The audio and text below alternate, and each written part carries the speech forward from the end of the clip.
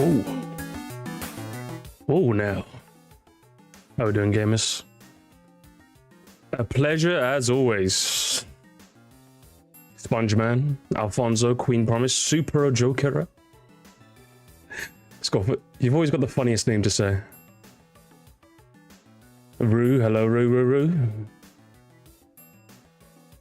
Eva, Iron Man, Michael, Mario, Super Cock. Oh, everyone's here. It's Musty. How we doing, chat? I'll start up proper in a minute, yeah? I just gotta find a flannel. I need a fresh flannel to wear. We'll be talking about Nintendo Direct today, don't worry. We're making our predictions.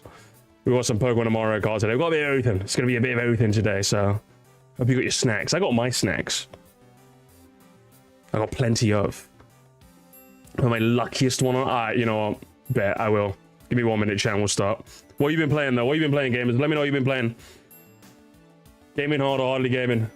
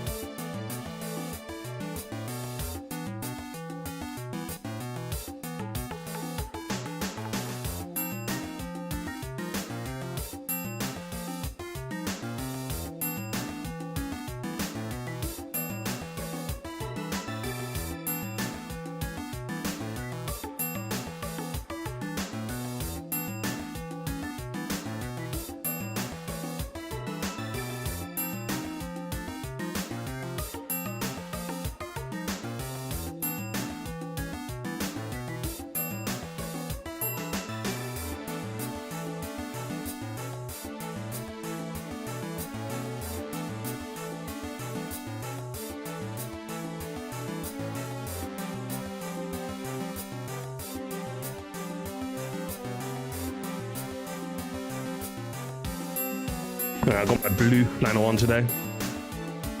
I'm rocking the blue one today, chat. I do like it a lot. It's like blue, white, and red. It's like got this nice pattern. I really like this one. I've got it. And I'm ready. Right. First Musty stream. None your business. Welcome to the stream, Nunya. Hope you enjoy yourself. It's gonna be a grand old time. All right, let's do some last minute checks. Vine booms. Check. Oh, a little on the quiet side though.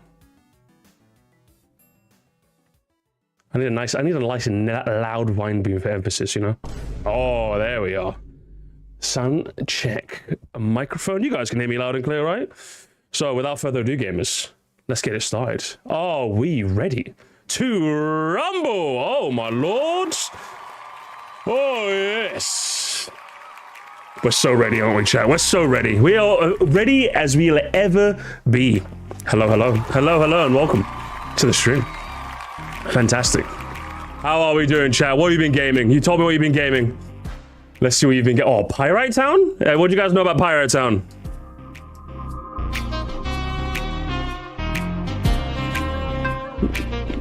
Have I got any Colosseum Andes in the chat? Oh, man. Those are my people. Those are my people, honestly. They really, really are. Anyway, yeah, so let's scroll up and see what you guys have been up to. Gaming hard or hardly gaming. Over on Twitch, we've been playing Heavy Rain, which I don't know if you guys are youngins or a bit too young to remember the era of interactive drama-based video games. You know those games where there's barely any gameplay. It's mainly just you click around stuff and see what happens. Like the Telltale games of old. Yeah, Heavy Rain is one of those, and it's a game, all right. It certainly is a game, isn't it? The guys on Twitch will know. You guys will know. It's certainly a game. Other than that, I've been playing more of the same. A little bit. I've been getting back into Rocket League again. Actually, I've been doing some tournaments on that. I've been doing poorly, obviously, because I'm not the best. But I've been having fun with Rumble. I always have fun playing a couple of games of Rumble and Rocket League. But other than that, that's been my gaming lately. What about you guys? Surprisingly, hello Anthony. I played Mario Kart Deluxe, which is quite fitting. Haven't really been playing too much Mario Kart lately. Obviously, I do play on Twitch sometimes, occasionally. But I don't know, like, I think in a post-Booster Core society, I'm just kind of like, do you know what? I wouldn't say I'm done with Mario Kart Deluxe. I'm just kind of like, I'll play it if I have to. Like, if I want to, you know, if people want to do a bit of Mario Kart, fine with that. But kind of just like, I'm in the mood for like, you know what? if you announce another one, you know, I mean, I'm at the point now. I'm like, let's get another one going, you know? How about Mario Kart Deluxe? You know, that's the point I'm at now. Hello, Iron Man. Crapped on Mario Kart for a project. Ooh, a video maybe? None of your business. I already said hello to you. Hello. Len, how you doing? Also, we replayed Mario Kart 7. Ooh, nice. Man, what a gamer. What a game. At least that's what I would say if I was a Zoomer, but I am a, you know me, I'm a Super Soak Andy. Mario Kart 7 is still good, obviously. Gonna hop back on Doom Eternal. I need to play more Dopamine. Oh, hell yeah. I think it was the new Doom got announced, the Dark Ages game, and I realized I really need to play the modern Doom trilogy. I really should, so I'm gonna get that's on the radar for now. When we're done with my Poképhone, just have to play Ultra Sun, Black, and White 2 to play. Ooh, okay. Nice. I'm interested to get the Minister Chicken take once you're done playing all the Pokemon games. Do you love the series once again, or are you still a Debbie Downer? Who knows? We'll find out. I'm gonna start replaying Breath of the Wild. Breath of the Wild. That's gonna be sweet. Hell yeah! I need to. Tears of the Kingdom. I need to get into that one day. Play Mario Kart 7 for it. A bunch of 7 Andys in chat today. What's happening? Bunch of 7s. 7 in my live chat. Eh? Crazy stuff. I was planning on buying a Pikmin game. Thing is, I want to start in the beginning. People say I should play Pikmin 4 directly. What should I do? I think Biff Weed. I ended up talking to Biff Weed about this actually, and he said if you're going to play one of the old ones, play 3 because that's the easiest. The Pikmin Andys might have to help me with that one, but like 3 apparently is the easiest. So if you're going to go about like from the easiest to like the more intricate ones, 3 is probably the best. Although don't quote me on, I'm not a Pikmin guy. I just spoke to a Pikmin guy once, so correct me if need be. Alright, where was I? I lost my spot. I want to play Mario Kart Double Dash in the future. Double Dash is a good one. I think it's definitely got the most charm. Is that fair to say? Nostalgia be damned. But I think it's got the most charm out of any Mario Kart. It really does. It's such a vibrant, cool art style. Gameplay is very unique. The driving is, you know, you got like a slippery era Mario Kart game, which isn't horrible to look at or entirely horrible to play. It's quite good. I like it. Homesick for the day, back on the TOT grind. I'll get well soon, Muse. Get well soon. Did we ever find Sean? We'll find Sean soon. Jason. We saw boobs. It was crazy. It was crazy. Heavy Rain was crazy in Twitch. It was really crazy. Until Dawn's still the GOAT style of that game. I would give it to The Walking Dead Season 1. Telltale's The Walking Dead Season 1.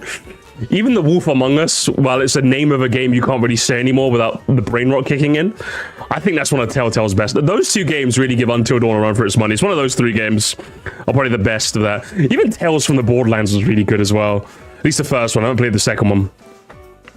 But there was a bunch of good games in that era of video games. It really was. I played like the Batman Telltale one. That was good. I remember that not being as good as the highs, but it was still solid. I enjoyed my time.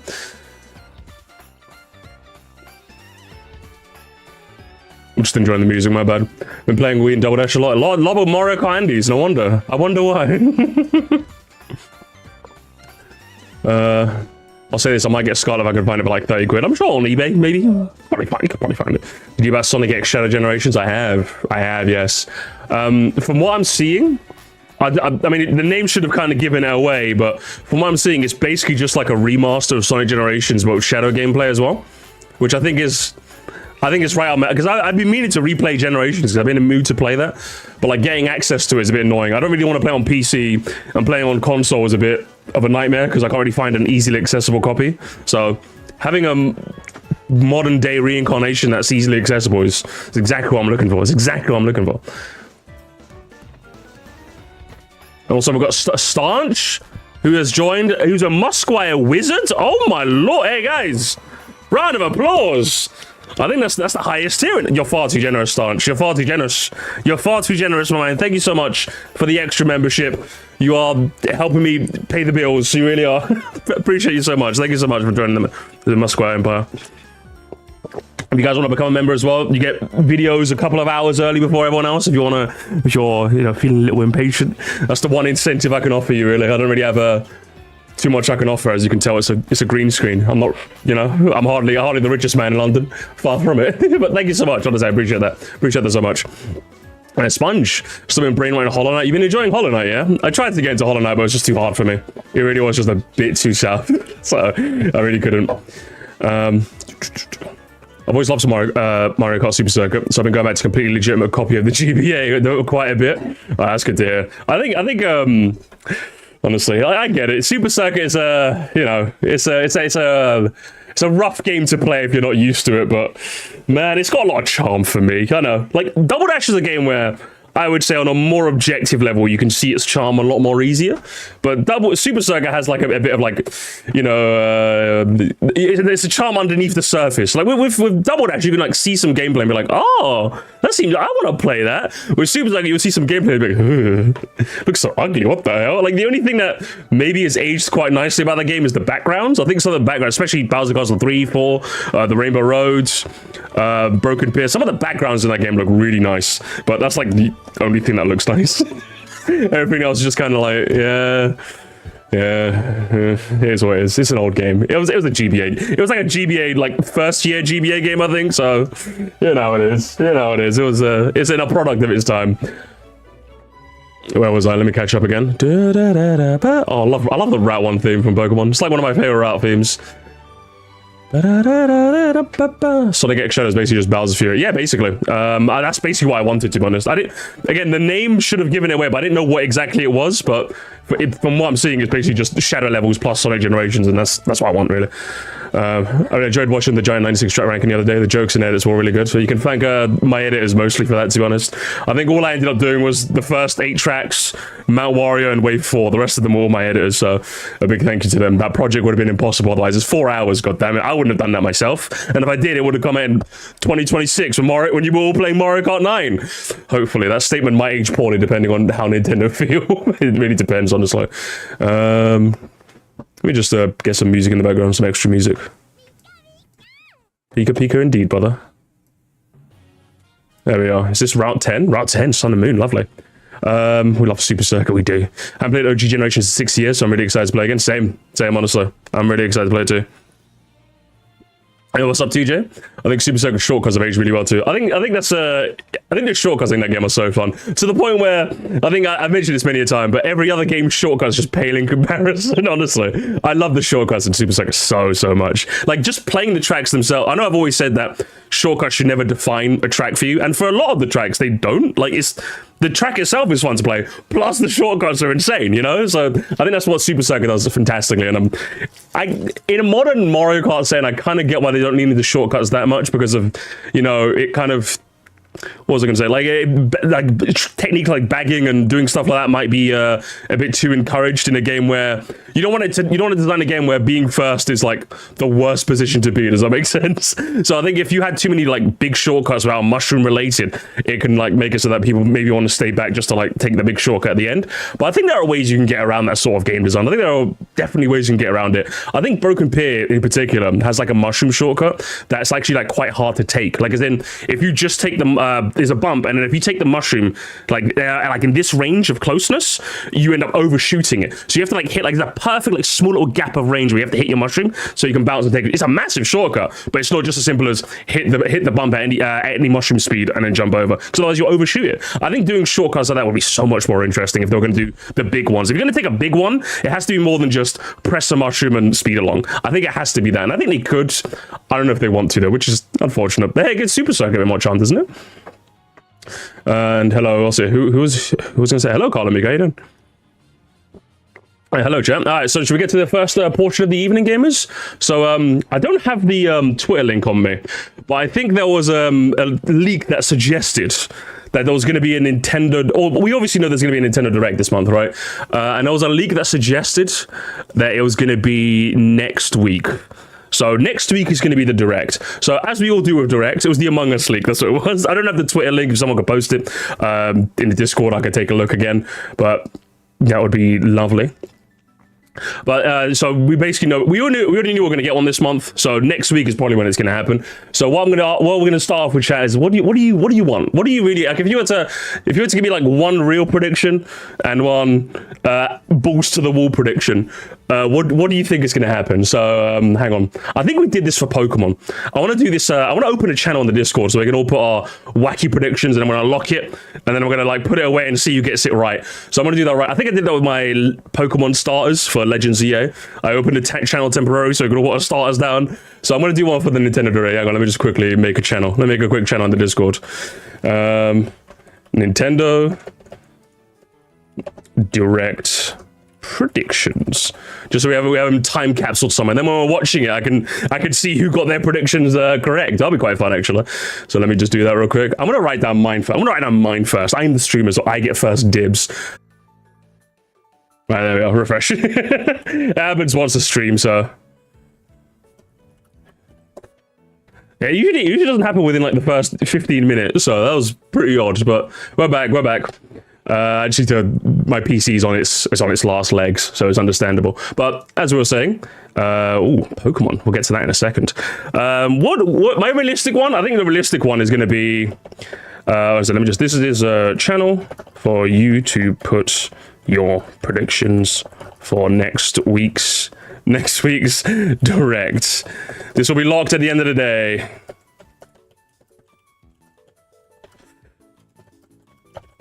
Okay, so my ones are going to be my realistic one. I think I've mentioned this before, maybe on Twitch, so I haven't said it on YouTube. But I'm kind of at the point now where I want to see some Metroid Prime 4 stuff. I know it's in development. They haven't announced it's cancelled. I want to see some Metroid Prime stuff, okay? And I think it's been a couple years. I think I can feasibly ask for this. I think this is quite realistic. Whether it's going to be a Switch 2 launch, I don't know. I just want to see some Metroid Prime 4, okay? That's what I want to see. As for out there prediction. A new Donkey Kong game? It's not going to happen, is it? I think it's Retro working on Metroid Prime 4. So they're not going to probably have another DK game. But hey, that's my out there prediction. A new DK game. A new DKC game in particular. Because I don't want someone to say, oh, Musty, you got a new DK game. And it's like fucking Mario versus Donkey Kong March of the Minis remastered. I'm like, I don't want that. Okay, I don't want it. God damn it. All right. So that's going to be mine. I'm going to open up the channel. If you guys just want to put yours in the chat as well, if you don't know, if you're not in the Discord, that's fine too. I'll be reading it from the chat. But I'm going to leave that channel in the Discord for you guys to lock yours in there. So what do you guys do? I'm going to scroll up. You guys said a bunch of stuff earlier. Hang on. Scarlet Violet 2, Metroid Prime 4, a new DK. Hey, a new DK game. I just want something about a new Layton game. You think I'll do Layton? The Layton game seemed like fun. It was just, you know... a bit too brain for me. A bit too brain, honestly. Batman Arkham Origins port is the one Batman Arkham game that isn't on Switch. Ooh. You think they will, though? I heard Arkham Origins is the one that isn't that good compared to the rest of them. Mario Kart 8 Deluxe 2. I mean, that's gonna happen. I said wacky predictions, okay? Get some wacky predictions in, alright? More Sonic X Generations Donkey Kong game, GameCube expansion pack. Oh, Amari, you're asking too much. Remember, we're Nintendo in their corporate era, okay? They don't care anymore. They don't care. You change your background every day. I change it for every stream, honestly. If I'm streaming, I'll just change it, because why not? It's kind of funny. Let me see. Mario Party is realistic. Mario Galaxy 3. Oh, man, that's crazy. New Kirby game out there. New 2D Zelda. When was the last 2D Zelda? Was that Link Between Worlds? I think it was Linked Between Worlds, wasn't it? It's been a while. And then wacky Mario Galaxy 3. Everyone wants Mario Galaxy. Not Odyssey 2? Guys, where's the Odyssey 2 is that? Realistic new Mario Party game. Otherwise, Game of Thrones Telltale game. I feel like that was in development, or am I completely lying, you know? But we're realistically one farm, obviously. Majora's Mask remaster. Wasn't that already remastered on the 3DS? Or am I misremembering? Wasn't it? New 3D Mario. I don't think that's that out there. I think it's kind of out there, but I don't know. Mario Wonder DLC. Okay, now that's pretty out there. I don't think Nintendo are doing any DLC. Nintendo seems to hate DLC. I don't know why. What? Is Splatoon like a Nintendo? Like, are the devs behind Splatoon Nintendo, or is it like a different dev company? Because I mean, that's a game that they did DLC for, and it seemed to work very well. Metro Prime 4, Fire Emblem Path of Radiance remake plus Radiant Dawn. I would buy this in a heartbeat, because I've been meaning to play Path of Radiance or Radiant Dawn, but I just haven't got the time to. And when I want to buy a legitimate copy, it's like 100 quid, so I don't want to. Splatoon is Nintendo. Oh, okay, gotcha. I thought it was like a different dev team. So they can do DLC then, right? Come on, do me some DLC. More info on Legends ZA, possibly starter reveals. I think they usually do that for Pokemon Directs, don't they? I think Pokemon's its own thing now. F-Zero Revival? Interesting, interesting. Satellaview content for F-Zero 99. I can actually see that. I can actually see that because F-Zero, I don't know if you guys have been, I still play F-Zero 99 every now and again. I ended up getting second place last weekend. I was so upset. I need to get my first place ranking. I've still not got a first place ranking in F-Zero 99. I got second the other day, the other weekend. I was so happy about that. I was so happy. But I need to get first. Before I put that game down for good, I need to get a first place. But they've started adding like mirrored versions of tracks. They've been adding content somewhat regularly, so they know what they kind of know what they're doing. Hello, Stevie, how you doing? Other mentions Splatoon 1, Xenoblade Chronicles X Switch port. Okay, that's crazy. Splatoon 1 on the Switch, bruv. What would be the point of that? Like, as in, like, you've already got Splatoon 1, 2, and 3 fighting for dominance on the Switch, right? Like, you've already split the player base in half, basically. Well, not half, but you know what I mean, right? But doing one would be crazy. That would be crazy. Prime 4, DKC or Mario Party? No, Mario Party. Yeah, I think Mario Party is one of those games. I think a lot of people have it in their realistic ones, and I think it makes sense. New Kirby game, new Mario Kart game. Are we at the point where people are putting Mario Kart games in there, out there? Come on, guys, they'll do it. Epic Mickey rebrushed. Wasn't that? I think that was announced. That's pretty thing. Stretch Mario Galaxy 2 HD. That'd be funny. That'd be so funny. Oh my god, that'd be so funny. The amount of people doing 3D All Stars would be like, what? When you come with 3D on there? What's going on? You already have the original hub in Splat 3. Oh, you do? Okay. Oh, so they could basically. Oh, man, I still think it's weird that they even made Splatoon 3. I think they should have just been DLC. But then again, Nintendo are weird. Like, they should have done a Fortnite model of Splatoon in that, like, it's one game that just updates over time. Like, they should have made like Splatoon 3 like chapter 2 of Splatoon 2. That's what I think they should have done, but you know, I guess they just wanted a new game, I suppose. Metroid Prime 2 and 3 remasters. I guess that's realistic because they already remade 1, but I think because 1 sold okay, but it didn't sell like so much where I think they're gonna do this. But it's possible. A new 3D Donkey Kong game, Chibi Robo, new 2D Zelda. Yeah, okay, that's pretty out there. That's pretty out there. Odyssey 3, that is pretty out there. Mario and Sonic at the Olympics. I think that's cooked. I think that, guys, I'm not gonna lie, I think that series is cooked. They are not making another one of those games. They are not making another one of those games, I'm telling you. They're just not. I don't know. Don't ask me, Musty, why. Do you have any you know, reasonings as you always tend to do? No, I have none. It's a gut feeling. I think they just, there's no way. There's no way they make another one of these. I think mainly because it was Sega developing these games. I just don't think Sega care anymore. I just don't think they do. I think it was perfect during like the Wii era, but I just don't think they make it now. Yeah, my sources, I just made it the fuck up. Mario Luigi remake, a bit weird how we get an RPG in a pit. Oh, that's true.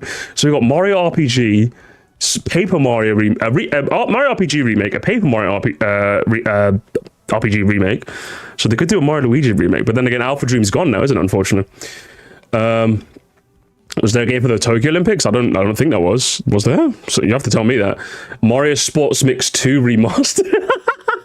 Nah, I think they're done with the sports games, honestly. Mario Sluggers is possible. I would say Mario Sluggers 2 is definitely possible. More information on Deca Police. Oh, is Diabetic Man like one of the 2 guys that actually wants to know more about that game? Crazy. F-Zero GX Remastered. I've got one of my closest Musquire confidants asking me to play F-Zero GX, and I'm going to either later this year or next year, I don't know, but I'm going to add it to the list of games. I've got a long list going so far. New Pokemon Legends tier or Mario Kart 9X or new Mario Kart. Oh, fair enough, something like that. I think these are all possible. Definitely. I just don't know if it's realistic or not. I just want a new Tomodachi Life. All right, chat, quick poll in the chat. I'm not going to do an actual poll, just like say me or yes or we are here, fire emoji. Who is a Tomodachi Lifer? Like, actually, like, it's not just, oh, it'd be a cool idea and then it gets remastered and like, oh, I'm not going to buy it though. Who, like, if I told you right now it would come out, who is buying that day one? I need to know, because I see this all the time. If I told you it's coming out tomorrow, would you buy it day one? Assuming you had the money, like financial side, would you buy it? I don't know, man. I played it for a bit. I think I played it on my totally legitimate 3DS, and it's a game that was fun to play for a bit in the context of a live stream, because like I could make the chat members like members of the house, or I could make like random celebrities like Peter Griffin and Obama in my house, and we could just do random shit. But like if I'm playing that game on my own, I don't know if I play it. Like I loved Miitopia because it was like essentially the Tomodachi lifestyle model, but in like an adventure where like there's a thing happening. But like with Tomodachi Life, it just seems like The Sims, but Nintendo version. And I've never really been into The Sims. Do you know? I don't like. It's just never been me, honestly. Lots of fires. Okay, for me, I know someone who is. I wouldn't buy it. You either know someone who is, or it's you. Interesting. There's more of you guys here than I thought there was. There's definitely more of you guys than I thought.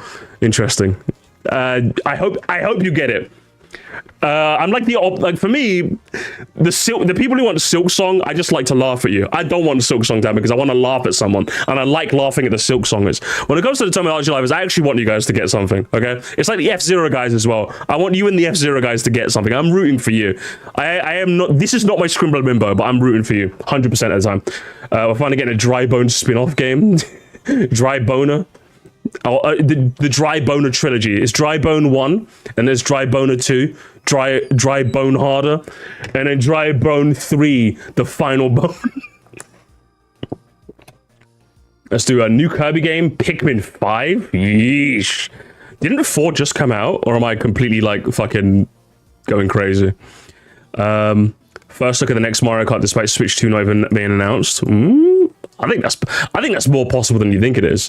I personally, this might seem weird. I would switch your out there. Look at me, I'm grading your predictions. But like for me, I would switch these two. I think the next 3D Mario, I don't know why, but I get the feeling they're gonna wait until the Switch 2 comes out or is announced before they talk about the next 3D Mario. That's my like feeling. That's just gut feeling.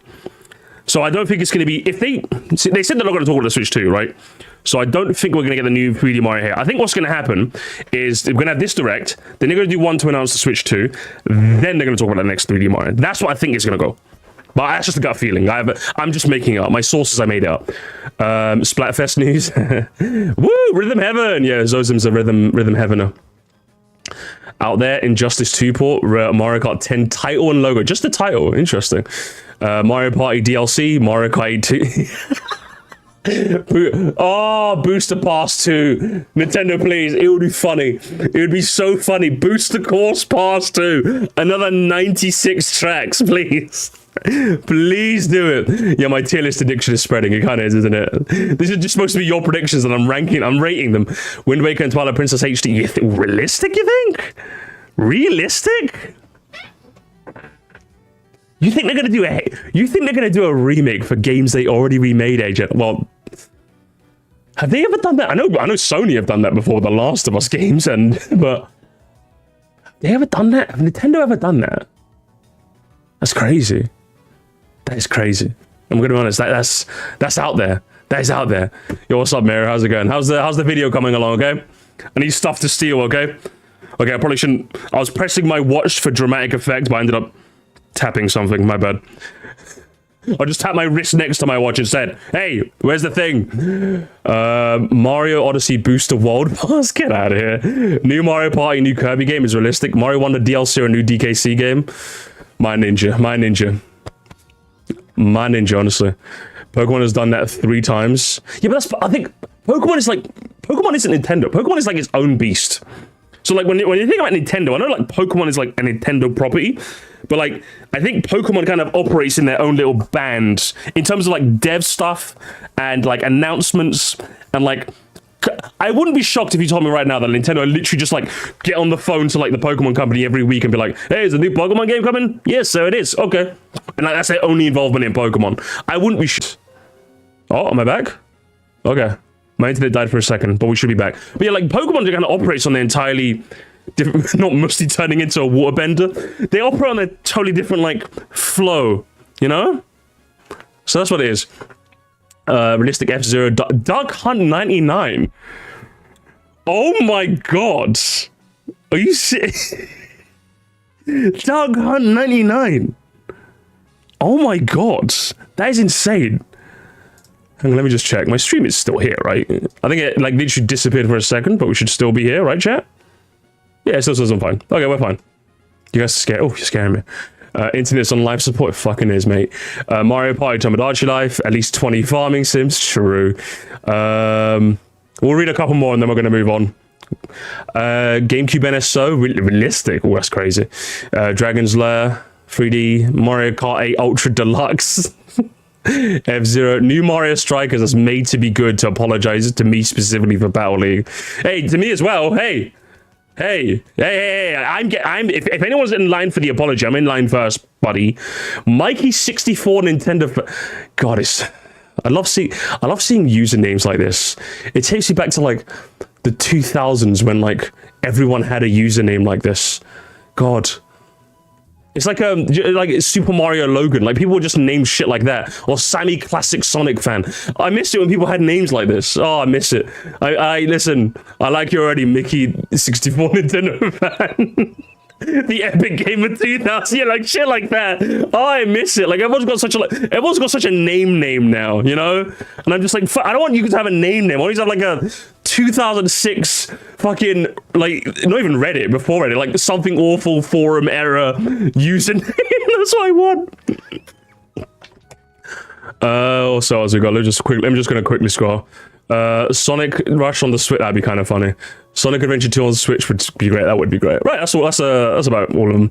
But yeah, some wacky predictions in there. Make sure you get your predictions in the chat. I'm gonna lock it at the end of the day, and then we'll go through them after once the Nintendo Direct happens, and we'll see who got it right and who got it wrong. Or is the exact same Paper Mario PFP? Yeah, exactly. It's like they literally googled video game box art and like just use that straight up, or like a zoomed in, cropped in version. You know, it's crazy. I like that sort of thing. I need that back in my life. I need that back. I really, really do. Right. Okay. Let's. Where are we? Well, what's next on the docket? Ooh. Gamers, we've got Pokemon. It's Pokemon time now. I'm ready for some Pokemon. Are you ready for some Pokemon? I'm so ready for some Pokemon. We'll do some Mario Kart after, but we've got some Pokemon chicanery to do. I've been meaning to do some Pokemon for a while. Yes. Now I get to talk about my other brain rot.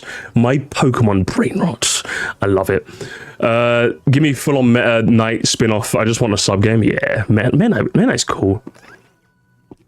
Wokamon, indeed. Oh, we're gonna start with, oh my gosh. Oh yes, Gen 1. This is where Pokemon peaks, guys. All of your modern Pokemon, your fucking Gigantamax, all your Terrestrialization, all of your Mega Evolution.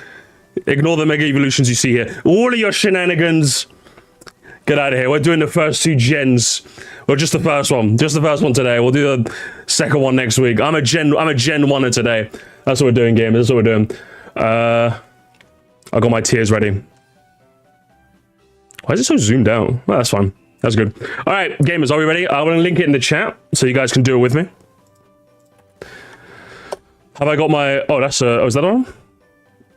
I don't know if Slowpoke was Gen 1. He's so Gen 1, sister. He's so Gen 1. All right, let's pause the music. Because whenever I put like just a random playlist in the background, it always gets copyright struck.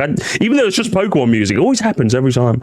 But I need to do so for the video. So, gamers, instead of we love Mario Kart, it's we love Pokemon. Gamers! We love Pokemon, don't we? We certainly do. I'm in my Pokemon loving era. In Gen 9 might have gotten a bit of a... hate over the time for being a bit of a wacky tobacco game, but I loved it all the same. It renewed my love for the series. But let's go back to the origin point, the point before space and time, or should I say back to 1998 when I first played Gen 1, as we're going to rank every single Generation 1 Pokemon in the best way I know how, with a tier list. So gamers, it goes from F to S. Spoiler alert, I'm not going to be using the F a lot. I love most of these Pokemon. Most. Asterisk. So let's get started with the first bunch of the evening. Let's get started. I'm going to do all three. Hang on, let me just make another tier just so I can move stuff. Bada bing. There we go. Let's start. I'm going to do all three starters, first forms at once, because the starters, the Gen 1 starters. Say what you want about Gen 1. They've been nostalgia pandering for so long. They always do Kanto related, especially Pokemon Go. Pokemon Go is so guilty of this. Oh my god, guys, we're doing a nostalgia event. Do you guys want to do Kanto? Do you guys want to do Kanto again? Whoa! Do you guys like the starters? They're so guilty of that shit. So trust me, I hate the pandering. But you guys have to admit, these stars are just really solid starters. I think you can't go wrong with any of them, even though there's one that clearly gets way too much love than the rest.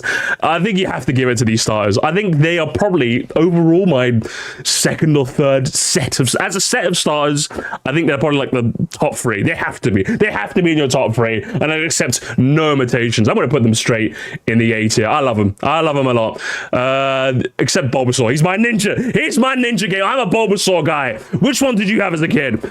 Bulbasaur makes it to the cookout. The rest of the other two, I like them. But the Bulbasaur is my goat. Who's your goat? See, I see that. Bulbasaur's the best. No debate to be had here. No big debate to be had.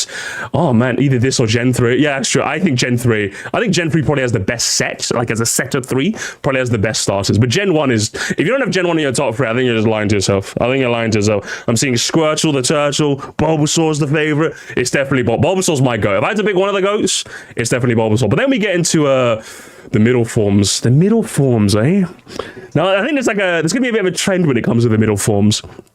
The middle forms tend to be a bit, they're definitely like the teenagers of the Pokemon world, in that they're not as cute as the first forms, but they're not as cool as the last ones. I think these ones are pretty solid overall. Considering the nature of middle stage Pokemon, they could have done worse than this. I think Wartortle definitely has a cool looking tail, doesn't he? It's this really fluffy tail, which some would argue should have like been a factor in Blastoise's design, but it unfortunately wasn't.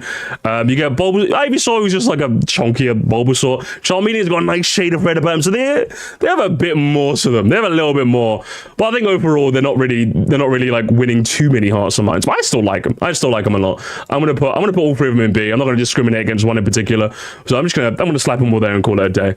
And as for, let's get on to I'm gonna rank the megas after, but I'm gonna save the megas for last, and then we get on to the final forms again. Oh my lord, come on. Again, another... I think as a kid, if you're gonna show like a 5-year-old kid 3 sets of giant Pokemon, it's like you get this giant plant monster, a fucking dragon, or a toe with guns. It's like, what the hell, man? It's like a kid invented these. I love these starters. Like, you get some people make so many arguments about like the later games having like overly designed starters, or they're a bit too like anthropomorphous, or they're too bipedal, or like all of these shenanigans. But like these are just like a fucking monstrous set of these Pokemon put them on in Pokemon. They look like genuine monsters. If you saw any of these, they would not be your friend. They would be there to absolutely destroy you. I think that's like the appeal of a lot of what the older Pokemon designs had, and I think they are accentuated perfectly in these 3 starters. Honestly, I absolutely love these starters a lot. Now, there's one that Game Freak seems to love way more than the rest. Now, I used to have my beef with Charizard. I really did. But, you know, I've come to terms with him. I think he's okay. Me and you are okay, Charizard. We really are. I'm going to put all 3 of them over here as well. Except Venusaur, because he's the GOAT. Yeah! Venusaur, my ninja. I was always a Venusaur kid. Sleep Powder, Leech Seed, Solar Beam. Everyone died instantly. That was my strategy as a kid, and it panned out expertly. I love Venusaur. He's clearly the better of the 3, I would say. But these 2 are fantastic. Absolutely fantastic. What do you guys think? Charmeleon gave Ash hell in the Indigo League. I think that's what... Do you know what? Even as a kid, I kind of didn't like Charizard, because it's like, if you guys remember in like season 1 of the anime, Ash lost on like the Indigo League because his Charizard just didn't want to fight anymore. He just sat there and lied down. His lazy ass just sat there and did nothing, and he got disqualified.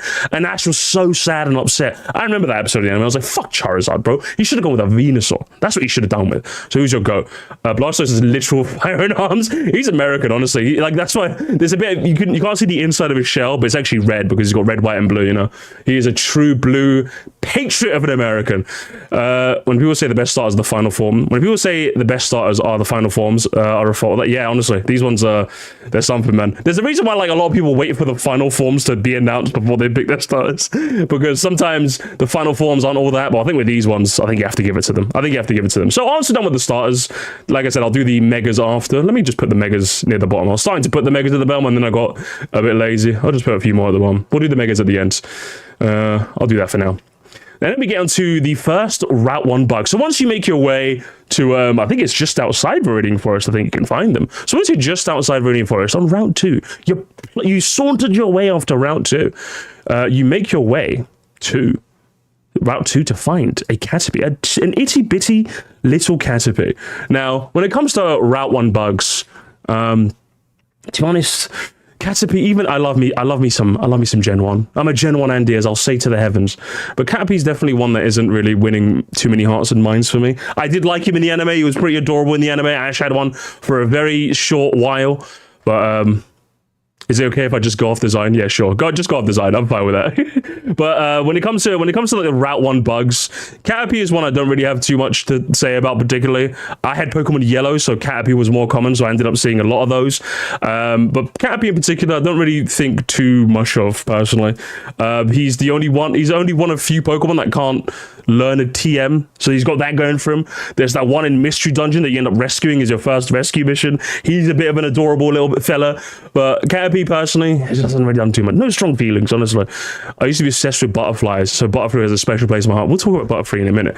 But then we get into Metapod. Now, you'd think I would say the exact same thing about Metapod as I would about Caterpie, in that it's just kind of the cocoon stage. It's the middle child of the Caterpie line. It's not the one you're here to see, but Metapod has a very special place in my heart because it's just a really, really, really funny Pokemon. Now, when I say that, it's mainly because of this one scene in the anime, which I'm going to show you guys right here. Now, as I mentioned, Ash in the anime had a Caterpie. It evolved into a Metapod, and while he was in Viridian Forest in that episode, he ended up bumping into a trainer and having a trainer battle. You know how it goes. When the eyes lock, you end up having a trainer battle. So this trainer, I can't play too much of the footage because it might get copyrighted. But then he faced this guy. He's called Samurai. Ash versus Espresso knows Ash versus Samurai. So he has this pincer, and Ash is like, okay, let me use my pincer. And then Ash is a bit scared. He's like. And then where's the scene? Hang on. Ash has a fantasy. Hang on. He thinks, oh my god, the pincer's gonna go in there. The pincer's just gonna straight up kill him. Oh like, no! And then by using Harden, the Metapod ends up surviving the pincer's horns and just. It wins. It wins against the pincer. That was amazing. If that wasn't amazing enough, I think Metapod also. Are you guys ready for the silliest thing you've ever seen? Oh man. So then Samurai sends out his own Metapod. And you can guess where this is going immediately.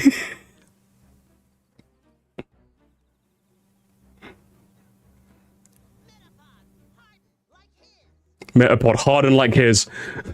He said maximum hardened. It's like... And then they're just there forever. A battle for the ages. And then I think the funniest aspect of this, to me, is that this bit. Hang on, you're gonna see it in a second. You're gonna see it. No. Just look at the shadows. Pay attention to the shadows. The shadows are moving. The implication behind this one short scene. And then Misty's just like, she's in a sunbathing suit. She's like, hey, let me catch a tan real quick. The implication is this battle took hours. They were just sitting there for hours, just hardening and hardening. And they were just there for so long. If it wasn't for Jesse and James causing some chicanery and having a Soma Beedrill interrupt their fight, this fight would have gone on forever. But I think that scene is just pure comedy. I think a lot of the Indigo League is pure comedy. If you guys have never seen the first season of the anime, it's Pokemon at its finest, which is Pokemon when they didn't exactly know what Pokemon was, so they kind of had to freeball a lot of the stuff. And as a result, it ends up having some of the most comedic scenes in the entire series by a country mile. So Metapod, you know what? For that one scene alone, I kind of love you. I'm not gonna lie. That scene gave me belly laughs when I first rewatched it, so I had to give it its flowers. Where did she get that mocktail from? Did she just have it hanging around her bag? And again, there was so much time that passed by. She's probably able to go to the nearby city, grab the ingredients for a mocktail, and then come back and then make it. And also buy a bathing suit as well. Because I don't think she carries one in her travel bag, right? She probably just bought one and then just brought it here. So Metapod makes an A tier. Are we ordering that? I'm not gonna order them. I'm gonna leave them unordered. I might order them later, but I'll just leave them here. But Metapod, you can stay there. And Butterfree. Oh, Butterfree. Hello, Battenberg. How you doing? Butterfree, my ninja. If you ever caught your Butterfree, if you ever caught a Cappy just like Ash, oh, hang on, zoom in too far. If you ever caught a Butterfree just like Ash did, then you end up if you end up catching a Caterpie just like Ash did, you evolve into a Metapod and then quickly evolve it into a Butterfree. Oh, Butterfree, my beloved. I had so many Butterfrees as a team when I was a kid, and in so many instances did I box them by the time I got to Shenanigans City because I realized it wasn't really that good, unfortunately. It was the sad reality of realizing that the early game bugs exist so you can get the concept of evolution down relatively early, and towards the mid game and late game, they end up petering off, unfortunately, which is a bit of a shame. But that didn't stop me from enjoying Butterfree as is. I think the first time I played Fire Red Leaf Green in honor of Butterfree, I ended up using one of those as well. I ended up teaching it Psychic. There's a guy who gives you Psychic in Saffron City. I ended up going there and teaching this fella Psychic. For some reason, you can learn Psychic, but you can't learn any flying type moves in Gen 1. Don't quite know how that works. There's a lot of weird chicanery like that. I think Venomoth is the same thing. There's a lot of weird instances where insects can learn telekinetic force, but they can't learn to flap their wings. Not sure what that's going on there, but I'm glad Game Freak fixed that in the later years. I love Butterfree. he's a lovely fella. Ash's one in particular in the anime was definitely one to note as well. He ended up where's the scene? Can I just quickly? I didn't have the scene on hand, but I think I can quickly Google it. Right? Ash, the pink Butterfree. So I think in the anime there's a scene where like Ash finds like a Butterfree swarm that are gonna go, gonna sail south for the winter or for the summer. I don't know. But then he ends up finding a pink Butterfree and ends up like romancing her with Riz. And I'm just like, oh man. It actually ends up, it's the saddest scene ever. And it made Butterfree. It left a hole in my heart, and I miss that Butterfree every day. I really do. I don't know if Ash ever saw it again in the anime or was just gone for good, but that scene genuinely made me cry as a kid. Bye bye Butterfree. It really was a heart-wrenching moment. But then you keep watching the series and realize, oh, Ash just does that as a whole. He just gives away his Pokemon. A lot of his Pokemon just end up going. I was mad when he gave away his Pidgeot, but I was sad when he gave away his Butterfree. I'll never forget that episode neither. Butterfree is my guy. I used him in the Nuzlocke and brought it to the end. It wasn't a good choice, but the right choice. A Butterfree with compound eyes goes really, really hard. Honestly, it goes really, really hard. I love Butterfree. A lot of it has to do with the anime. Some of it has to do with the games and teaching it Psychic and bulldozing through Lavender Tower when I was a kid. But I adore Butterfree. Butterfree's one of the cool ones. Definitely not the best to battle with, but I adore him. And then after that, we get to the other Rat 1 bug. Now, of course, since I had Pokemon Blue, Weedle was able to be found in Pokemon Blue, but it was just the rarer of the two. Sometimes they do that. They don't make Pokemon exclusives, but they make them like rarity exclusives, I like to call them. Like Cappy, I think, was like 30% rarity in Viridian Forest, whereas Weedle was only like 5. So it was a lot harder to find them. So I never really got too much experience with Weedle, but I did love this little guy, mainly because he could poison everything. I remember the first time I figured out status ailments and like how annoying it was when the bug catchers would constantly poison your stuff. But when I caught a Weedle and I was able to poison all of their stuff, I was like, oh, yeah. I mean, now I get to poison everything. And then you get to Brock and you decide to bring your Beedrill so you can poison his Geodude to help you whittle it down. And then you realize this fucker has full heals. Why does the first gym leader have full heals? I mean, I guess it's to stop the poisoning chicanery, but that's not fair. As a kid, you figure out, oh, poisoning is a way to chip down the enemy's health, so in a battle of attrition, you can win. And then he ends up just healing it off. I'm like, what the hell, man? It totally pumped me out as a kid. But Weedle itself, God, it was the bane of my existence in Viridian Forest. But I think he's solid. I like him more than Cappy, mainly because I just remember as a kid just poisoning everything in their mother, just poisoning them all to death. There's a wake of poisoned enemies in my trail. I got the expression wrong. There's a wake of poisoned enemies in my trail. The trail of poisoned enemies in my wake. That's what I've been trying to say. And that's what Weedle is responsible for that. Started watching the anime with my friends from the start. Early episodes, Ash just seems like an animal abuser. Yeah, because again, it's like, I think even in the early stage of the anime, they just didn't know what they were doing. Like, it's just really weird like that. Like, now, you would never see any of the stuff in old anime in the new... You would never see it at all. But, like, I think even in, as a quick detour, I don't know if you know this, Mira. I don't know how familiar with Pokemon you are, but let me get a Bulbapedia. Let me get Bulbapedia page out. So like there was a trainer class in like the old Pokemon games. I think they even feature in Let's Go Pikachu and Eevee, strange enough.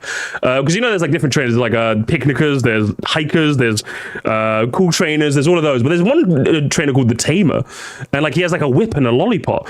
And just like, where's that cover? Here's the old sprite, and then here's the Fire Red Leaf Green. It only ever featured in Gen 1 games and their remakes. But you're just like, Why the fuck is there a regular guy with a whip? And then apparently, like, Pokemon, like, at least in their original incarnation, Pokemon was supposed to be a lot more, like, ferocious and wild. Like, it was, before, like, it was not uncommon to see people just, like, treat them like, you know, like, as in, like, they were ferocious, like, actual animals. So you might, like, have to use a whip to defend yourself, you know? Like, and then, obviously, these guys are, like, treating them like zoo animals or, like, circus animals, you know? It's crazy. Old Pokemon had, like, a lot of weird chicanery about it. What, didn't they censor that in Let's Go? No, he's still in Let's Go. I think any and all allusions to that sort of thing are missing, but the trainer class itself features in Pokemon Let's Go. I think, did they make a note of that here? Yeah, see, the only trainer class to be shown holding whips, because there's a bunch, even one of the gym leaders, guys. I don't know, you guys didn't know this? Even Sabrina, one of the gym leaders in so this is a modern design. Even in Let's Go Pikachu, they were like, okay, we can't have her holding a whip. But if you scroll down to her sprites page, oh look, it's right here. You can see it in a Gen 1 sprite. She's holding a whip right there, and in all our other ones, she hasn't got one anymore. But yeah, she was holding a whip because, like, again, Pokemon was supposed to be a lot more like ferocious, and like if they were coming at you, you were supposed to like whip them and defend yourself somehow. It was like the Pokemon equivalent of guns, I suppose. I think there was one more trainer class. I think the old cool trainer had whips as well, actually. Cool trainer? Is that not a trainer class? There we are. You're gonna load? Oh, my internet's just cooked, isn't it? I think it's just my internet being cooked. But yeah, there was one more trainer class that also had whips from my memory. They tried to be edgy. No, they just tried to, like, they didn't know Pokemon was gonna be just a cutesy thing. Oh, here it is. I think they're called Ace trainers now, but they used to be called Cool trainers. And as you can see, look, in their Gen 1 sprites, I think they stopped it in Gen 2, but in their Gen 1 sprites, they're holding whips as well. And in even in their beta, the Gen 2 beta demo, they still had whips. So late into Gen 2's development, they decided no more whips, okay, no more whips, none of that. We're not doing that anymore, okay. So it was, yeah, that's a bit of old Pokemon trivia. So, oh, the Team Rocket grunts as well. That's another one that had whips too. So that's my tangent. I don't know where I was going with that tangent.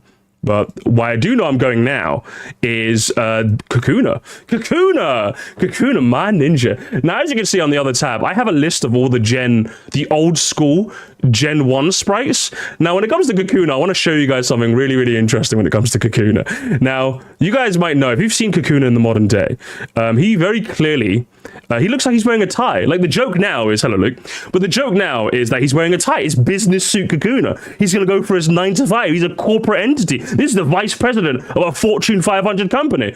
But in this old sprite, if I can find it amongst, where is it? We're going to find it amongst this tier list because it's not really ordered. So if you see it, do let me know. Oh, here it is. It's right here. He just has claws for some reason. You're going to see a lot of these in the old Gen 1 designs. You might be able to eyeball them if you're just seeing them right here. A lot of them have these weird design quirks that just never made it to a future game. And this is one of them. He just had claws for no reason. I didn't know why, but they took me guys' claws away, and I'm upset. I'm very upset. They made him a businessman. He used to be wild and ferocious, but now he's a businessman. And you know what? I rate you for that. But Kakuna as a whole, other than that weird design quirk, I don't really have too much to say about Kakuna personally, so I think he's just going to join Caterpie. He's no CEO of mine, that's for sure. They made him posh. They whitewashed him. They really, really did, didn't they? They whitewashed the fella. Unbelievable stuff. I think that's all the notes I've got for Kakuna. So let's move on to Beedrill. Now this gamers. Now Beedrill's a Pokemon. Beedrill's my fella. Oh man, there's just like, again, I just love the old style of Pokemon design where it's just, let's just make a bee and it has like just giant fucking spikes on his hand and it's got a fat ass needle, and then when you make it a mega, it has even more of those. Just make a giant bee. Also, this bee is like what, like 4 foot tall as well? This isn't a tiny bee, by the way. This bee's like 4 foot tall. It's probably taller than some of you in the chat. So you gotta respect his space. You really have to. Hang on, what was I? My bad. Here's the tab. You only have to respect your space. You really, really do, because you can't be messing with those stingers. I think in a lot of the old Gen 1 playthroughs I used to alternate between having a Butterfree and having a Beedrill. I really like Beedrill a lot. I think he had also, I think his exclusive move at the time was a move called Twin Needle, which it hit. It was the only, like, it was one of the few bug type attacking moves. So ironically enough, if you wanted a bug type offensive Pokemon, Beedrill was your go-to. Ironically enough, he's also weak to Psychic, the one type he could could potentially beat with those bug moves, which was very unfortunate because Gen 1 was full of those. But it was really fun just having a bug-type Pokemon that could do bug-type moves. It was the only one of its kind, really. And just design-wise, it looks really dope. Did I have anything in my notes I was going to say? I think that was it, really, yeah. Yeah, that's all I really had to say about Beedrill. Just make sure I didn't want to forget anything, because Beedrill's my girl. I like him a lot.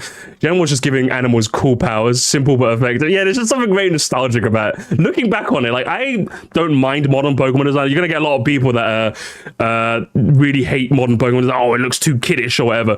And to some degree, I can kind of see it. Because, like, when you see, like, these old Pokemon, which are just, like, giant regular animals or just regular animals with cool things, you're just like, man, there's just something so simple about it. And I really, really liked it. Yeah, Beedrill's one of the homies. Beedrill's one of the homies for sure. If you saw one of this is one of those things where when someone says, "Oh, I'd love it if Pokemon reveal," they're not thinking about Beedrill. They're definitely not thinking about Beedrill. Absolutely not.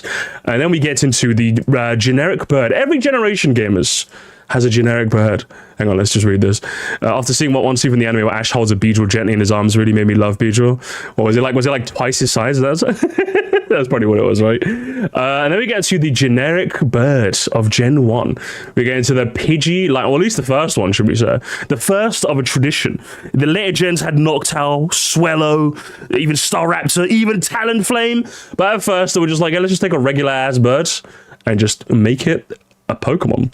Now, when it comes to Pidgey, I don't really have too much to say about Pidgey personally. I do remember as a kid when I was training up my star Pokemon in the regular grass before I fought my rival on the Route 23. I remember I would deliberately avoid running into level 5 Pidgeys. If you're wondering why, level 5 is when Pidgey learns Sand Attack. And Lord knows in Generation 1, Sand Attack is just something it's just no fun. If accuracy drops are not fun now, they were even worse in Gen 1. I think one accuracy drop lowers your accuracy from 100% to 66% in one fucking go. So you're just not having fun with one accuracy drop. Give it 2 and mate, you might as well just run away from the battle. So just avoid level 5 Pidgeys for anyone. If there's one person here that's ever gonna play Gen 1, avoid the level 5 Pidgeys. The XP probably just isn't worth it, I'm going to be honest with you. But Pidgey itself, I don't really think too much about Pidgey, if I'm being honest. I guess in Pokemon Go, it was really nice. I remember in Pokemon Go, when there was only Gen 1 Pokemon, Pidgey's was a nice go-to Pokemon because it evolved at level using only 12 Pidgey candy. So there was a strategy of popping a lucky egg in Pokemon Go and evolving as many Pidgeys as you could have. It was quite an efficient way to quickly level up in Pokemon Go back in the day. But that sort of story is not enough for me to bump up just from C. I'm okay, thank you. I don't hate enough to go here, even though probably could. I don't blame it if you did, but I'll just leave it here. Also, I think it's responsible for one of the weird eccentricities behind the anime. If we're gonna, I think it's worth a tangent, but I think Pidgey is responsible for one of the weirder scenes in the anime. So as I mentioned, old Pokemon didn't exactly knew what Pokemon wanted to be, right? So I think there's a scene in the anime, I think Ash ends up bumping into a Pidgey. I think I can see it here, actually. Here it is. I think Ash tries to catch a Pidgey. I think you can, I don't know, does it show it? Oh, it doesn't show the part, but like there's this bit here where like Pidgey's like eating a regular worm. Like it's not a Pokemon, it's just a worm. I guess now you could probably say it's an Applin without an apple, I suppose. But it was just eating like a regular worm. So it's just like, do regular animals exist in this Pokemon world? It was one of those weird continuity things that they didn't exactly know how to figure out when Pokemon was in its infancy, but they've since figured out now. I guess there's no real animals in the Pokemon world now. He ate an Orthworm. Yeah, probably a baby Orthworm, didn't he? That's very sad, honestly. I like Pidgey's pretty epic and was my go-to Pokemon in Soul Silver. He's pretty alright. I think Pidgey and his evolutions are mid. Oh no. You're not gonna like what I have to say about Pidgeotto. Oh man, Pidgeotto. Now this is a bird. There was just something about Pidgeotto. I'm gonna be honest with you, chat. There's just something about Pidgeotto that I think it's just this. It's gold. It's red hair. It's like red and white, like grayish, brownish feathers in the back. There's just something about Pidgeotto that I thought was so cool as a kid. Even when I saw it in the anime, when I saw it in the games, like when you see its chunky ass fucking original sprite as well. Where is it? Like this like it looks like such a. It looks so cute. It looks so cute and pudgy, doesn't it? I love this sprite. I'm so nostalgic for this sprite because he looks so pudgy and cute. Honestly, he really does.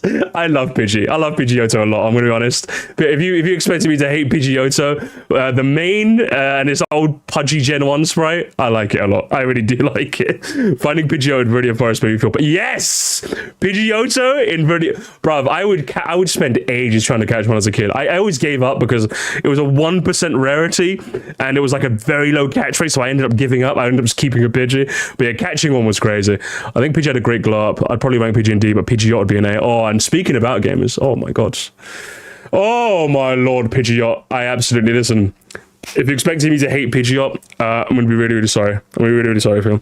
Because I can remember, if I close my eyes now, I could just remember it. I remember just having my Pidgeotto. I think at this point, my Venusaur had evolved.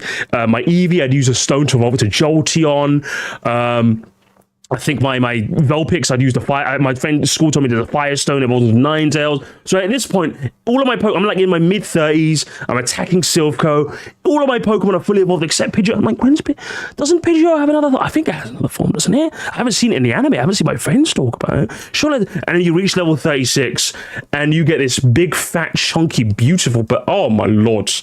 That was like a moment I'll never forget as a kid. That was like one of those moments where you turn up your Game Boy because your Pokemon is evolving and you want the whole world to hear.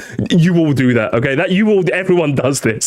So Pidgeot for me, I'm gonna be honest, it's mostly nostalgia and vibes, because Lord knows the anime didn't do this Pokemon justice. Ash evolved his one to a Pidgeot and immediately let it go, and I was so pissed about that. But Pidgeot in the games, good lords, I love. It's Gen 1 sprite though. I'm gonna be honest. If I'm doing Gen 1 sprites again, I don't actually like it a lot. This one here, this one in particular, I do not like the yellow sprite is really good. I like his Pokemon yellow sprite. It actually has his wings out. It looks kind of cool.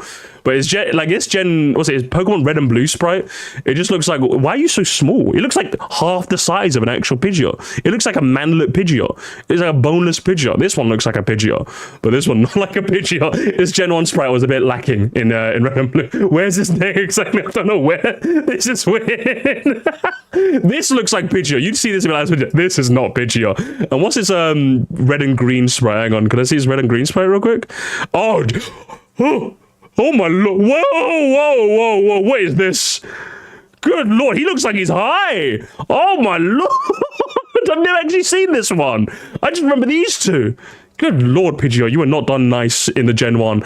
But if you're asking me, gamers, if you're asking me for its modern incarnation, it's one of my goats. It's one of my ninjas. Pidgeot is definitely amongst the champions. He's in the champions club. I absolutely adore Pidgeot. I think just that one moment as a kid of finally evolving my Pidgeot into Pidgeot, and it just looking so, and then teaching it a Sky Attack as a TM, and then giving it all these other cool moves. Oh man, Double Edge, I thought with Double Edge as well. This Pokemon was a fucking fighter for me. I absolutely adored it. Oh, Pidgeot, my beloved, my absolute beloved. I really, really do. What have you guys got to say about it? Finally, the worst thing that stands out about Pokemon is the fact that they refer to things as mouse, snake, or dog Pokemon in the Pokedex, but though those regular animals don't exist in the Pokemon world. It's one of those weird quirks, isn't it? It's one of those things where you just, even Satoshi himself would be like, hey, just don't think about it. Don't think about it, okay? You're thinking too hard. You're thinking too hard, brother. He flies high for sure. True. Honestly. Is the S-tier just your first ever Pokemon team? No, I'm going to put some other Pokemon in there. I promise. Look, Butterfree and Beedrill were my first Pokemon team, and they're not up there. Hey, don't accuse me, okay? I'm going to get in some other Pokemon, I promise. But then we get into Rats. We are the Rats. Are we the Rats, gamers? Rattata and Raticate. Now, I have another one of my Boomer Gen 1 stories when it comes to Raticate, but let's talk about Rattata first. Rattata in and of itself is just that Pokemon that's just fucking everywhere, and I didn't really care. And just like every Pokemon that's just by default everywhere, you don't really care too much for it, I'm going to be honest. I do have to give it props for one thing. If I say the fear strategy, do you guys know what that is by any chance? Oh man, you guys are real ones if you know what that means. But there's an infamous strategy. I think Bulbapedia even has a page on it. That's how infamous the strategy is. Oh, here it is. It's the fear strategy. It's a last resort competitive strategy used in Gen 4 specifically. It's called Focus Sash, Endeavor, Quick Attack, Rattata. Rattata not the Pokemon use fear, but multiple Pokemon fit this role. It was quite. You guys remember fear trends? I can't say. I am not confirming or denying that one time I brought my Heart Gold Soul Silver to my mate's house and I used the fear strategy and I pissed him. I can't confirm that. But I may have done it. This strategy, an original profanity-laden term, was originally conceived in GameFAQs Pokemon Diamond message board in early 2007, before even some of you were born. Man, how to use fear. So yeah, you put a focus sash on a Rattata, you use endeavor, and then quick attack to get it. It's a very, very cheesy strategy. So, but doesn't it go up a tier for fear, guys? Do I move it up a tier for fear? I don't know. You know what? It would have been in bland. It actually would have been bland. But I'll move it in C. I'll move it in C for not being too bland. I remember being bullied by level 1 Cottony in Showdown one time. It was devastating. I'm so sorry. I'm so sorry for you. I really am. But I do think that I should give Raticate. What about Raticate? Raticate is a very interesting Pokemon in a strange way. Oh, where's my... where's my notes? There's my notes. I think Raticate is a very strange Pokemon in a weird way. Because it might just be a generic Route 1 rodent, and it is. But I think when I was a kid, I ended up having one. I ended up training one as a kid, because I replayed Gen 1 so many times as a kid. I ended up basically raising every Pokemon in the game. And when I had a Raticate, I realized something very strange about it. That this is what the first normal type where I had that experience where you realize, wait, hang on. Normal types can just learn everything, can't they? Bubble Beam you get from Musty, he can learn it. Thunderbolt you get from Surge, he can learn it.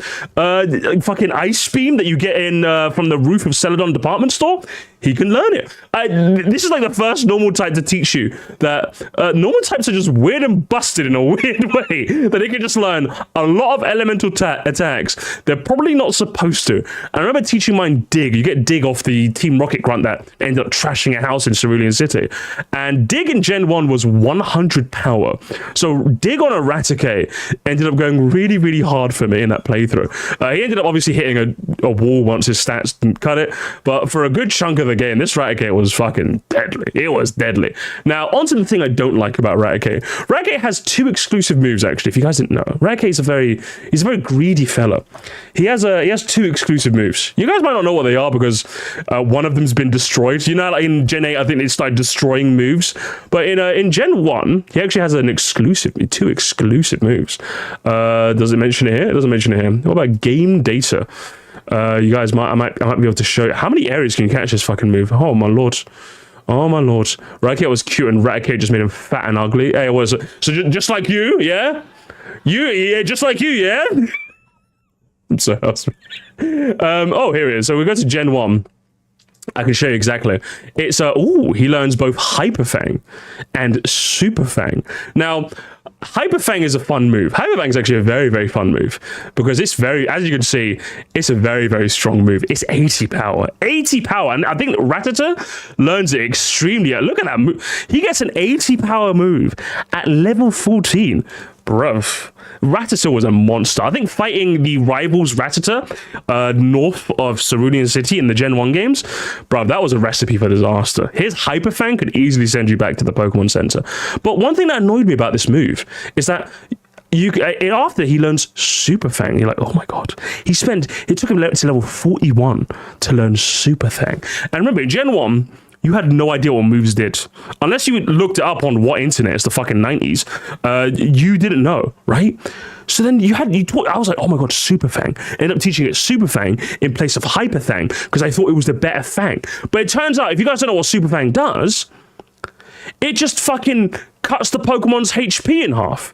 That's all it does. So I was using I was like one-shotting everything with Hyper Fang as a kid. And then I got Super Fang, and I couldn't kill everything. And because there was no descriptions, I couldn't figure out what the fuck this move did. So I was just sitting there confused. Why is Super Fang not killing everything? Why is everything surviving? I don't know what's going on here. I guess it can also go through type immunity, so I can also hit ghost types too. I suppose I can hit Agatha's Gengar if you're interested in that. But man, it was so frustrating. I got rid of Hyper Fang for you, and there was no move relearner neither. So fuck you for that, Raticate. I hate you. I hate you lots. You can stay here though. I don't hate you actually. You could just stay and see. 90% Echo. I missed it all the time. Oh, he was an ugly rat. He was. That's what he is. Once he's Super Fang into Hyper Fang, it's a devastating combo. But how was I supposed to know that as a kid? How was I supposed to know that? I was never supposed to know. I thought it was an upgrade, but I should have known. I should have known. F tier for the rat, for slander, maximum slander. I'll leave you here. I'll leave you here, and I'll call it a day. But then we get into I was gonna say underrated, the overlooked child of the generic bird family, Spearow and Fearow. Now, listen, Big Pidgey has been doing a lot of work. Hello, Travis. How you doing? Hang on, let me take a sip. Now, Big Pidgey gamers, Big Pidgey has done a lot of work. Big Pidgey has spread an agenda to make sure that everyone loves Pidgeot. But in actuality, when I think about it, because I was looking at the difference between Spearow and Fearow. And do you know what? I think the anime, the very first episode of the anime, the Indigo League anime, if you guys haven't known, was Ash getting chased by the iconic scene where Pikachu and Ash actually end up working together and seeing their differences. The iconic scene is where a bunch of Spearow are attacking Ash. He's stealing Misty's bike to right away and get away from them. He crashes the bike. He's on the floor. Pikachu's like on the floor. He's like injured. And then Ash goes, "Oh, don't worry about it, Pikachu. I'll save you." And he goes, "Come get me, Spearow." And then all the Spearow are just about to kill him. And then Pikachu jumps over his shoulder with a thunderbolt with a thunder shock charged from the thunderstorm that's happening, and ends up completely decimating all 20 of the Spearow. And Ash and Pikachu are best friends forever. Now, this did major damage to Spearow's image. Even me as a kid, no one liked it. No one liked this fella. Spearow's cooked. But Big Pidgey doesn't want me to tell you this, guys. I think we were wrong. I think we were wrong to doubt Spearow, because it gets a lot of things. It gets a lot of things that Pidgey just does not, honestly. So firstly, it actually gets a stab move in Peck. Gust in Gen 1 was not a flying type move. And even though, I guess, Gust is also stab too, it actually gets a stab flying type move. So if you catch one before going into Viridian Forest, you have a much easier time training this with the various bugs of Viridian Forest. Not only that, but then it also gets Fury Attack as well, relatively early on. Just like Rattata got Hyper Fang so early on for that, difficulty in the game. It got Fury Attack as well. Not the best move, but by that stage of the game, very, very strong too. And not only that, but it reaches its final form at level 20 instead of having to wait till level 36. So for the portion of the game it's bound to be the most useful, Fearow's got your back. He's got you covered there. And not to mention, of course, the iconic Spearow, Kenya himself. If you guys don't know this, I think there's a guy on north of Goldenrod City who ends up asking you, "Hey, can you deliver a package? Could you deliver some mail for me?" And instead of giving you actual mail, because that'd just be too easy, he instead gives you a Spearow, which has a mail attached. And you're supposed to give that mail to the other guy. The joke is you can take that mail, give it to a different Pokemon, and then give the guy a different Pokemon. So you essentially get a free Spearow. But in the speed run of Pokemon Heart Gold Soul Silver, I think this Spearow ends up actually being your designated flying Pokemon that actually fast travel. So Spearow also has a bit of, speed running notoriety as well. So while Big Pidgey has done a lot of bad PR for Spearow, I've realized it's actually not that bad. I actually kind of like Spearow. The more I read up about Spearow, I'm like, you know what? I wasn't familiar with your game. I actually kind of like you. I want to put you here. Fearow sucks though. Fearow, this design, bro, it's mainly his design, guys. His design is fucking boring. You kidding me? Look at this fella. At least Pidgeot's got the golden mane. What do you have, brother? What have you got? You got nothing. You're bland. You got no sauce. You got like no sauce. I can't believe that. Listen, our first D tier of the evening, gamers. Our first D tier of the evening. He's bland. He's got no sauce. I like you say, you might not know this, but I know every word that comes out of your mouth. We're just old cast form, that's what it is. I'm explaining for the Zoomers, because a lot of people here, just quickly in the chat, what was your first Pokemon game? A lot of people are going to say, like, Gen 6 or 7, so a lot of people aren't really familiar with the first one, so it's just me and you. It's just me and you, Castle. We're the old heads over here. I like that learns Drill Peck, but I think that's it. Yeah, it also gets Drill Peck, which is a nice stab too, but, man, I'm just, no. I don't like it. It's mainly its design, and if we look at its Gen 1 sprite, how bad was its Gen 1 sprite? I actually have no idea. Dragonite was a mess. We'll talk about Dragonite in a minute. Its sprites actually look kind of cool. All three of them actually look decently cool. Honestly, I actually quite liked it. Gen 3. Yeah, look, see that cast form where we're the minorities. I am used to being the minority. I don't know if you are, but now you are. And then we get into the slippery little snaky snake time. Just to clarify, there are going to be some Pokemon I'll just speed through because I don't have too much to say. I haven't written notes on every Pokemon, so don't worry about it. We're not going to be here forever. Ekans is also one of them. The only thing I really have to say about Ekans, because I had, Pokemon Blue and Yellow. They're the two games where you can't get Ekans. So I've actually never raised one myself. Other than the funny thing where it's snake backwards and Arbok is Cobra backwards. I don't really actually have too much to say. I liked him in the anime. Ekans was actually really cool. Was it Jesse had one in the anime, ended up evolving into an Arbok just by sheer force of compassion. No, literally, as in, I think Jesse ended up crying and saying, "We keep getting our asses kicked. What can we do?" And then it ended up evolving just to be nice to Jesse. And I think she ended up giving it away to save a flock of Ekans that were trying to be poached by some random guy. So it has a nice story in the anime. And it's actually really sad seeing Jesse's Arbok go. But I have no personal stories. I have no personal anecdotes. I'm just going to put Snek here and just call it a day. As for Arbok, though, Arbok has probably got one of the coolest things in the entirety of the series. I'm going to be honest, right? I'm so lazy. Musty, why are you so lazy? Did I save the... I didn't save it. Hang on. Let me get the link up. But Arbok, I don't know if you guys know anything about Arbok. There's a bit of lore behind Arbok that I wish they leaned into a lot more. Some of you guys know what I'm going to say. Carsform is going to know what I would say. And we've got Super Raul here. Member for 4 months. Thank you so much for renewing your membership, brother. Bear Poke Arbok high. Trying to terrorize me, are you? Trying to terrorize me? Interesting stuff. But one thing I really love about Arbok's lore is his. I don't know if they have. Do they have information on it here? I hope they do. I remember seeing it earlier, but I don't know how many of you guys actually know this about Arbok. But its patterns on its chest are actually can actually be different. They can have different patterns depending. So I think there was like a page for it separately, I think. Oh, look, even in the anime, you can see, look, these are different, Professor Oak ends up referring to, like, different patterns in his generations. I think even in the games themselves, I think Gen 2 has a different sprite. You can see, like, the Gen 2 one here. If I zoom in a bit more, let me zoom in a bit more, actually, so you guys can see it. The Gen 2 design is actually different from the Gen 3 design. It's got like eyes. You can see actual eyes in its fiery bits, but it doesn't have that here. And I think for the most part, the Emerald one is slightly different from this one. You can see like there's slight differences. It doesn't change every gen, but there are like slight differences. They haven't really done it in modern Pokemon though. They haven't really changed its face design too much in the modern games, which is really disappointing. I would have loved it if like not even every gen, but like if there were regions that are like geographically really far apart from each other, they would have changed the patterns a lot more. But something they did in the earlier gens they just haven't really leaned to in modern day Pokemon, which is honestly a shame. I wish they did more of this. So Arbok, I'm sorry about that. You do have Intimidate, and you were very useful in my Fire Red playthrough, so I'll give you that. Arbok I like. I'll put him in B. If they gave Arbok a regional form that was Poison Dark type, it could lean into more patterns being more real and cursed. It could. I think, what's it? I know that Game Freak are stepping away from regional variants. They're not really doing too many anymore. But I think a regional variant of Arbok could go really, really hard, honestly. I love how the lore, I love the lore about how his face can change to reflect its own. Really? Some of the Pokedex, I don't think I took any notes in regards to Pokedex entries, which I really should have, honestly. Because some of the Pokedex entries can get really, really cool. Also, did you guys think this could evolve into Survivor when you were kids?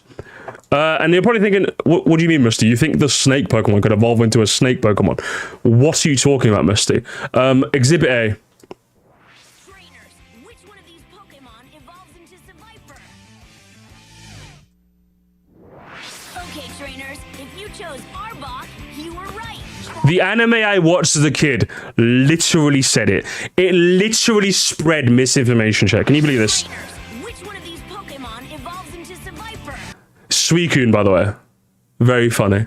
Very funny. Yeah, the anime was this is another rabbit hole we can dive down, by the way, guys. If you want to do this, please let me know. The Trainer's Choice segment from Gen 3 Pokemon. Good lord, what a mess that was. But we'll get into that later. But Arbok, we'll keep you in B. We'll get to, well, then we get into, gamers. We get into me when I spread misinformation. Very, very cheeky. Pikachu, can I just like put it there and call it a day? It's Pikachu. Like, there's got to be. I feel like even though Pikachu's like the mascot, he's everywhere. He's a not. He's. Blah, blah, blah, blah. I feel like there's like one Pikachu that's your go. I feel like you have to have like your one Pikachu. Whether it's like in Gen 7 when it had all those cool like Z move animations, whether it was in Pokemon Yellow where you got to walk with one just like in the anime. I feel like there's one Pikachu that's your go. Whether it's the Alolan form in Gen 7 as well. There's got to be one Pikachu that's your go. There's got to be. There's the Fat Pikachu in Gen 8. What a nice reference that was. There's got to be. There's got to be a Pikachu that was your go. And you know I love Pikachu. Like, basic take. Basic take indeed. But thank you so much, Saul. for them renewing your membership for 9 months. What the hell? They honestly, me when I spread they were misinformation bandits. They really were. Alola Raichu brought me back to the adorable rat. Alola Raichu I love. Regular Raichu though? Oh no. Oh no, chat. Oh no, oh no, oh no, oh no, oh no, oh no. Raichu. I'm gonna be honest, Raichu. I just feel bad for you, brother. I feel so bad for you. And it's mainly because of one thing. If you guys didn't know, they've actually, and I think the designers of the old games have actually confirmed this. There was one line of text that confused, even I remember seeing this as a kid. In Cinnabar Island, there was a guy that would trade you, I don't know what it was, but he would trade you something and wanted a Raichu from you. So once you traded in that Raichu, if you talk to him again, he'd be like, oh, how's my old, I don't know what Pokemon is, let's just say it was like Kadabra. How's my old Kadabra doing? Oh, your Raichu's doing great. It evolved. And you were like, most of us at the time, it chalked up to a translation error. Maybe in the original Japanese game, it was a Pokemon that evolved by trade. But no, I think they've confirmed that originally, Pikachu was supposed to evolve into Raichu and then to Gorochu. This is like a mock-up of what people think it probably would have looked like, but this is what he would have looked like. And when you see this, you're just like, man, he kind of just does give off middle form energy, doesn't he? What a shame. What an absolute shame. I'm so sorry for you, Raichu, I really am, because nothing about you inspires any sort of joy. It really does not at all. But Musty is chunky, leave him alone. It is with great sadness that I put Raichu there. May the Lord forgive me, because I am not a Raichu stan. I'm not indeed. I'm going to be honest with you guys. I'm not going to... you guys, I'm sorry. I'm so sorry, guys. But it's my... You hit the second tower. I've just never been that big on Raichu. I'm so sorry, guys. I'm so sorry. He just... Do you know what I will do? I will do this. I'll do this. How about that? He's better than... I'll give you that and leave me alone. Okay, I'm sorry. Let's move swiftly on before the mob gets to my door. Let's talk about the sand line. Let's talk about Sandshrew. Sandshrew was always a little cute fella, wasn't he? I really like Sandshrew.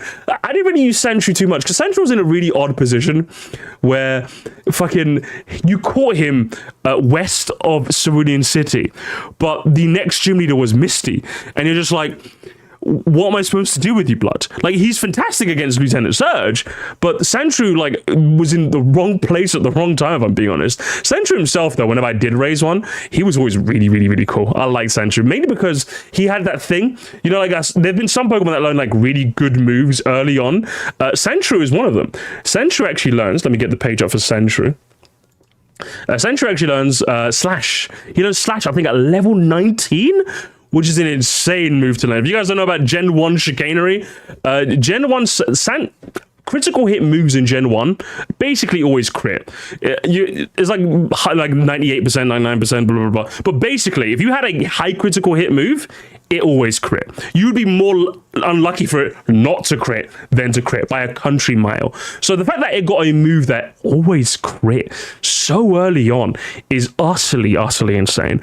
And he became he's an early game power. What if you manage to get through Musty? Obviously, he's not going to be useful against Musty. But once you get past that, he's a fucking powerhouse. And not to mention, he evolves at level 22 relatively early on to Sandslash. And you got the Dig TM that's right there. Jesus, Sandshrew in the early game. Not only mentioned, no, as well, and along just being he's a little cutie, isn't he? Look at his Gen. Okay, if you guys don't rate him now, look at his Gen 1 sprite and tell me he's not a cutie.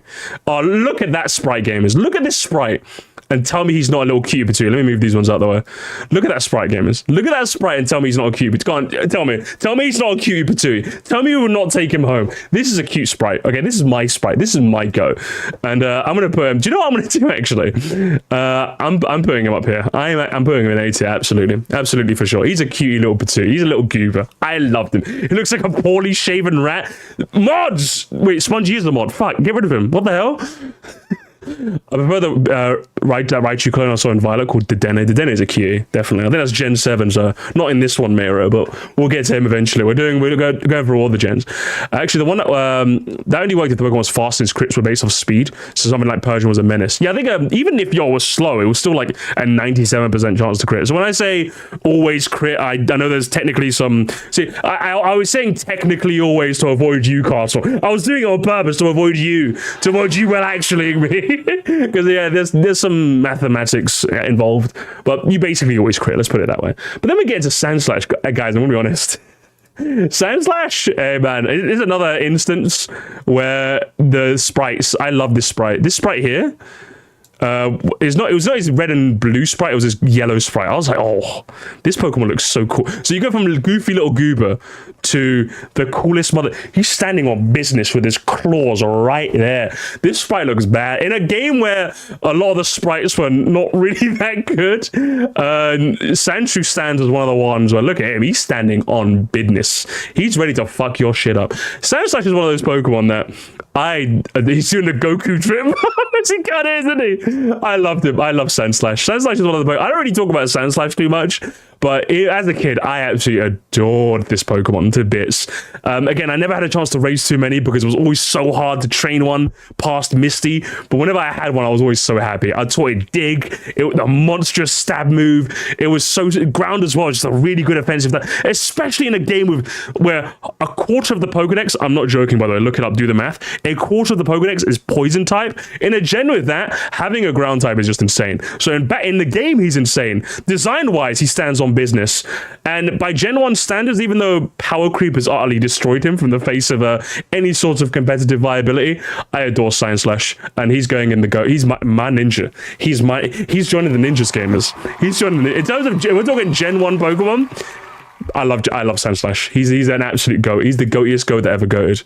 But he's got spines as well. He can roll away. Bro, just seeing like in the lore, I think it says like he can roll up into a ball and just like run away. That's just really cute. He's a cutie. I love him. I love Sandslash, okay? Sandslash enjoyers, you're eating good. Raichu enjoyers are in shambles, unfortunately, but Sandslash boys, I'm one of you, okay? I'm one of you, honestly. Once we get into that, we get into oh my, yellow Sonic, yeah? No wonder I like him so much, honestly. It's Yellow Sandshrew. It's Yellow Sonic. I'm just gonna, you know what, Rue? The next time I have a Sandslash on my team, I'm gonna call him Yellow Sonic. That's what I'm gonna do. Let me get to the Nidos. Oh my god, the Nidos? The Nido line. The Nidos, oh. I always wondered what these two are based off. Are they like rhinos, like baby rhinos? I don't know what this whole line, I'm just confused as to what they're based off, if I'm being honest. I think I ended up looking them up on Wikipedia, on Bulbapedia, sorry, let me just get it right again. Nidoran. I think the Wikipedia ended up saying something a bit strange. I'm saying Wikipedia, Bulbapedia. Ended up saying that like Nidoran may draw inspiration from various characteristics of like Lego morphs or rodents with aspects of venomous animals. It may also reference the mythical moon rabbit. So I ended up looking up moon rabbit and I'm like, do you know what this thing? This thing, you know, I'm getting Nidoran vibes. Are you guys getting Nidoran from this? Yeah, definitely. I'm definitely getting Nidoran energy off the moon rabbit. So if you guys were curious, that's what Bulbapedia says it's based off. But as a kid, I was always confused. I'm like, what the hell are these Pokemon? Like poisonous little goobers, aren't they? Now, when it came to Nidoran male versus Nidoran female, these were the only gendered Pokemon back in the day, you know, before it went woke. And went all the way back in Gen 2. But Nidoran were quite neat in that I didn't really raise a lot of them. They're not really my favorite Pokemon to train. At least when I was a kid. We'll talk about later. But as a kid, they weren't really my favorite Pokemon to raise.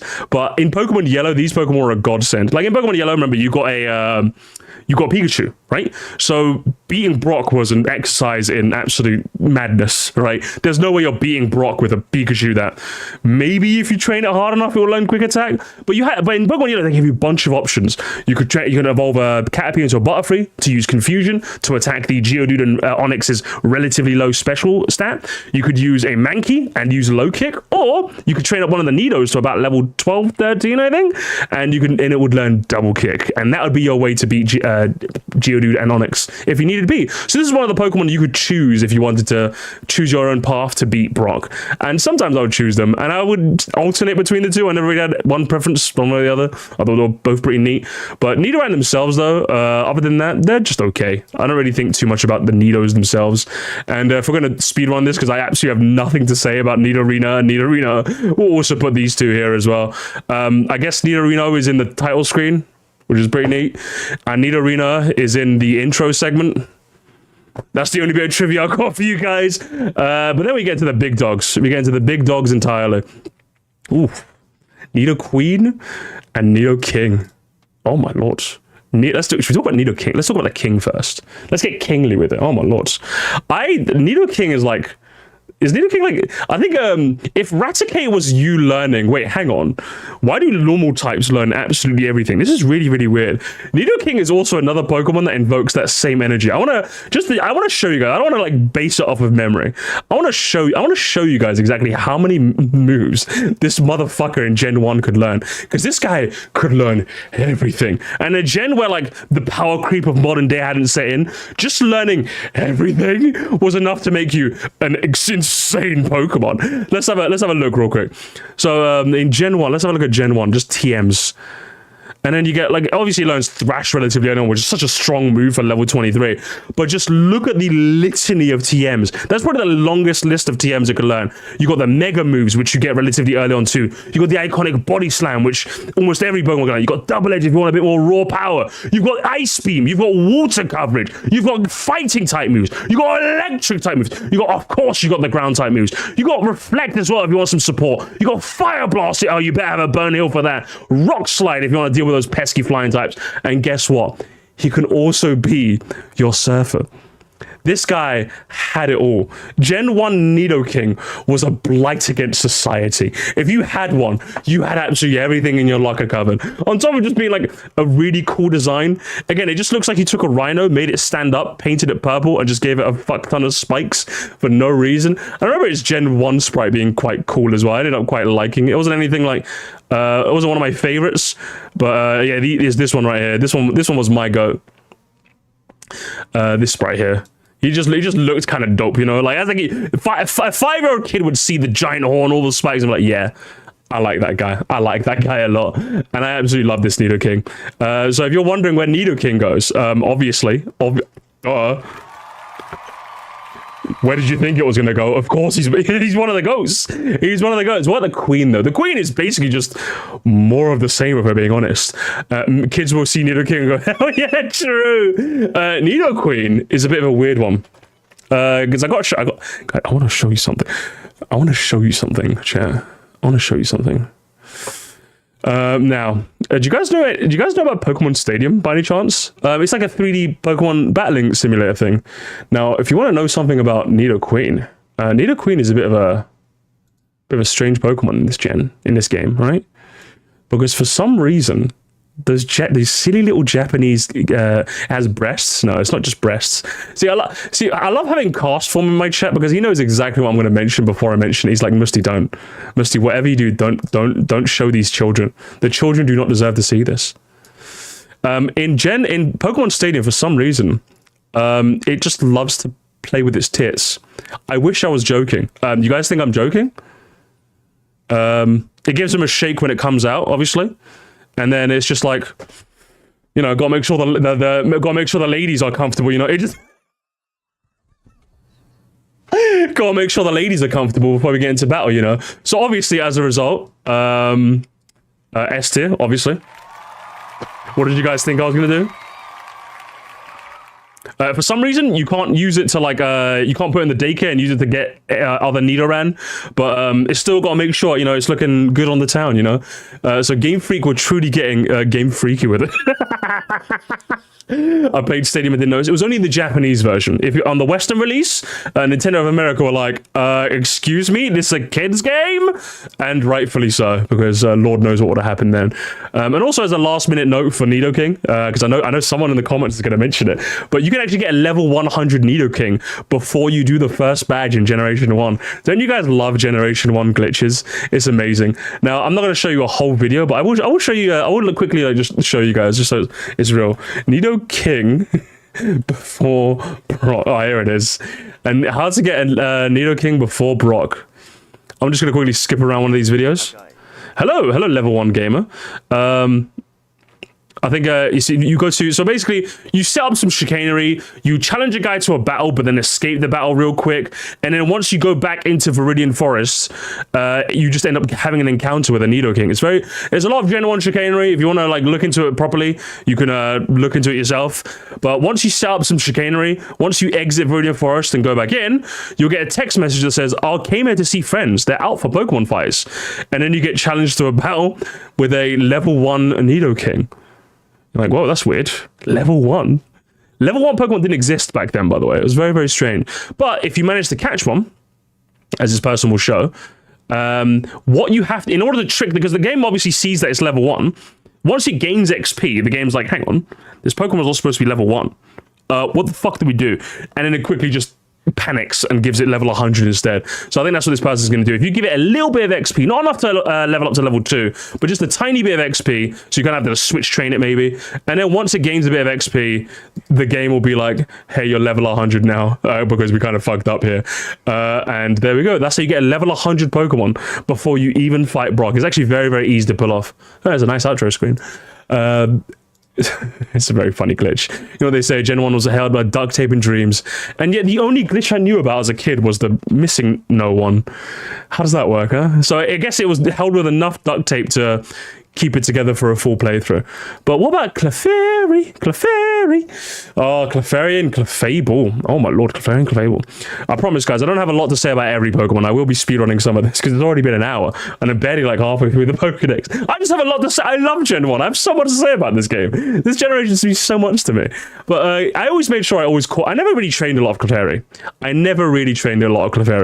But I always made sure I caught one before I left Mount Moon. I always made sure. The second floor of the basement, you could catch Clefairy. I think at 10% rarity, I always made sure I caught one, because it's the only place in the game where you could catch them, and that was it.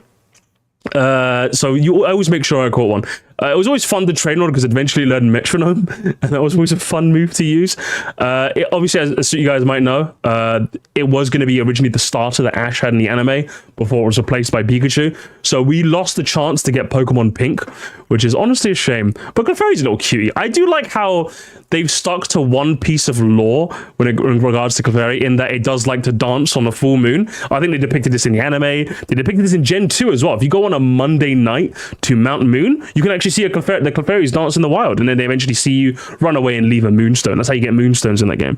And in Pokemon Legends Arceus as well, there's a quest where if you go to, I think it's the Coronet Highlands, you can actually see the Clefairies do a little dance. Obviously, it's Gen 8, so the animation is just them doing their default happy animation. It's not actual dance, obviously, because it's modern day Game Freak. But it was nice that they kept that lore going. I actually really like that. And Let's Go Clefairy also is quite happy, I think, when you walk with one in Mount Moon. It's a piece of lore they've always kept... it's a piece of law they've always made sure they reference as much as possible. And Clefairy's a little cute. I like Clefairy a lot. I'm going to put him in B. Clefable, though. I have basically everything I say about Clefairy applies to Clefable, except I like that it's one of the very few Gen 1 Pokemons in the modern day that can still hold its own in competitive Pokemon. I think even in the modern day, or relatively modern day, it can still hold its own very well. It's representing us Gen 1 boomers. I love you for that, Clefable. You at least get into B for that. I'll say that much. The Metronome Menace started with Clefairy, really did, didn't it? How about the theory that Clefairy and Clefairy will turn to Ghastly, Haunter, and Gengar when they die? Oh, the doppelganger theory? Damn, I haven't heard that theory in a long time. Oh my god, that is a good theory though. I do like that one. It's one of my favorite Pokemon fan theories, along with every single creepypasta that was made pre-2010, because I just love them all. Vulpix, Ninetales, oh my god, the Foxy Foxes.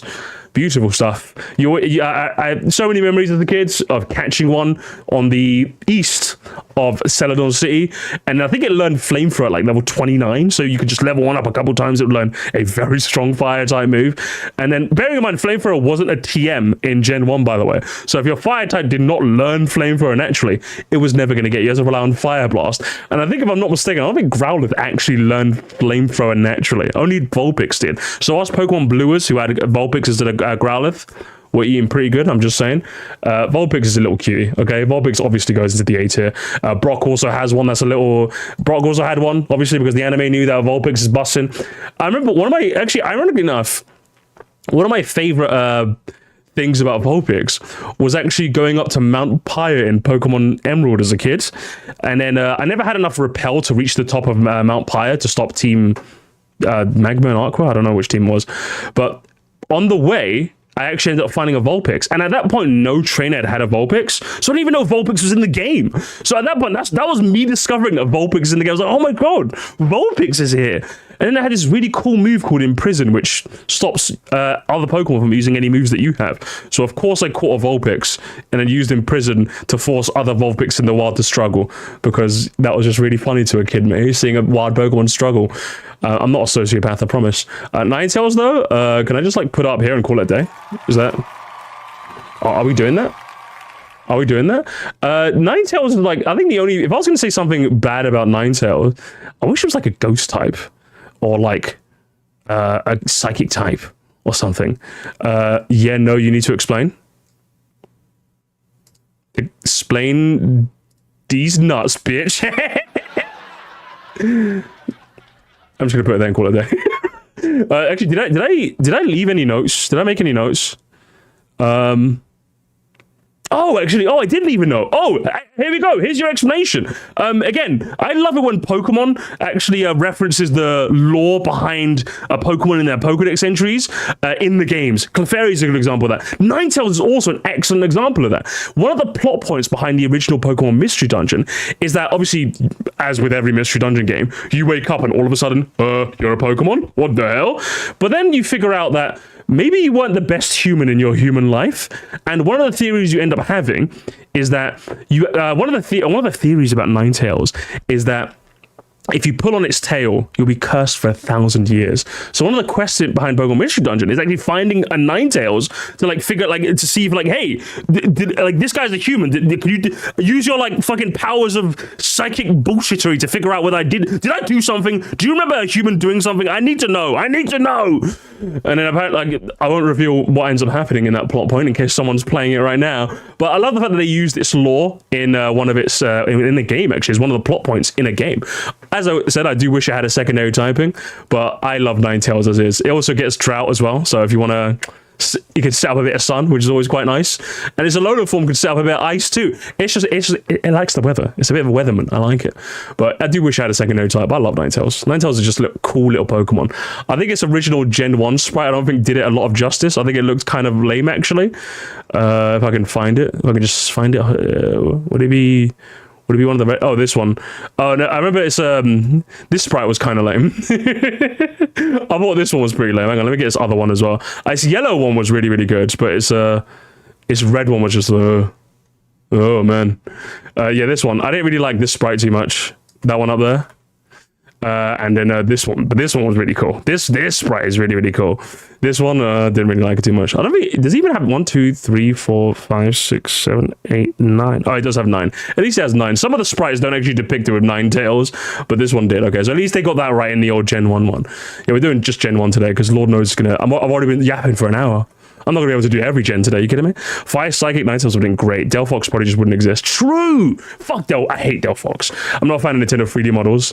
Its tails just don't work there. It doesn't. I like the sprites. I'm a sprite Andy. If they go back to the sprites, I'll be a very happy man. Let's go to the Jigglypuff line though. Jigglypuff's a weird case. Jigglypuff's a very, very weird case. I'm going to be honest with you, chat. It's a Pokemon that is a bit like Pikachu. The powers that be have been working very, very hard to make Jigglypuff a very likable Pokemon. It had that... Hang on. I forgot what my mom was calling me. It had that reoccurring joke in the anime where it would randomly sing to Ash and its friends. It would put them all to sleep, and it would get angry that it was singing what's putting it to sleep. The joke being that Jigglypuff thinks it's actually singing like a good song, and then seeing that everyone's asleep, it's offended that people are sleeping through it singing, even though that's what it's singing is just doing. And the joke, and then it starts drawing on people's faces. So it has that going for it. And then it's Smash. Isn't Smash? It was one of the few Pokemon that was chosen to represent the Pokemon community in Smash Brothers. It's been given all these chances to like really stick out in your memory. And then, if you ask me, it's just kind of like, I'm gonna be honest. If we're talking pink Pokemon that evolve via Moonstone, I'm a bit more of a Clefairy man. I'm gonna be honest. I'm a bit more of a Clefairy man. So I'm okay. I'm just not big on it. And if you guys want another reason to not like it, no, are you guys upset with me? Oh no. Oh no. I need to show you guys something. I want to show you something. I want to show you something, guys. You guys have to see this. If you no, look right there. Look at this sprite. Look at this sprite. Look at these two sprites. And tell me how Jigglypuff wasn't the stuff of nightmares as a kid. Look at these two. Look at these two, huh? Absolute fucking atrocity. Its eyes it's got different sized eyes in both of its fucking sprites. What were they doing? They're on drugs, all right. And I'm just not a fan. I'm gonna be honest. I'm not gonna be honest. It was horror movie settings. All right, it was horror movie settings. So it didn't gain a lot of favor from me as a kid. Anyway, let's go on to the first one. Let's go on to Zubat. I do like that Hard Gold Soul Silver sprite. Is Huntail watching? I say hello to Huntail. May I say hello? I love the fact that Wigglytuff's a serial killer. It's so hang on. You love the fact that Wigglytuff is a serial killer. It's so cute.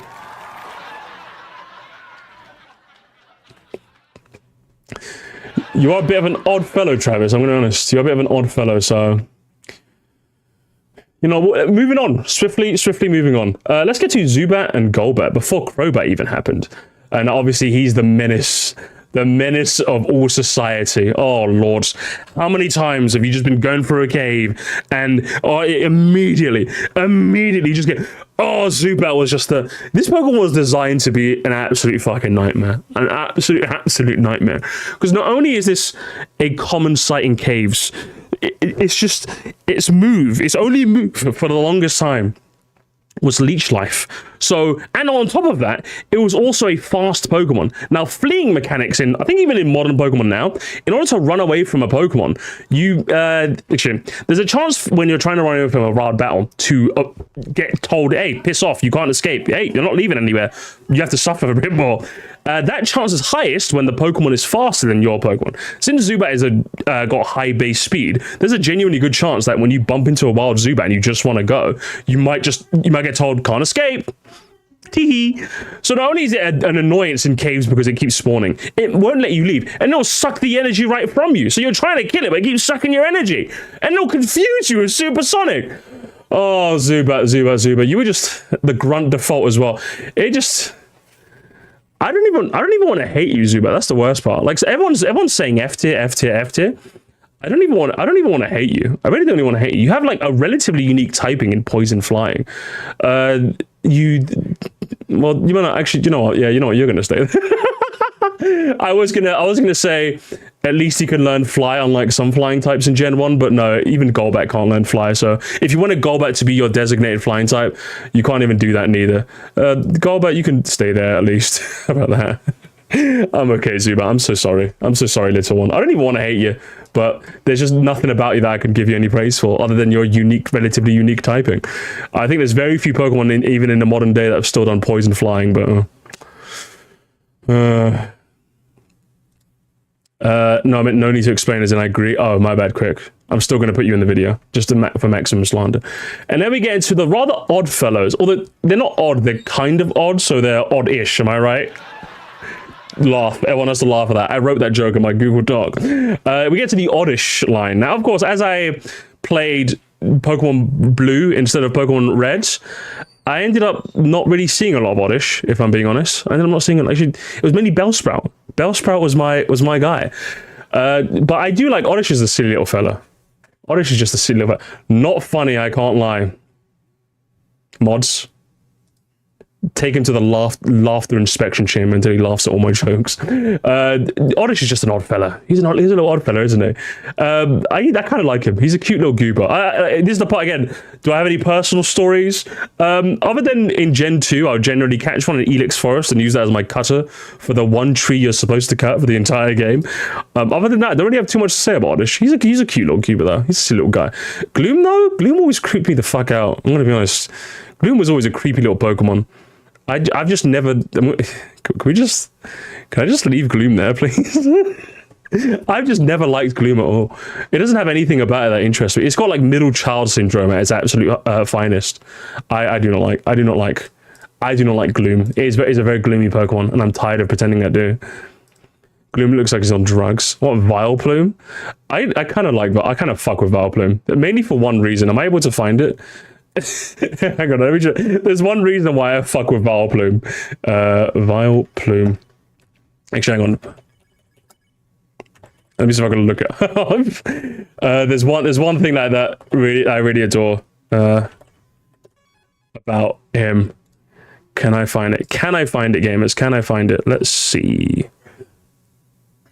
Oh, this video doesn't have it. Oh no. Does this video have it for me? Okay, like, what I was going to mention is oh, here it is. I think I found it. Now, one thing I really like about it is that where are we in the video? There's a video I want to show you guys, but I don't want to spoil it. Now, if you guys know, in the old 3D Pokemon games that were actually animated really well, it had a really funny death animation. It just its death animation in the old 3D games was it just standing there realizing, oh, hang on, I'm dead now, aren't I? And it just it just has X's in its eyes and just sinks to the ground. There's just something really, every time I see a Vileplume die, I just kind of laugh a little bit because it just has this moment where it's like, hang on, I'm dead now. See you guys later. So that's the one thing I like about Vileplume. And I have to give it I like you for that. I like you at least for that. So every time that and like Honchcrow's one, Honchcrow. When we talk about Gen 4, we'll talk about Honchcrow. Honchcrow's got like the funniest one, definitely. But there's a couple of funny death animations, and Vileplume's got one of them. Parat. Oh, can I? Okay, I'm just gonna put those there and move on. If you guys know, you know. You guys have played Pokemon Legends Arceus, right? Yeah, you guys can stay there. Venonat and Venomoth. Let's talk about Venonat and Venomoth, shall we? What do I have to say about Venonat and Venomoth? Oh my god, Venonat and Venomoth. I forgot they existed, as you should. Return them from whence they came. You haven't played it? If you ever play Pokemon Legends Arceus, you're gonna understand. Okay, if you haven't played it, then you can't talk to me. Talk to me once you've played them. Venonat and Venomoth are a bit of a weird Pokemon. These Pokemon are the champion of who let blood on the team, and I'm gonna explain that to you right now. It's gonna take me a little bit of googling because again I got very lazy on my notepad document this stream, but it's the perfect example of who let blood on the team. Because with Venonat, let me give you an example when it comes to Venonat. So obviously here's Koga, right? Koga is the 5th gym leader in the Generation 1 games. Now, in let's go to Pokemon Red and Blue. In Pokemon Red and Blue, this is his team. Coughing, Muck, Coughing, Wheezing. Bit of a weak team, if I'm being honest. Bit of a weak team. But as you can see, he went for the strongest poison types, in Muck and Wheezing. The ones that actually learned Sludge, which at the time was the strongest poison type move. And then you get to Pokemon Yellow. You're probably thinking, oh, is he going to have, like maybe a Venomoth to add to his team? There's a bunch of... Poison has so many types in Gen 1. What? Why do you have 3 Venonats and a Venomoth? The Venomoth makes sense because you had one in the anime, and Yellow is based off the anime. But why do you have 3 Venonats, brother? What is happening right now? What is going on? It's like, who let this many Venonats on the team?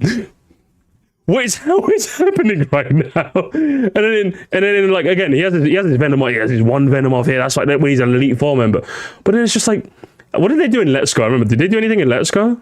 Oh, and Let's Go. Yeah, look, Let's Go here. Like, this is the team he was probably supposed to have. Like, the strongest, his iconic Venomoth, and then 3 of the strongest poison types in the game. They fixed it in Pokemon Let's Go. But in Pokemon Yellow, for some reason, they're just like, yeah, just Venonat. Here's a Venonat Hive. I don't know what happened here. And again, all of them, their signature move is supposed to be Toxic, because that's what he hands you at the end. But all his Pokemon have Psychic as well. And I'm like, brother, Sabrina's around the corner. You're not supposed to be the Psychic type guy.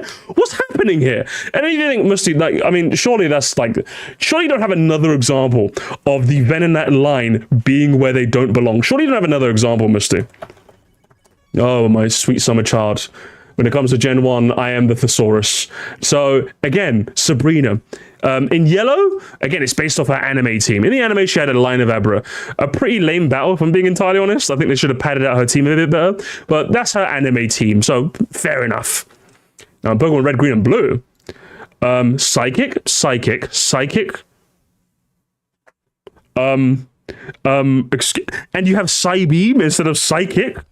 Venomoth, what are you doing on the team? Koga's down the road, mate. You're in the wrong spot. What's happening right now? So I was always confused. Venomoth always confused me. Venonat's just on a side quest. Venomoth always confused me. So I'm like, where are you going? It's like you're like everywhere where you shouldn't be. It's very, very confusing. And then surely, Musty, you don't have another example of Venomoth being where it shouldn't be. I have one more example, I guess, if it technically counts, right? I guess we have one more example of a Pokemon being where it doesn't belong. If you guys remember, I don't know, you guys might be too young for this, but there was an iconic Twitch stream that happened back in 10 years ago, Jesus Christ. Back in 2014, called Twitch Plays Pokemon. Now, in Twitch Plays Pokemon, it was exactly as the name implies. You type commands in the chat, you can literally type anything, and the game will do it. And one of the most iconic battles in the entire run was a Venomoth against Lance's Dragonite. Again, a fight which should be extremely one-sided. The Venomoth should easily get rolled, but due to Gen 1's fantastical AI, Lance's Dragonite sees that Venomoth is a poison type. Dragonite has a psychic type move in agility. So what this Dragonite is going to constantly do now is it's constantly going to use agility, leading the all-terrain Venomoth to win, even though it's 20 levels lower than it should be, and it doesn't just stand a chance stat-wise. So another example of the Venonat line being where they do not belong. I've given you 3 examples. I've given you the whole trilogy game. It's actually one, by the way. Let me just show the ending. It did end up winning. It poisoned it, and it ended up securing the win. So it did win. It won the battle, and it won the war. All hail, all-terrain Venomoth. That's what its nickname was. So do you know what, Venonat? You're an odd fellow, but I must say, you're pretty chill. I kind of like you. You're a pretty chill line. I like Venomoth more than I like Venonat. Actually, no, I'll swap these two. I like Venonat. Venonat's a cute little keeper. But those are 3 instances, Jeremy, 3, of the Venonat line being where they don't belong. So thank you for coming to my TED Talk. Now let's continue, shall we, with the next Pokemon. Diglett, Trio. I love it. You could go up to any, like, if I went up to Castle right now and went Diglett, he'd go Trio. That's like the battle cry of the entire Diglett line. But that doesn't even look like a bug. It kind of is. Diglett was so cool. He had a whole cave named after him. Put your hands up, Gen 1 Andes, if you also went to Diglett Cave, caught a Dugtrio using the repel trick, and then used that to one-shot all of Lieutenant Surge's Pokemon. I did that nearly every single time to kill Lieutenant Surge in 2 seconds. And it was really, really funny. The other thing I can say about Diglett is that apparently he has feet. In Pokemon Mystery Dungeon, they confirmed that Diglett has feet because one of them ended up getting kidnapped by a Skarmory and taken to the top of a mountain. So he has feet, if you're wondering what's under that dirt. Although they didn't stop the internet of the late 2000s, early 2010s speculating what goes on underneath. It's like one of the oldest memes. His meme is probably older than you guys. When was this submitted? This meme, the Diglett Underground meme, was added to Know Your Meme on October 29th, 2009. So this meme is probably older than some of you in the chat right now. So, of course, that didn't stop the fans speculating as to what is going on underneath Diglett, of course. Many interpretation. The reason I'm hiding my screen is that there's a lot of interpretations of Diglett I can't show you. Not necessarily that they're pornographic, but they are quite lewd in nature, and I'm not sure what YouTube will let me get away with. But you can assume what I mean by that. But Diglett is a Pokemon. He's a speedy little fucker, isn't he? He's like the fastest Pokemon on like, he's like top 5 fastest Pokemon in Gen 1, actually. Gen 1, Diglett was always a fun Pokemon to use. It was always my designated cutter as well, because I could always just catch one and teach it cut. Lord knows how it learned cut. In fact, I think they actually, hang on. Let's do a bit of live research. I think they realized. Hang on. I think one bit of trivia that I don't want to necessarily get wrong is I think they realized in early game Pokemon, the Diglett line could learn moves like Scratch, Slash, Fury Swipes, but I think they realized, how the fuck does this Pokemon swipe, Scratch, and Fury? How does that happen? If I'm not mistaken, I think that he learns these moves in the earlier games, but they removed it in the later ones. We can do some research on it right now. Hang on. Once I get to its moveset, here we go. So in Gen 1, I think it learns like Fury Swipes. No, it learns Slash. Okay, it learns Slash and Scratch. And then in Gen 2, hey, it learns Tri-Attack. That's pretty nice. Also, still learns Slash. Still got that. I think in Gen 3. It learns Fury Swipes. And I think like Gen 4, they realized they probably shouldn't learn that move, I think. Yeah, they took away Fury Swipes. They still kept Scratch, and still got Scratch, but they probably shouldn't be using Fury Swipes at all. So they got rid of that. But they still kept the rest of it slashing. You can even learn Night Slash now. Good lord. They got rid of Fury Swipes, but they doubled down on the slashing. They really, really did. How very strange. Now, obviously, I would be remiss if I didn't mention Dugtrio's other point of infamy, in that in Gen 3, it is one of the few Pokemon that has the move Arena Trap. Now, Arena Trap is actually a very common strategy in Gen 3, in the Gen 3 metagame of competitive Pokemon, because Arena Trap can be used to trap in certain Pokemon that are probably weak to Dugtrio and used to get easy kills on them. It's not really an OP strategy, because Dugtrio itself is actually very, very weak defensively. It's dog shit, but it can, if you can get in a Dugtrio on the right Pokemon, it can actually be a very, very useful way to take out certain Pokemon in the competitive metagame. I like Diglett. Diglett's a cute little fella. And Dugtrio, do you know what, Dugtrio? Do you know what? I thought you said Arena Trap. Just for that joke. You're one of the ninjas. You're one of the ninjas. You absolutely are. I love Dugtrio. He's a funny fella. To this day, Dugtrio is still fastest ground type in the series. Really? I'd put it in F just for the I Love Armor side quest, really. Wiglet is better than Diglett. Of course you'd say that, wouldn't you? Of course you'd say that. Whitey. Anyway, we get on to Meowth and Persian. Oh, Meowth and Persian, huh? Oh god, Meowth is another example, guys. I'm gonna be honest. Oh, if there's any Meowthers in chat, I'd like to apologize. Because this is yet another Pokemon that the anime would have you believe that it's got a lot of iconic status because of the anime. Like even Meowth and Persian's rivalry in the anime, like Team Rocket's Meowth and Giovanni's Persian, because Meowth wants to like usurp Persian as the boss, his favorite cat Pokemon. So it's got this rivalry, and every single time they're doing a plan, Meowth always like fantasizes about like, oh, the Persian's gonna be gone, and Giovanni's gonna love me instead. And like the Meowth has a very good voice actor. I like the voice actor for Meowth, but Meowth itself, the Gigantamax form was pretty good. I did like it. But I'm going to be honest, I'm just going to leave you here. Can I just leave you here? It's just all right. Even a Gigantamax form couldn't give it enough love from me. I think Persian's the same. Other than the weird bit of trivia in that in Gen 1, it's one of the few Pokemon that gets access to a high critical hit ratio move. And because critical hits are based off speed, Persian slashes are like basically a 100% crit rate. But even that's not enough to move it above C, if you ask me. But yeah, other than the anime, it's just not too interesting. It's not got enough for me. It's not got enough sauce. Do you know what's another Pokemon that doesn't have enough sauce? Oh no, I can hear the boos already.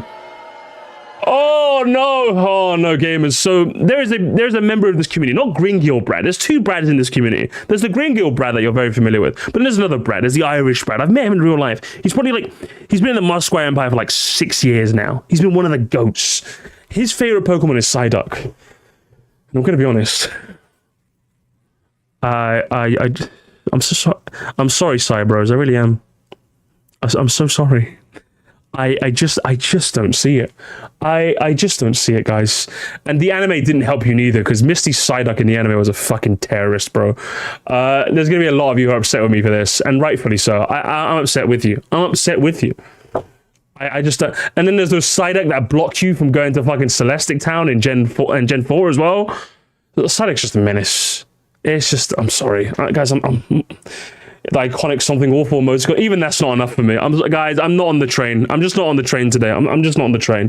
Golduck is even worse because it's called Golduck and it's why it's called Golduck and you're blue. Why are you blue? Why are you blue? And then it's also got another one, like, unlike Ninetales, where, like, I love Ninetales. I love Ninetales so much. But there is a small part of me that's like, I wish it had another type. Golduck is a Pokemon that was basically begging. He was begging to be a Psychic type. In a gen full of Water Psychic types. Well, not full, it's just one, actually. But a gen full of Pokemon that also got Psychic as its secondary typing.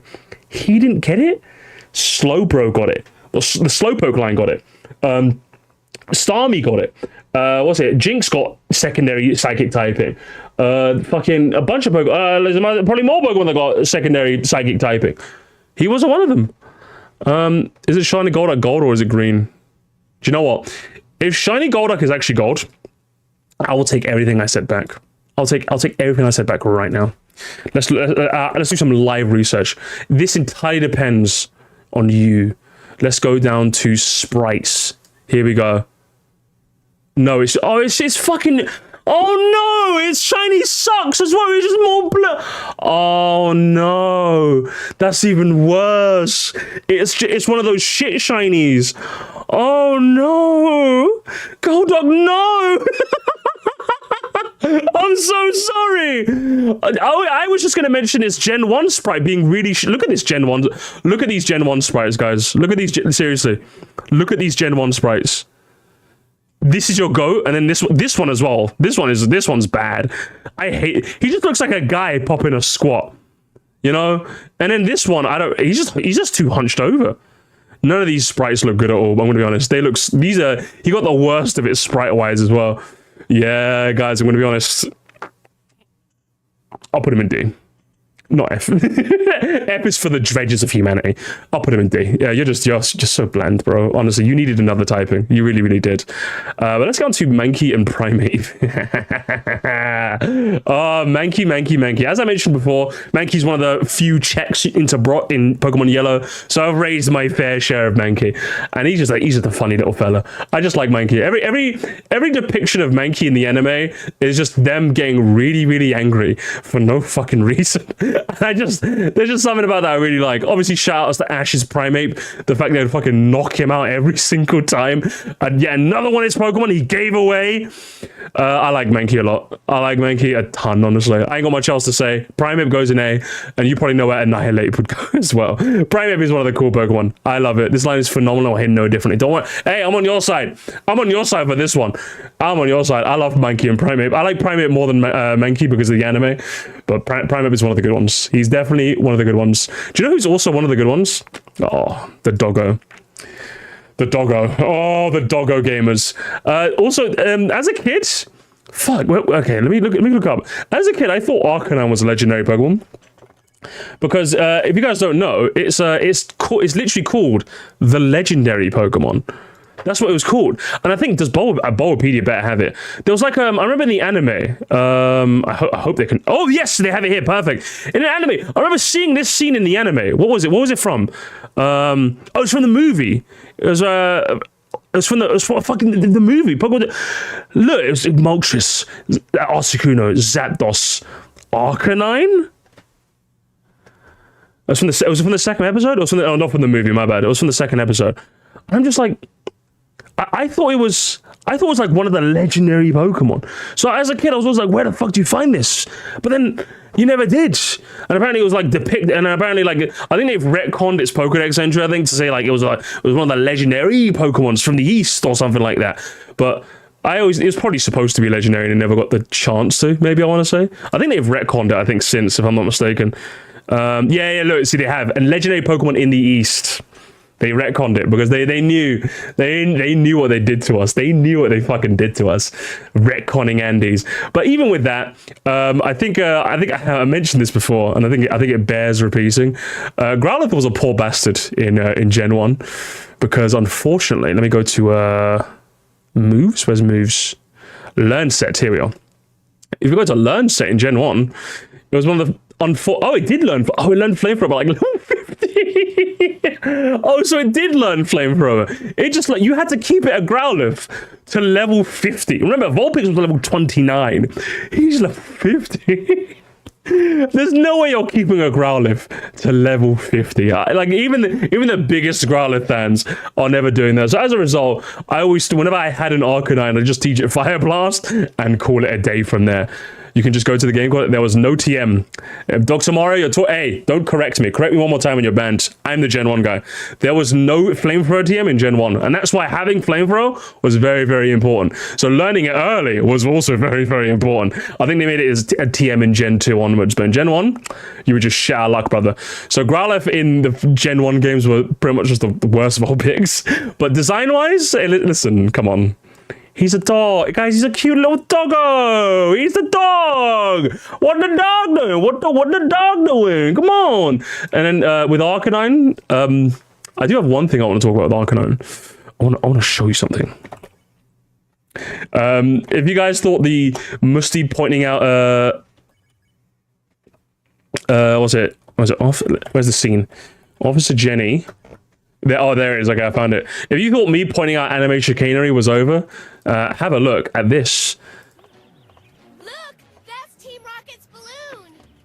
They must be up to no good. Arcanine, flamethrower. Arcanine used flamethrower. That's a really manlet of an Arcanine right there, brother. Anime, once again, getting into some absolute chicanery. That's not going to affect my love for Arcanine. Listen.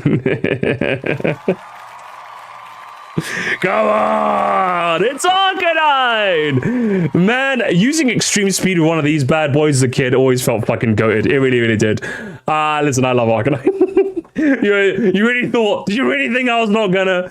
He's invited to the cookout, 100%. 100% one of the better Gen 1 designs. They use Flamethrower as a baseline fire attack in the anime for some reason. They kind of do, don't they? They don't use like Ember or anything else, just Flamethrower for everything.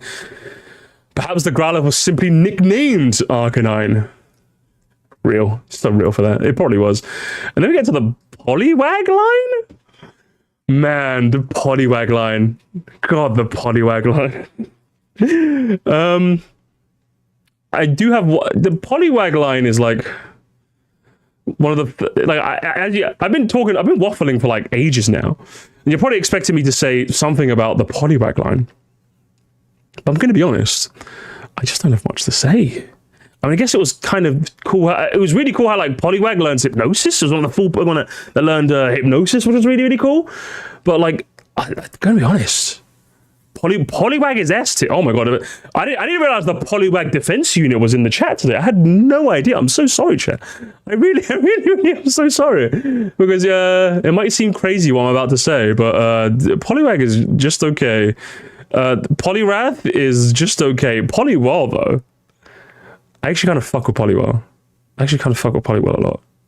Gonna be honest. Poliwrath just, I don't know what it's about Poliwrath. Poliwrath just feels like a angry... Someone in the chat just say it. It just feels like an angry Poliwhirl. It kind of does. I don't know what it is. I like Poliwhirl way more than Poliwrath. This is one of the instances where Poliwhirl, I think maybe because it was the anime. I think it was probably because of the anime. But Poliwrath just never really interested me. I think I only really care for Poliwrath for Chuck. Yeah, Chuck had a one with Dynamic Punch. I think in Pokemon Let's Go, I think Bruno has one. But yeah, I like Poliwag's design a bit better, honestly. No way put Poliwag in the same tier as a Beast Rat. Yeah, no, you don't. That's so real for that. You're so real for that. I don't really have much else to say. I just don't have much to say about this line. I'm looking at my notes. And I have very little. I have very little. All I wrote in my notes is that in Celadon City, there's an NPC just staring at his Poliwrath until the end of time. That's all I have. That's literally all I wrote because I have nothing. I have nothing to say.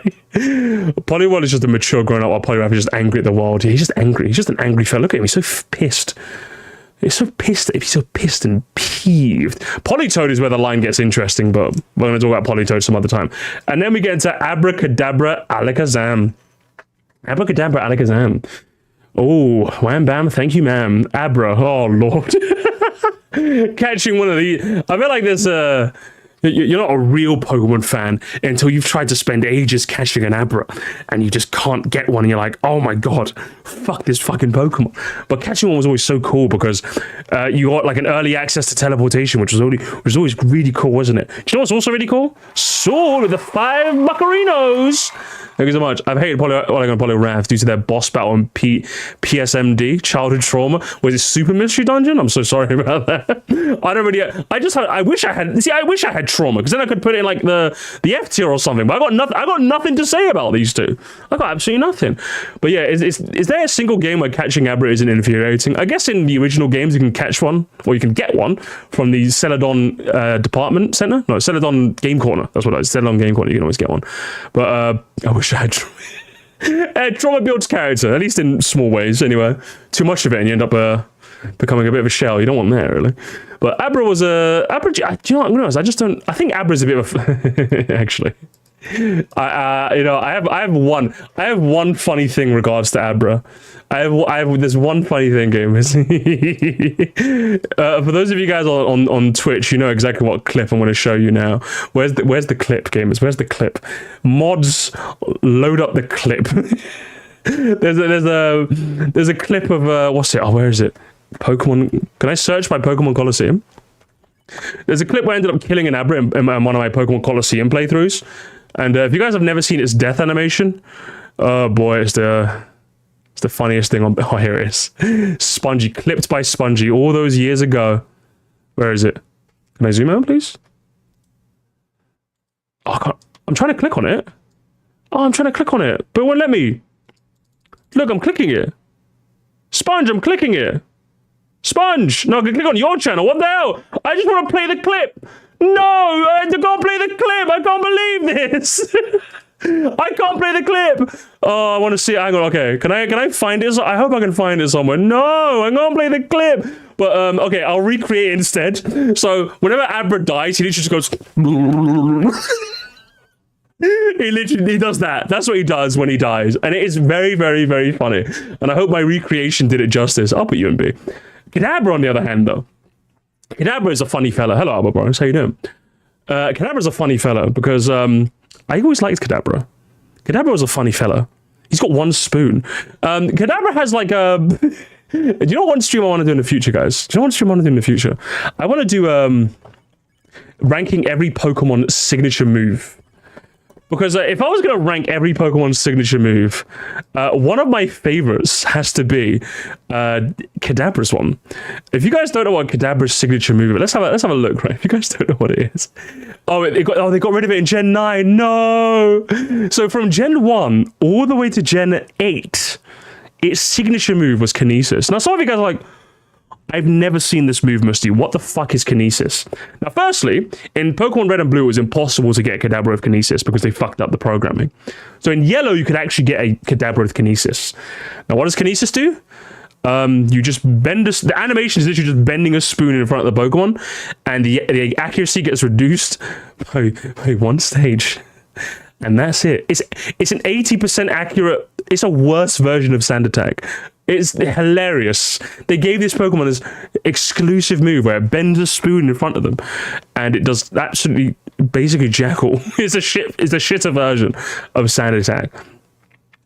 I want to show you its animation. Literally, this animation always looks so fun. The Gen 3 one is the one I like the most. Just bend the spoon. And so I don't know why. I don't know why they thought that'd be a cool idea for an exclusive move. But Kadabra's pretty cool. I'll put Kadabra in B as well. Alakazam though. Alakazam. What do you guys think of Alakazam? I hated Alakazam as a kid. And there's one main reason I hated Alakazam as a kid. Because as a kid, I could never get an Alakazam. I could never get an Alakazam as a kid because I could never trade with someone. Because my mum would never let me buy a link cable because they were expensive. All your wireless trading now. We never got to do that as a kid. We never got to do do that. So as a kid, I actually never got an Alakazam. I never got one. It was such a shame, honestly. I didn't get one until I did my Heart Gold Soul Silver playthrough, where I did have a friend to trade with. But Alakazam, so I never got one. So my entire playthrough, right, of every game I ever played was, what's it? Your rival having an Alakazam that had Psychic that could destroy you in one shot. Fucking Sabrina having an Alakazam that could destroy you in one shot. Alakazam was like one of the final boss Pokemon that a lot of like the higher up trainers used to get, and it would always just one shot you every fucking time. So Alakazam, as much as I wanna put it up here, I'm gonna put it in A. I'm just gonna put it in A because I do like it, but I never got to use one as a kid. I'm traumatized, guys. I'm traumatized. I never got to have one as a kid, and I was like, I want to use the spoon Pokemon. I want the spoon Pokemon, but I always had a Kadabra. You're not there yet. Kadabra, you're one of the ninjas. Kadabra, fuck Alakazam. Fuck Alakazam. I'm rocking one spoon, not two. All right. No, actually, I'll leave you up here. Actually, I'll leave you up here with Alakazam. I'll boohoo, go to therapy, no one cares. Based. You know what? You go to therapy as well. How about that? Go to therapy. I never got to train, it pissed me off. Same. It's such a shame. We'll do Megas after. I'm going to leave the Megas to the end. Savage, I don't mean, right? And then also another Pokemon. Another line of Pokemon I never got to use because I never really traded that much. But we get to the Machop line. Now, if you guys don't know anything about fighting types in the original gen, they were not that good. Fighting as a type was just not that good in the original games. They could beat Rock and Normal. And like that's like there weren't really too many. Like I guess you could beat normal types, which was quite cool, but Psychic type just dominated Gen 1 way too much, so you couldn't really do much. But I always liked Machoke. Do you know what I don't like about Machoke though? Chat.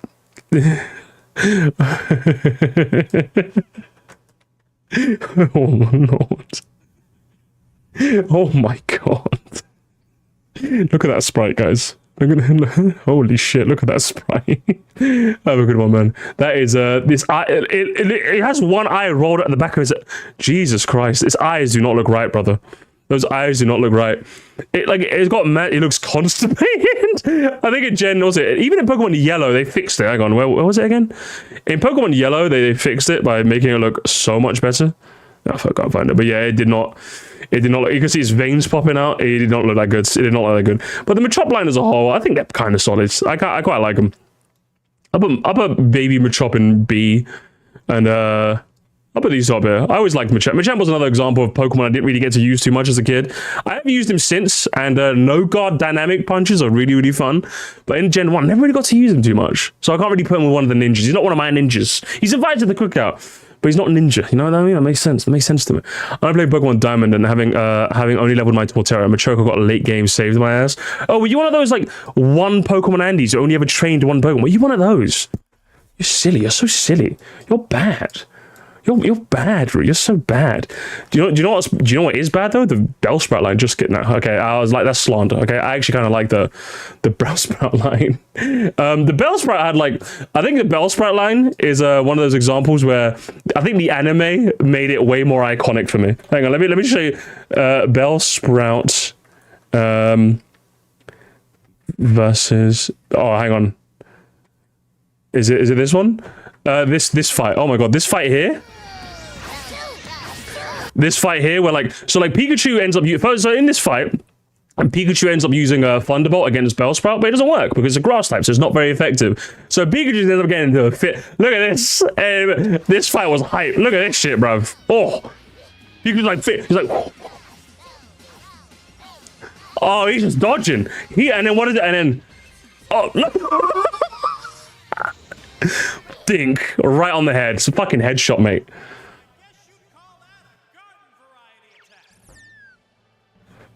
Absolutely destruction. He's out of the map. And then Ash has to come and rescue. Oh man, Bellsprout ended it, bruv. That Bellsprout was iconic. I think for that one scene, I have to put him up to B. I don't really have too much to say about Bellsprout otherwise, but I think he owes it for that one scene. Weeping Bell? I'm gonna be honest. Can I leave you there, please? And then it got suffocated. Yeah, oh yeah. And then it got suffocated afterwards. And as for Victory Bell, I've got one thing to tell you about Victory Bell gamers. There's one iconic thing about Victory Bell. Oh, if you guys don't know. So James had a victory bell in the anime. And it didn't have a, you know, when most Pokemon say their name as a cry, Victory Bells would never say his name. He would just do this.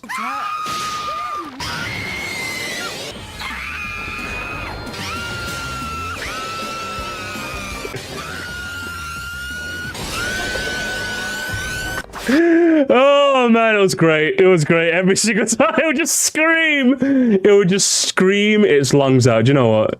You can chill up here as well, just for being a screaming fella. And then he always ate James out. He did. He was always just chomping. He was always chomping at the bits for James. Not me, eat them. Something like that. Oh man, iconic. Very, very iconic. Then we get to Tentacool and Tentacruel. The Zubat of the Seas.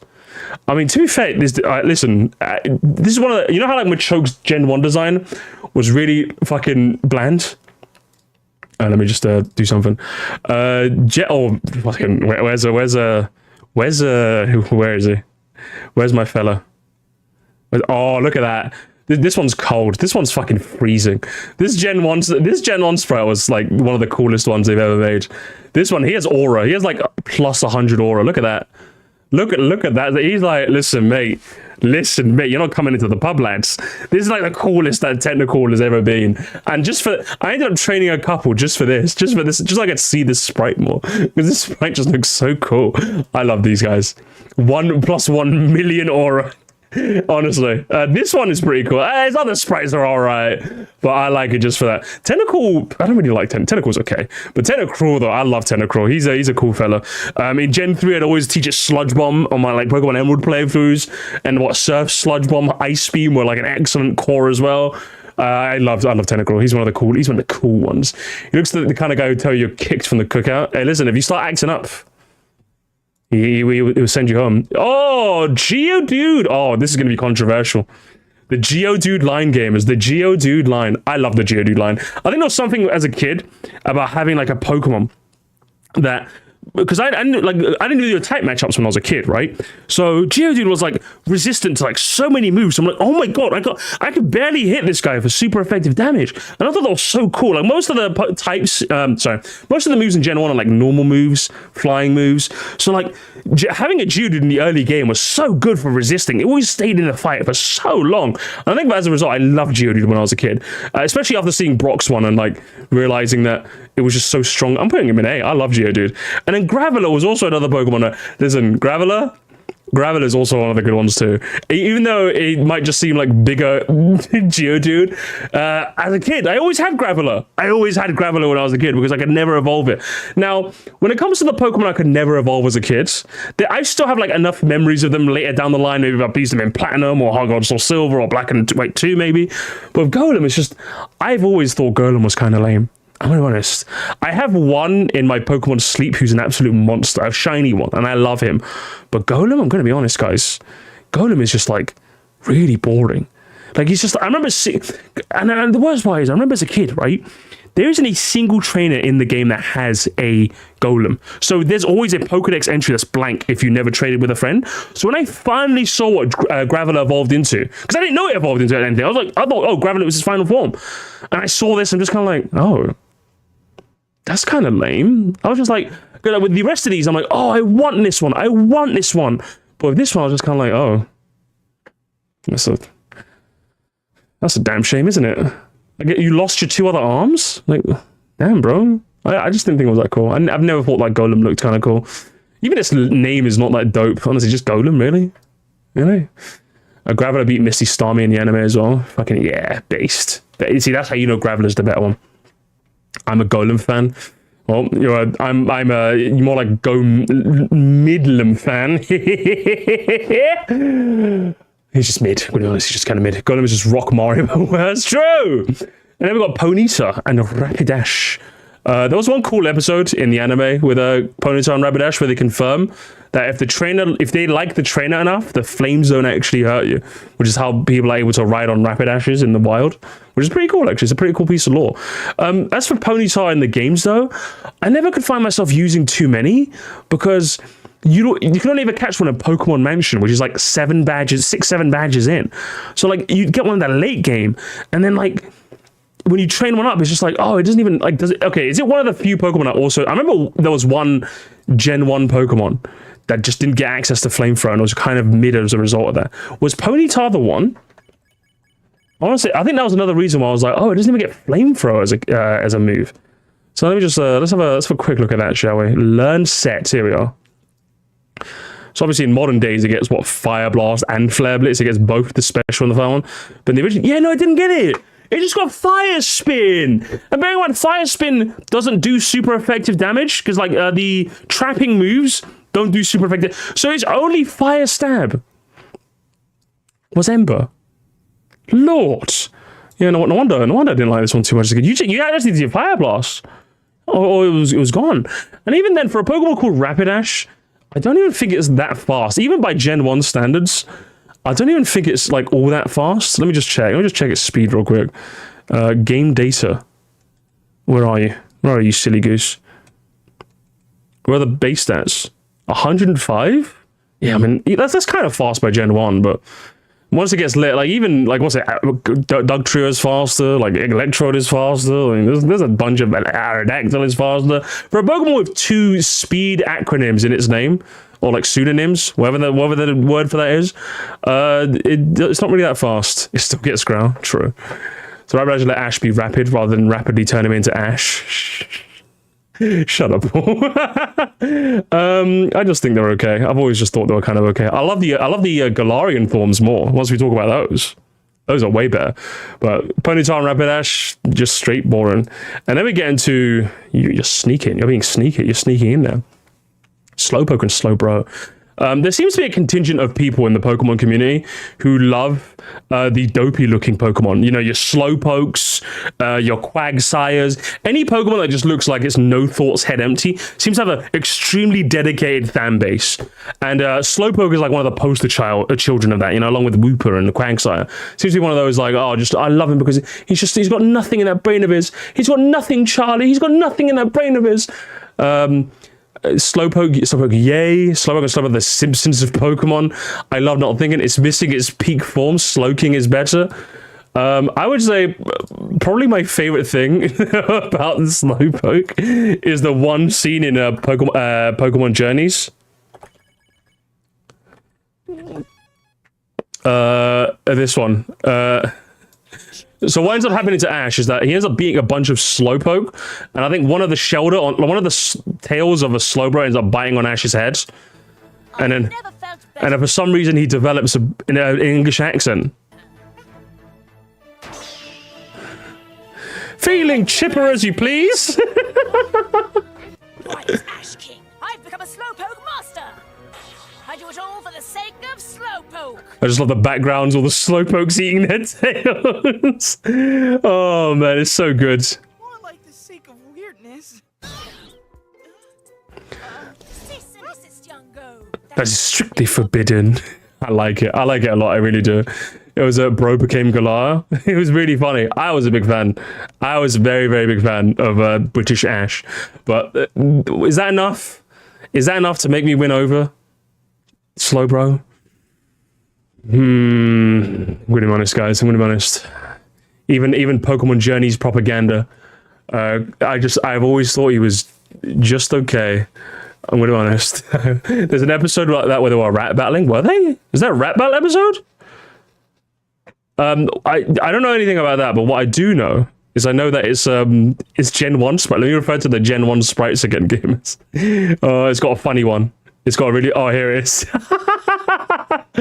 Oh, man. Here we go. Look at this. I don't know why. Gen 1 sprites are so full of weirdness.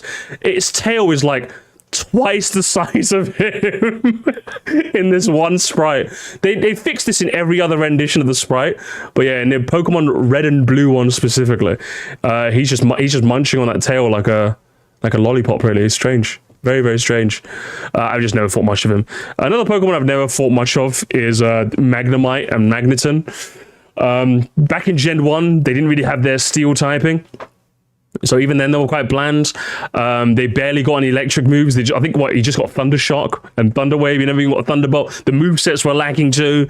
Even its Evo is just kind of like three of a thing. It does that trend of doing 3 of a thing that Gen 1 really loved to do. But this 3 of a thing is not enough to win me over. I like the fact that because of its red and blue color scheme in the Pokemon Mystery Dungeon games, I think Magnemite serves as like the police force along with Magnezone as the chief of police.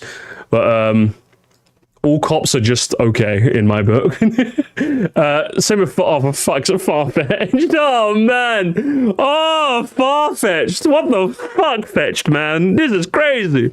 This is crazy, brother. Oh my lord. What's worse is that he doesn't even levitate or sturdy. Oh yeah, it doesn't even have levitating either. It's levitating. Fucking Farfetch'd, man. Oh, Farfetch'd. Do you know what the worst part about Farfetch'd is, right? Fucking Farfetch'd just a poor, unfortunate soul of a Pokemon. Because if you guys didn't know, right, they're probably thinking Farfetch'd, right? Like, surely this is like a really common Pokemon in its original game, right? Let's look at this, guys. Look at this. In the original Red and Blue, you can only get one. There is only one Farfetch'd in the entire game. You can catch more in Yellow, but they're extremely rare encounters. You're gonna get one, gamers. So even if you wanted, let's say you're a Farfetch'd Andy, and you're like, yes, I can't wait to get my Farfetch'd. Not only do you only get one, but hang on, if we go to, I'm sure we can find it somewhere in this page, right? They'll give you the information for. Oh, here it is. Fucking. Where is it? Here it is. In-game trade. One of the houses. What is again? I'll show you Farfetch'd. The Farfetch'd will be nicknamed Chiding in Generation 3 or Ducks in Generation 1. So you have to deal with your one Farfetch'd having the nickname Ducks or the nickname Chiding. What the fuck is Chiding? What? I don't know what to tell you guys. What the fuck is a Chiding, bro? Does anyone get is this a reference to something? What the fuck is a Chiding, bro? I just don't know. Is it supposed to be like some onomatopoeia? I couldn't tell you, honestly. And then, so if it wasn't for the... listen, I'm not standing my man Chiding, I'm gonna be honest. I'm not a Chiding man. I'm anti-Chiding. Me when I see money. That's more cha-ching. That would have been funny. But it's not funny. It's just... It's a reference to the end at Farfetch'd. So it should... Nah, it doesn't work. You know, so now I know the reference now. It's still lame.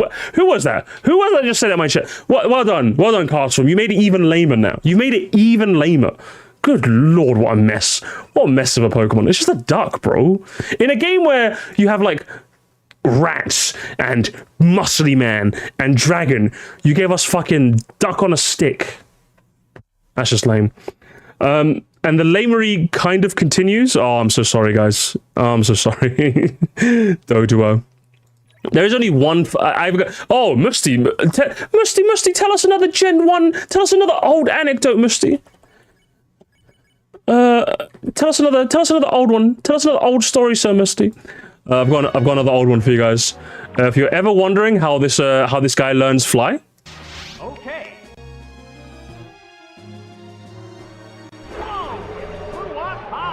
that's how it flies. By the way, if you're curious, that missed too. it just kicks his feet up in the air. Battle continues. There's the attack. So if you were ever curious, that's how it flies. So that's why that can learn fly, but Charizard could not learn it in Gen 1. So that nice bit of trivia for you. You're kind of bland, boys. I'm not gonna lie to you. You're just really bland. Oh man. Oh Gen, I loved you guys. I love Gen 1. I swear. Oh my god. I'm sorry, little ones. Actually, I'm not sorry. Fucking lame. Oh man. Yeah, Dugong. There's okay. Musty, tell me another story. Musty, tell me another story. I can tell you. Oh, come along, chat. Come along, chat. I'll tell you another funny story. Dugong is a funny Pokemon because in Gen 1, there are 3 types of AI. Wild Pokemon AI, basic trainer AI, and good trainer AI. Good trainer AI, obviously, like they try to inflict some status issues. They try and buff up their own stats. They take into account type matchups. In Pokemon Yellow, there is a 4th type of AI, and that's Lorelai's Dugong AI. Now that's because in Red and Blue, now obviously the AI is as simple as, hey, if you can use a super effective move, use it. So if you brought a fighting type to fight Dugong, to fight Lorelai's Dugong, the very first battle and the very first trainer of the Elite Four, it would just keep using Rest because Rest is a psychic type move, and the battle would go on infinitely unless you could do more damage than the Rest heals. So it would cause an infinite battle. So there's a specific type of AI in Pokemon Yellow where they will account for Lorelai's Dugong so that if Psychic would be super effective, it only has like a 25% chance to actually use Rest if it's specifically Lorelai's Dugong. So that is quite funny. Not enough to move you any higher than that. Dugong's anime cry is hilarious. I've not actually... Hang on. Is Rue gonna buff up Dugong maybe? Let's find out. Let's find out live.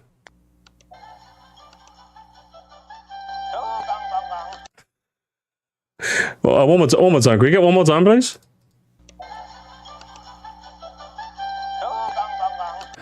Do gong gong gong, yeah? I feel like if I was to do an accurate impression, people might call me racist, so I'm gonna avoid doing that. I'm gonna avoid doing that if that's okay with you guys. I'm gonna avoid that entirely. Dong dong dong indeed. Sounds racist. It's a Pokemon. Pokemon can't be racist. There can be a lot of things, but not racist. And Muck and Grimer. Oh my god. Muck and Musty, tell us another Musty! Musty, tell us another story, Musty, tell us another story! I got another story for you guys. I got another story for you. For some reason, in Celadon City, I guess this is back when Pokemon was woke in Gen 2. In order to reference, pollution and, like, cities being polluted, in Celadon City, it's specifically the Gen 2 variant, you can actually catch... The only place you can catch Grimer and Muck is by surfing in Celadon City. Funnily enough, because it's this pool here, right here. You can see. You can see this one right here. You can catch it in, but it's to reference the pollution.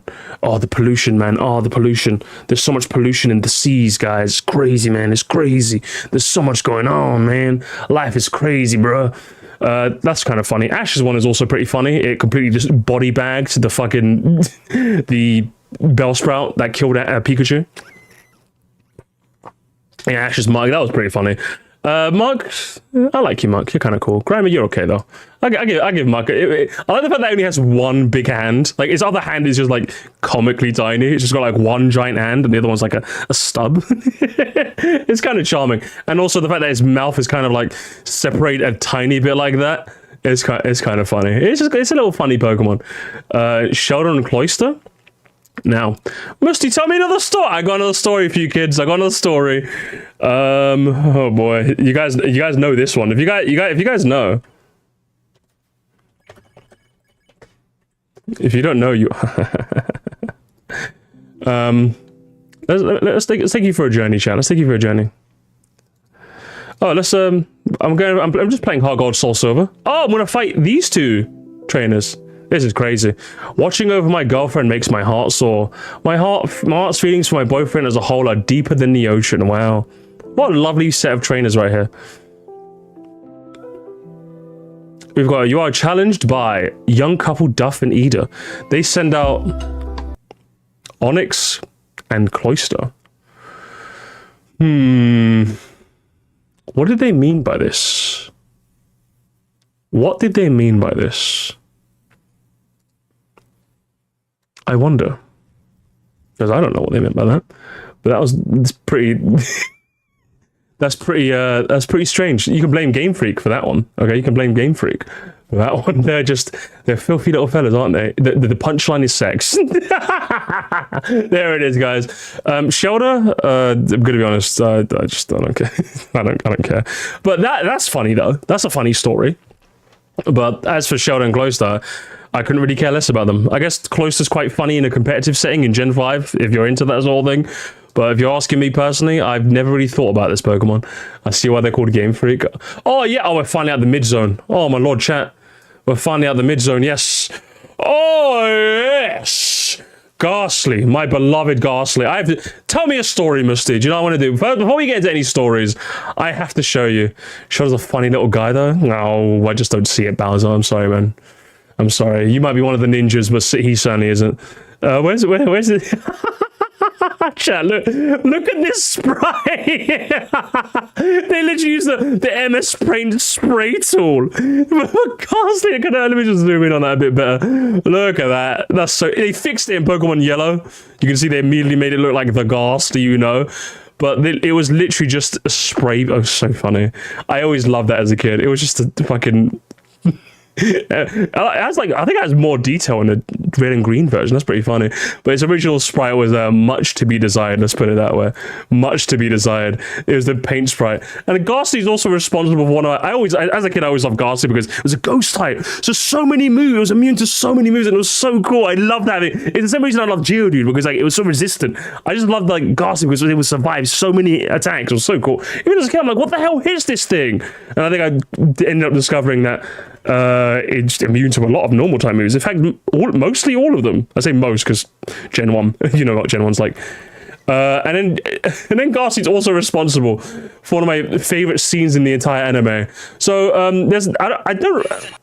it's this. So there's this Ghastly that ends up haunting Ash and the crew. And then look what it does.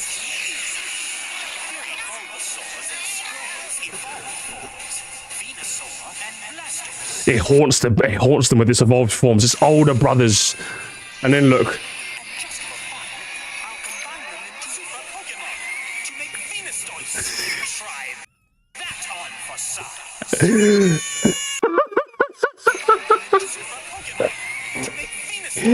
Venusaurs.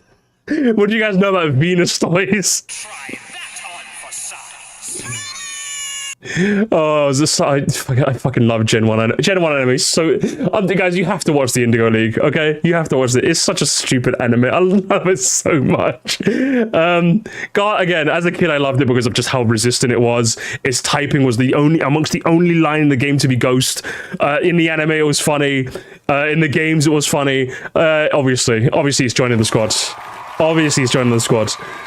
And then you got Haunter as well, which Haunter, if Ghastly's responsible for one of the funniest sprites, old Haunter, just look at this. Look at these two. This looked menacing. This is probably my favorite Haunter sprite amongst all of the sprites. If I just get up Haunter real quick. You can see like all the old sprites. I think this Haunter, I don't know, he looks kind of like he's gonna haunt you, I don't know. But this Haunter, oh lord, he's gonna infect your dreams, bro. He's gonna fuck you up. This Haunter, you're dead, bro. If you see this Haunter in your dreams, just run, broski. This Haunter is also quite menacing as well. This Haunter, he's got it going on too. But then later on, he starts to lose a bit of his haunt. If you ask me, he's still got a bit of haunt, but he's not as haunting. I would say he's not as haunting. He still looks quite menacing, but. Yeah, in the games, fuck. When I saw a trainer send out one of these bad boys, I'm like, what the hell?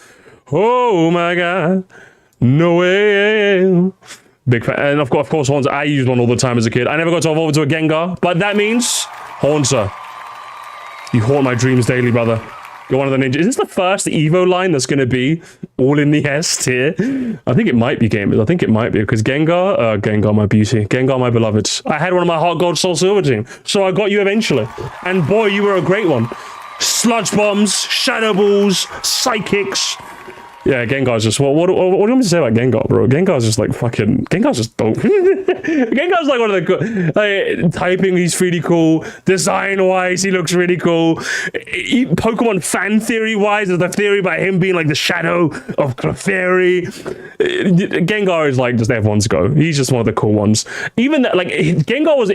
I loved Haunter. When I saw he evolved into Gengar, I was like, I really want Gengar so bad. But I loved Haunter nonetheless anyway. This is the first line where I think all three of them deserve the S tier. Onyx though, man, Onyx. Poor Onyx. I think Onyx doesn't get enough credit. I think Onyx is actually a fantastic boss Pokemon.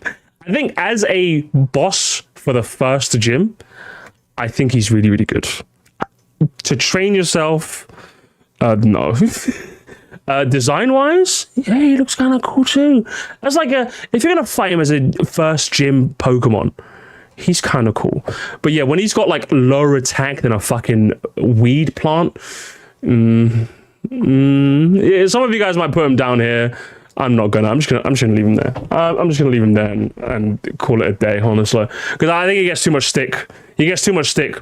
He's a rock hard boss. You can say that, but I'm gonna leave him in C. I don't particularly like him, I would say, but I think he gets too much hate. I think, why is he still getting hate? I remember hiking Onyx was one of the strongest Pokemon ever because my dad said it. I was 5. Oh, your dad said it when you were 5. Dad's spreading misinformation will always be funny. It'll always be funny. And then you get Drowsy and Hypno.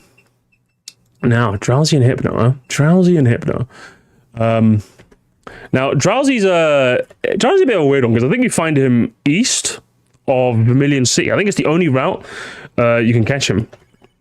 And I think he's quite cool. He's a psychic type Pokemon. But I'm gonna think a new tier. I have to make a new tier just for the Drowsy line gamers. And this tier is Discord mods, because gamers, I'll have you know that Drowsy is a Discord mods, and if you don't know what I mean, observe. All right, in Pokemon Mystery Dungeon, there is a scene where there is in fact a Drowsy that Azuro is like, oh hey, Mr. Drowsy, you're gonna help me find a thing? And he's like, I'm not here to help you find a thing. He's like, oh, it's a dead end. Excuse me, Mr. Drowsy, where's my lost item? Could you show me where you found it now? Sorry, kiddo, your lost item's not here, that's for sure. Huh? My big brother, we're in following us, right? He's coming soon, right? No, your big brother's not coming. I let you in a secret sort of trick. I deceived you. That's the iconic line. So, I don't know, kidnapping children? Definitely a Discord mod tier. Definitely a Discord mod tier for sure. What about Hypno, though? Is Hypno also going to join him? Yes, he is. He's also going to join him in the Discord mod tier, gamers. Because if you'd like to pay attention to Exhibit B, gamers, Exhibit B, there is, in fact, this guy's playing on a phone? Holy shit. This is funny to see. But you go into this house in Pokemon Fire Red, and this guy's like, where's my daughter? My daughter Lostel is just lost. So you end up exploring, and then you find her in the woods. You find her just walking in the woods. And it's like, what's going on? What's going on? A scary Pokemon appeared just a while ago. It kept scaring me. It made Lostel scare. I'm too scared to move. I want to go home. Here it comes again. Go away. It's scaring me. I want my dad. And then what Pokemon is it, gamers? Oh, did he actually rewind the emulator? Oh, he skipped the battle. Oh, because it's a how to find Lostel video. So it's a tutorial. Thanks for the tutorial, buddy. But yeah, it was in fact a Hypno. So both of you guys can sit in the Discord mod tier and think about what you've done. Think about what you've done. So there we have it. As for Krabby and Kingler, though, this Pokemon started the trend of just having crabs for some reason. There's a lot of crabs in the Pokemon lore. There's definitely a lot of crabs. And this is one of them. Krabby is just like... To be honest, Krabby's just kind of like okay. Krabby's kind of okay, but Kingler though, I kind of fuck with Kingler. I kind of fuck with Kingler because Kingler had like the coolest scene in the anime, where Ash's Kingler just ended up like going like crazy. Ash brought one to like the Indigo League, and ended up taking out an Executor in one hit. That was crazy. Also, I love this watermark, by the way. It's nice to know that I Am Pokemon Ranger owns the copyrights of the Indigo League. But then immediately after killing one Pokemon, he just evolves. He was just straight up. After one battle, he's evolved, baby. He's here. And I think he ends up like solo queuing this entire battle. This is Kingler's time to shine. So Kingler had a... He had a moment. I like Kingler for that. I like him. He was a goat. His one claw being bigger than the other, I always thought was weird as a kid. And even in the Gen 1 sprites, look, you see the mistake? They made a mistake, gamers. They made a mistake. In his red and blue sprite, both of his claws are the same height. but they fixed it here and they fixed it here. They fixed it eventually, but they had both his claws the same size. That's bad. That's bad, Game Freak. That's bad. But I like him. He's cool. Voltorb and Electrode though. Voltorb and Electrode. I don't think I left many notes. I don't think I left many notes for this fella. I'm gonna be honest. I did say that I don't have stories about every Pokemon gamers. I might be an old man and I might have stories, but this is one I don't have stories about. This is one I wish I had more stories about, because the idea of Pokemon, like a Pokeball Pokemon, is just very, very weird to me, honestly. Like, what's the lore behind this? Like, I know, like, there's a Hisuian variant, so, like, this Pokemon has existed for time immemorial, but, like, did they exist in the wild, and trainers use their model as this, to base the Pokeball off of? Like, where did this happen? Like, what was going on? Why did they explode for no reason? I don't know what this lore is. I have no idea. I don't really think about Electrode. I guess there's the Electrode that power the power plant in Gen 2, the Rocket Hideout. I'm just reaching, guys. I'm just reaching, honestly. Let's go to Execute and Executor. Oh man, let's go back to the Gen 1 sprites, gamers. It probably has one of my favorite, like, Gen 1 sprite errors. I think it was near the top. Oh my god, look at this, gamers, look at this. This is funny. So, in Pokemon Red and Green, they got it right. Let's move you out the way. In Pokemon Yellow, they got it right. But in fucking Red and Blue, they were just like, let's have the middle egg just be giant. For like no fucking reason. And it was just, this is the sprite I grew up with, so this is the one I knew the most. So when I played Pokemon Yellow, I was really confused. Why is this egg tiny now? It was really, really tiny. So it's just kind of funny. It was just kind of funny to me. Do you know what's also fun? Have I got Gary Oak in my chat? You're 56 to play Pokemon. Grow up, grandpa. Oh, I got Gary Oak in my chat. Thanks, Gary. I appreciate that, homie. Appreciate that. As for Execute though, I remember that your rival had one, and he evolves into an Executor, and his Executor ends up being like really, really mid for like no reason. It also has this, again, if we're doing a exclusive move, an exclusive move contest. I don't know if you guys, tell me if you guys knew this, be honest with me. There's a move called Barrage that's exclusive to Execute and Executor. And I don't know what it is. You just throw balls at them. I have no idea what this move is, but for some reason they all learn it at level 1. And in Gen 8 they were just like, yeah, this move sucks. Let's just get rid of it. I don't. Who even had this, bro? Why did they even give this Pokemon this move? I have no idea. I guess it was like a beta version of maybe Bullet Seed or something. I don't know. I don't know what this is, brother. I don't know why you would have this move. But Executor as a whole. Execute as a whole, I'm okay. Okay, thank you. As for Executor, someone mentioned the Gen 1 sprite. Oh man, I love the Gen 1 sprites. They're so full of wacky tobacco chicanery. Look, guys, look at these sprites. Look at these sprites. These are nightmarish. In Yellow, they fixed it by giving them proper proportions. But good lord, what a mess. Especially this one, the red and green one. The Japanese had it worse. This is the English version, essentially, the international release. The Japanese original had it far worse. Look at that. At least this one's slightly better. It's a cursed sprite. This is your goat, is it? This is your goat? As for Kadabra as a whole, though... Oh, as Kadabra? I was thinking of Kadabra again, a better Pokemon. As for Executor as a whole, it's like a coconut tree, which is kind of cool, I guess. I don't really think about it too much, I'm gonna be honest. Like, the rival has one. Matty Rue in the Discord loves Executor for some reason. I can't really say I do, if I'm being entirely honest with you. It's okay, brother. You're just okay. You're just okay, brother. You're really just chill. You're just chilling. You're just chilling in the seat here. I don't think about you at all. But another Pokemon I do think about, though, I just like it when it gets a long neck. Not when it gets a short neck, though. Not a fan of it. What about Cubone, though? What do you think about Cubone? Did I leave any notes for Cubone? I think obviously the obvious thing to know about Cubone is that I wish, honestly, man, do you guys know about like what Cubone was supposed to be? What's it? Cubone. Like I think what's it? I think in the beta, I don't know if you guys remember, like they released, someone leaked a bunch of like beta sprites for like Gen 1. And I think what the original plan is that Cubone was going to be like was literally going to be like the baby of Kangaskhan's, the baby in Kangaskhan's pouch. This is going to be what like it turned out to be.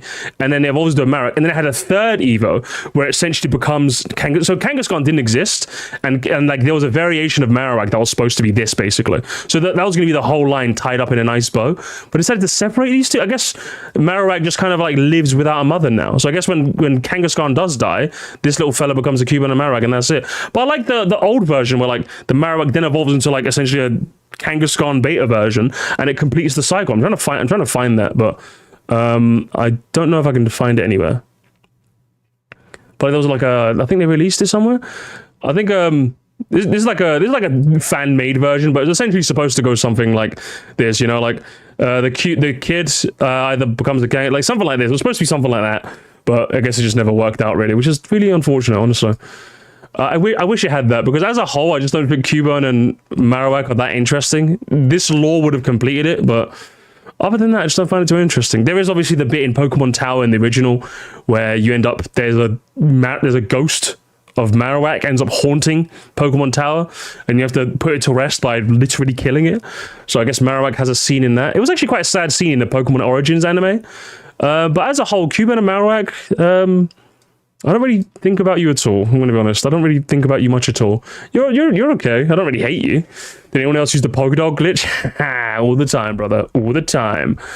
Motherfuckers be saying Cubone is cute, then read on Cubone lore. He's just not. I'm sorry, guys. I don't really think about Cubone much.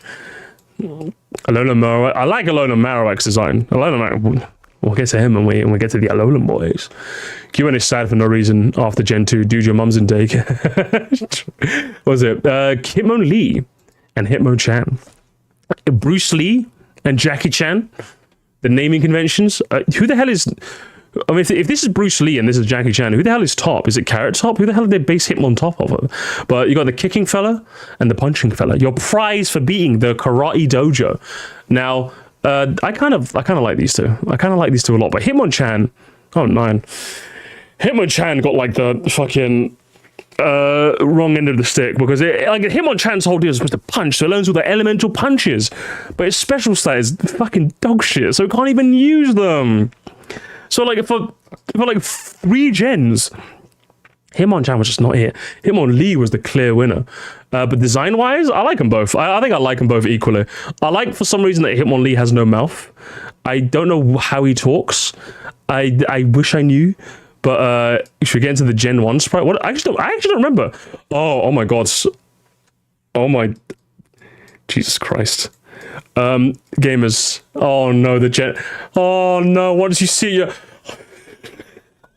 I forgot about... Oh, this is like boomer lore.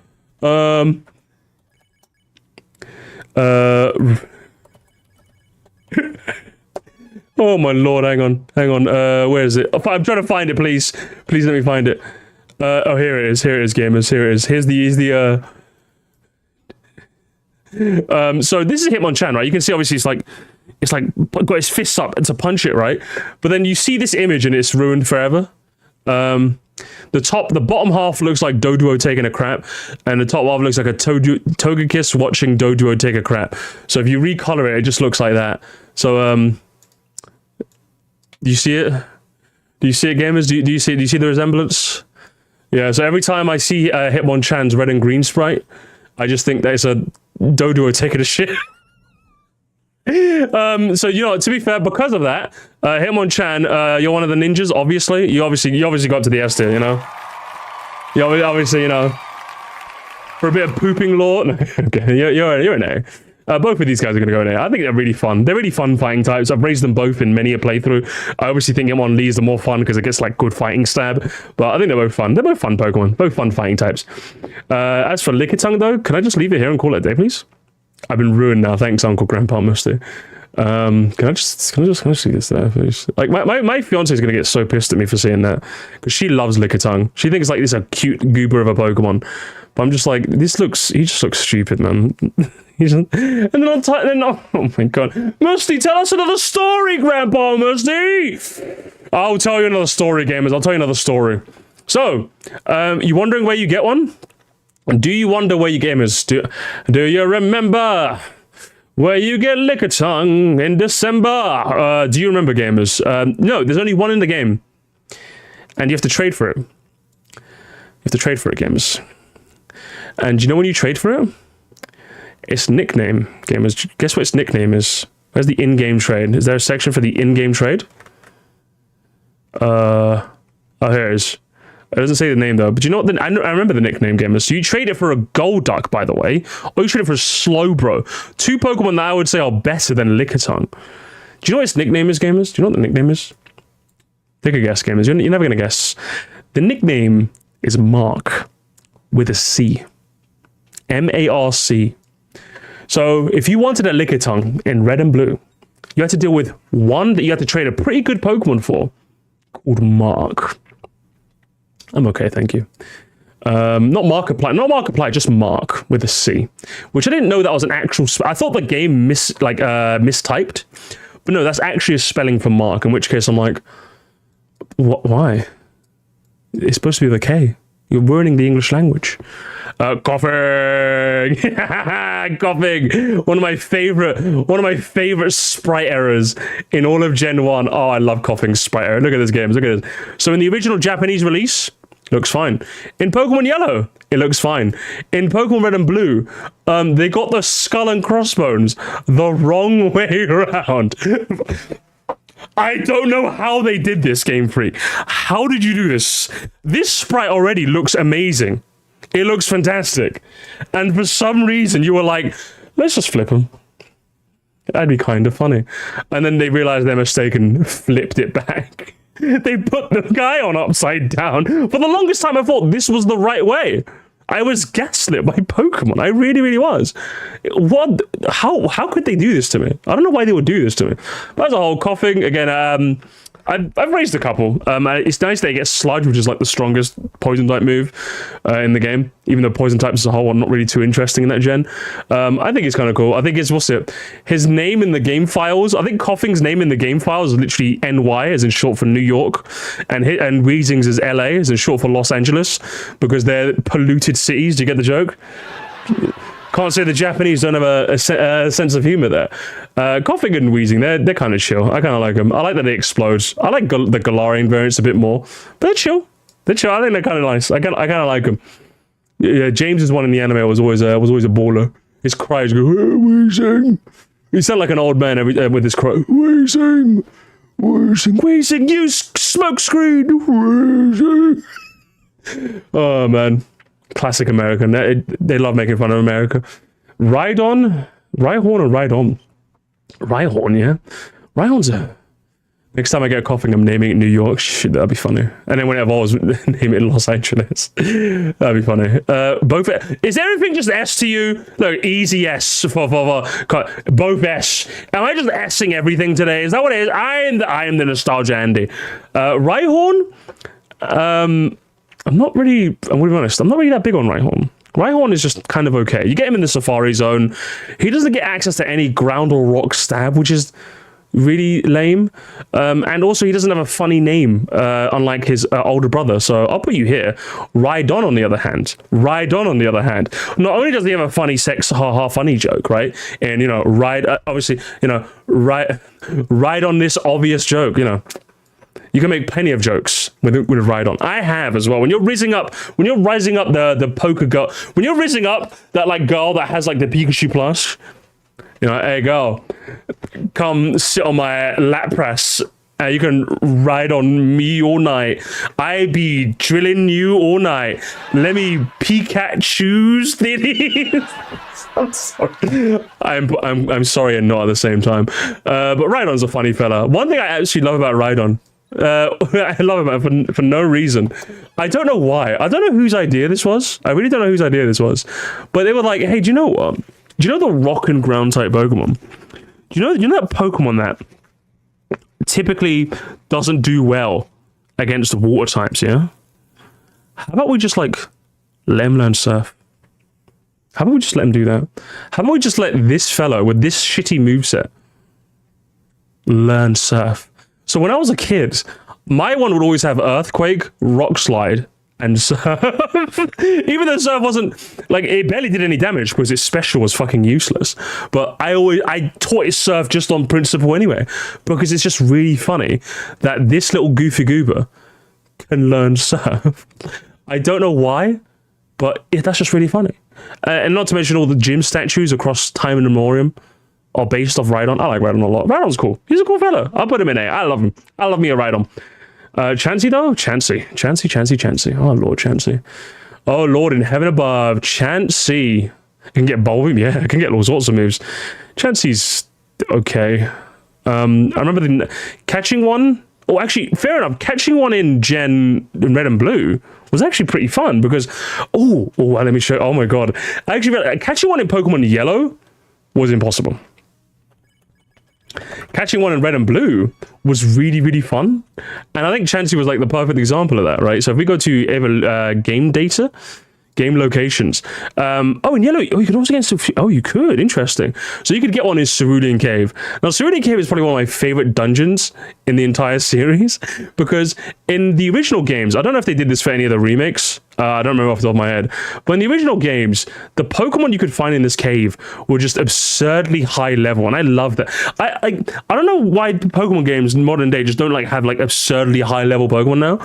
But like the wild Pokemon in this game were just like they got into crazy heights. They got into like the early 60s as well. By the time you're on the bottom floor, you got to like the 60s. Raichu, you can find level 60 Raichu. You find like level 64 Parasect and level 64 Chansey as well. So like farming XP down here was a lot of fun. In Yellow, they tempered it. It was only like they tempered the levels a lot in Pokemon Yellow, which is really lame.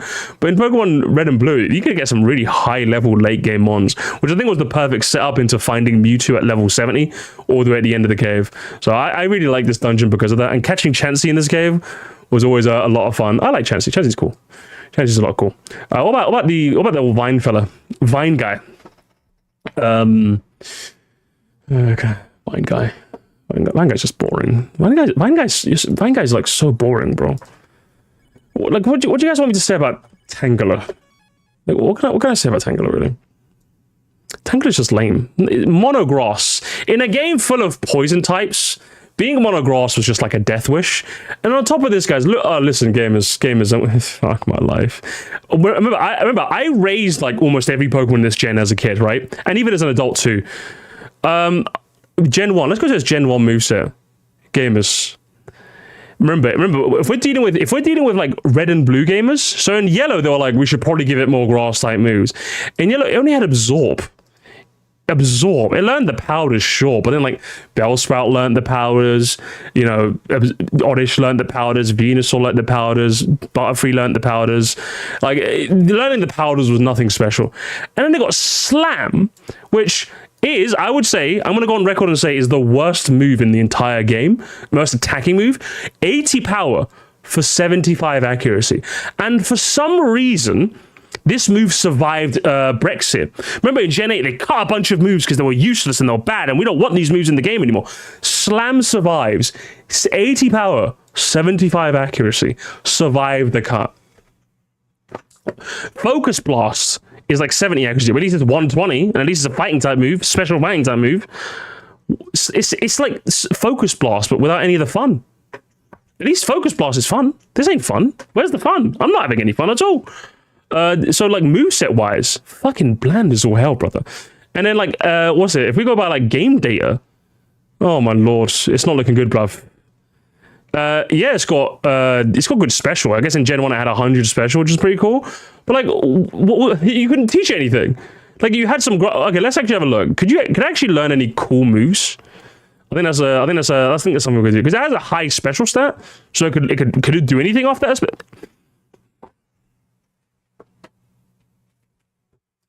What am I supposed to do here, guys? So off of a 100 special, that's a special stat that some Pokemon would cry for.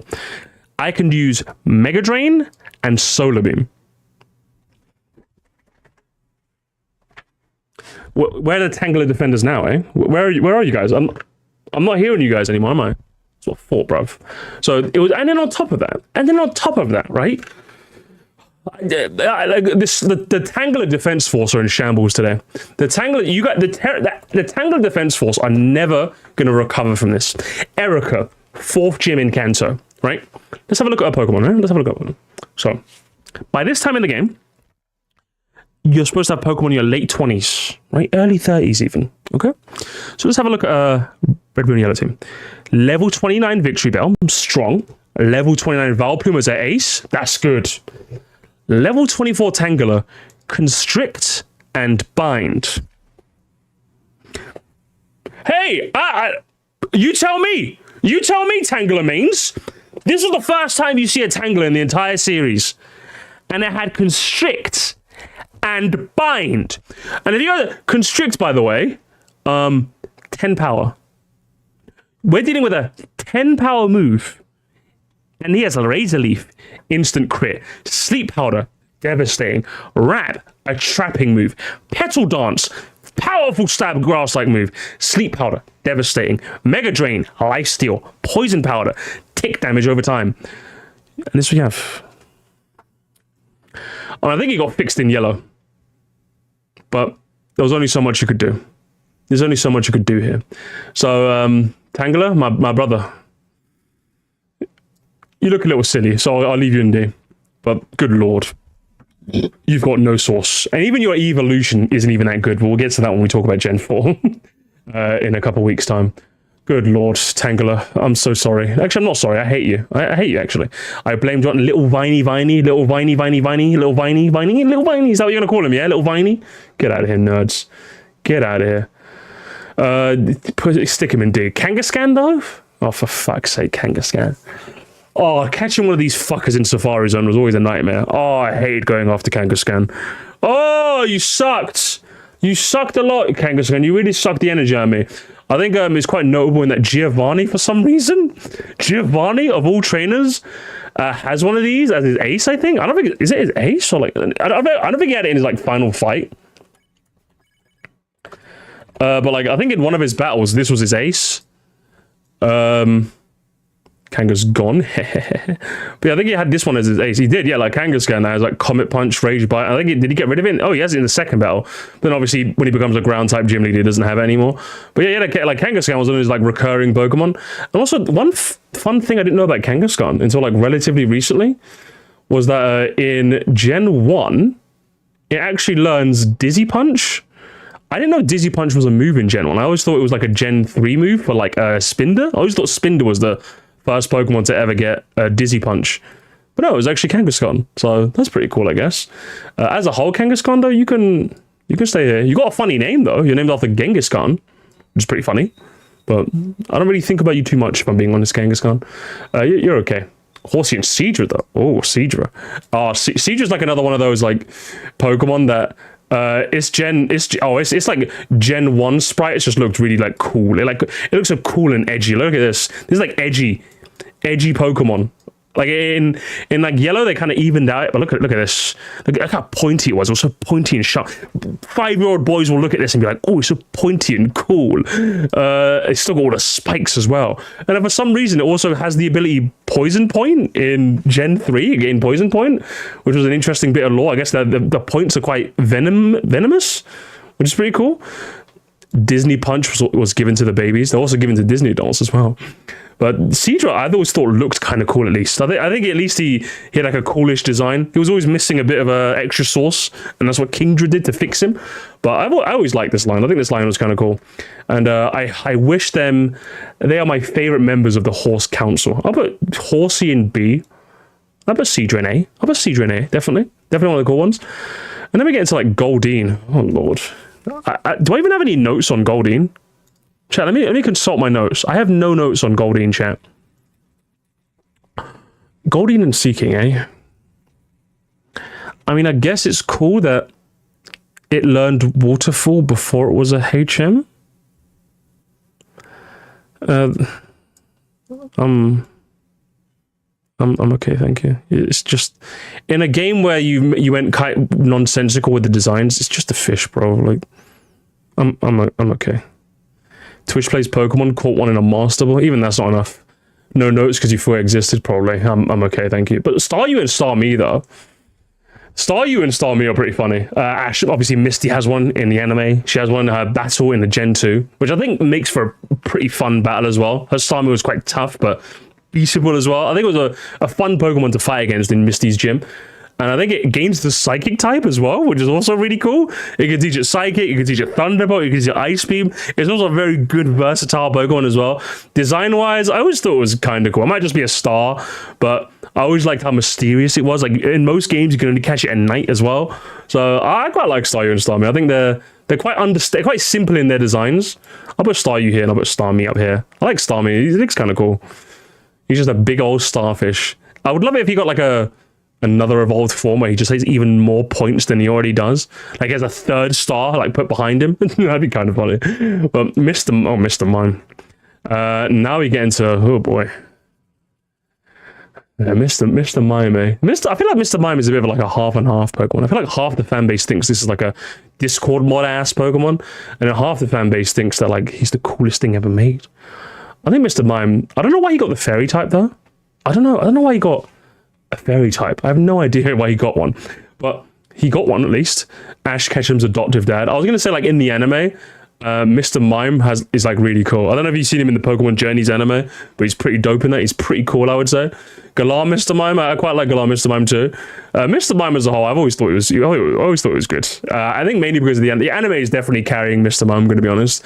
I think in Gen 1 he's another Pokemon you're going to get one of, and I think when you what's his nickname? Oh, his nickname is Marcel.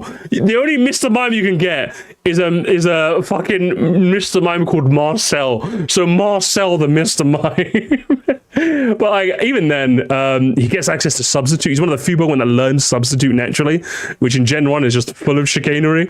And I always liked using that as well. So Marcel the Mr. Mime. You can hang out in A. I quite like Mr. Mime. He's a silly fellow. Scyther, can I just do this, gamers? Can I just like do this? Can I just do that? Can I just do that and call it a day, please? Am I allowed to? Am I allowed to? Am I allowed to? Scyther was just like, again, boys will literally look at a mantis with fucking claw hands and be like, yes, I love this thing. The amount of time, every single time chat I played Gen 1 or 2, I made sure I caught one of these. Even if I never used it, he just looks, praying mantis with just fucking claws. This design is just like, literally boys will look at this and be like, yeah, I like that. Because if we're talking moveset wise, he's really bland. And we're talking typing wise, he's definitely not doing himself any favors. But we're talking just like on a purely design front, I fucking love Scyther. Scyther's like one of the coolest designs ever made. And it was just the praying mantis with giant claw arms. Some people say Sizzle's better. We'll get to that when we talk about Gen 2, definitely. Jinx though, Jinx is like the opposite of Scyther. Like again, in every time I see a Scyther, I'm like, yes, I want Scyther. I want Scyther every time. But I look at Jinx and I'm just like, I'm okay. Also, you did blackface once as well, and we don't like racism in this house. But other than that, I think in Gen 1, you only get one Jinx, and her name is Lola. So it's Lola the Jinx. And while Lola's a cute name, it's not enough to do anything for me, if you're asking me. You can hold bench in the F tier, if I'm being honest. I'm okay, thank you. But now we're getting back into the cool zone. Electabuzz. I like Electabuzz. Just look at that design. Again, it's another, boys will literally look at this and be like, oh my god, I love this. It's a fucking like tiger looking Pokemon with like fucking thunderbolts all over it. And it's got like antennas. And it's like, yeah. You're like, oh my god, this looks so like hell. This is another one of those boys will look at and be like, hell yeah. It's one of the few Pokemon that naturally learn Thunder Punch as well, which is a worse Thunderbolt, but at least it learns something, honestly. So I quite like Electabuzz. I'm a big fan of his design. Anime Cry? Should we look up his Anime Cry? I actually don't remember what his Anime Cry was. Electabuzz. Anime Cry. Where's the Anime Cry? Funny Electabuzz cry in the anime. Let's turn it up.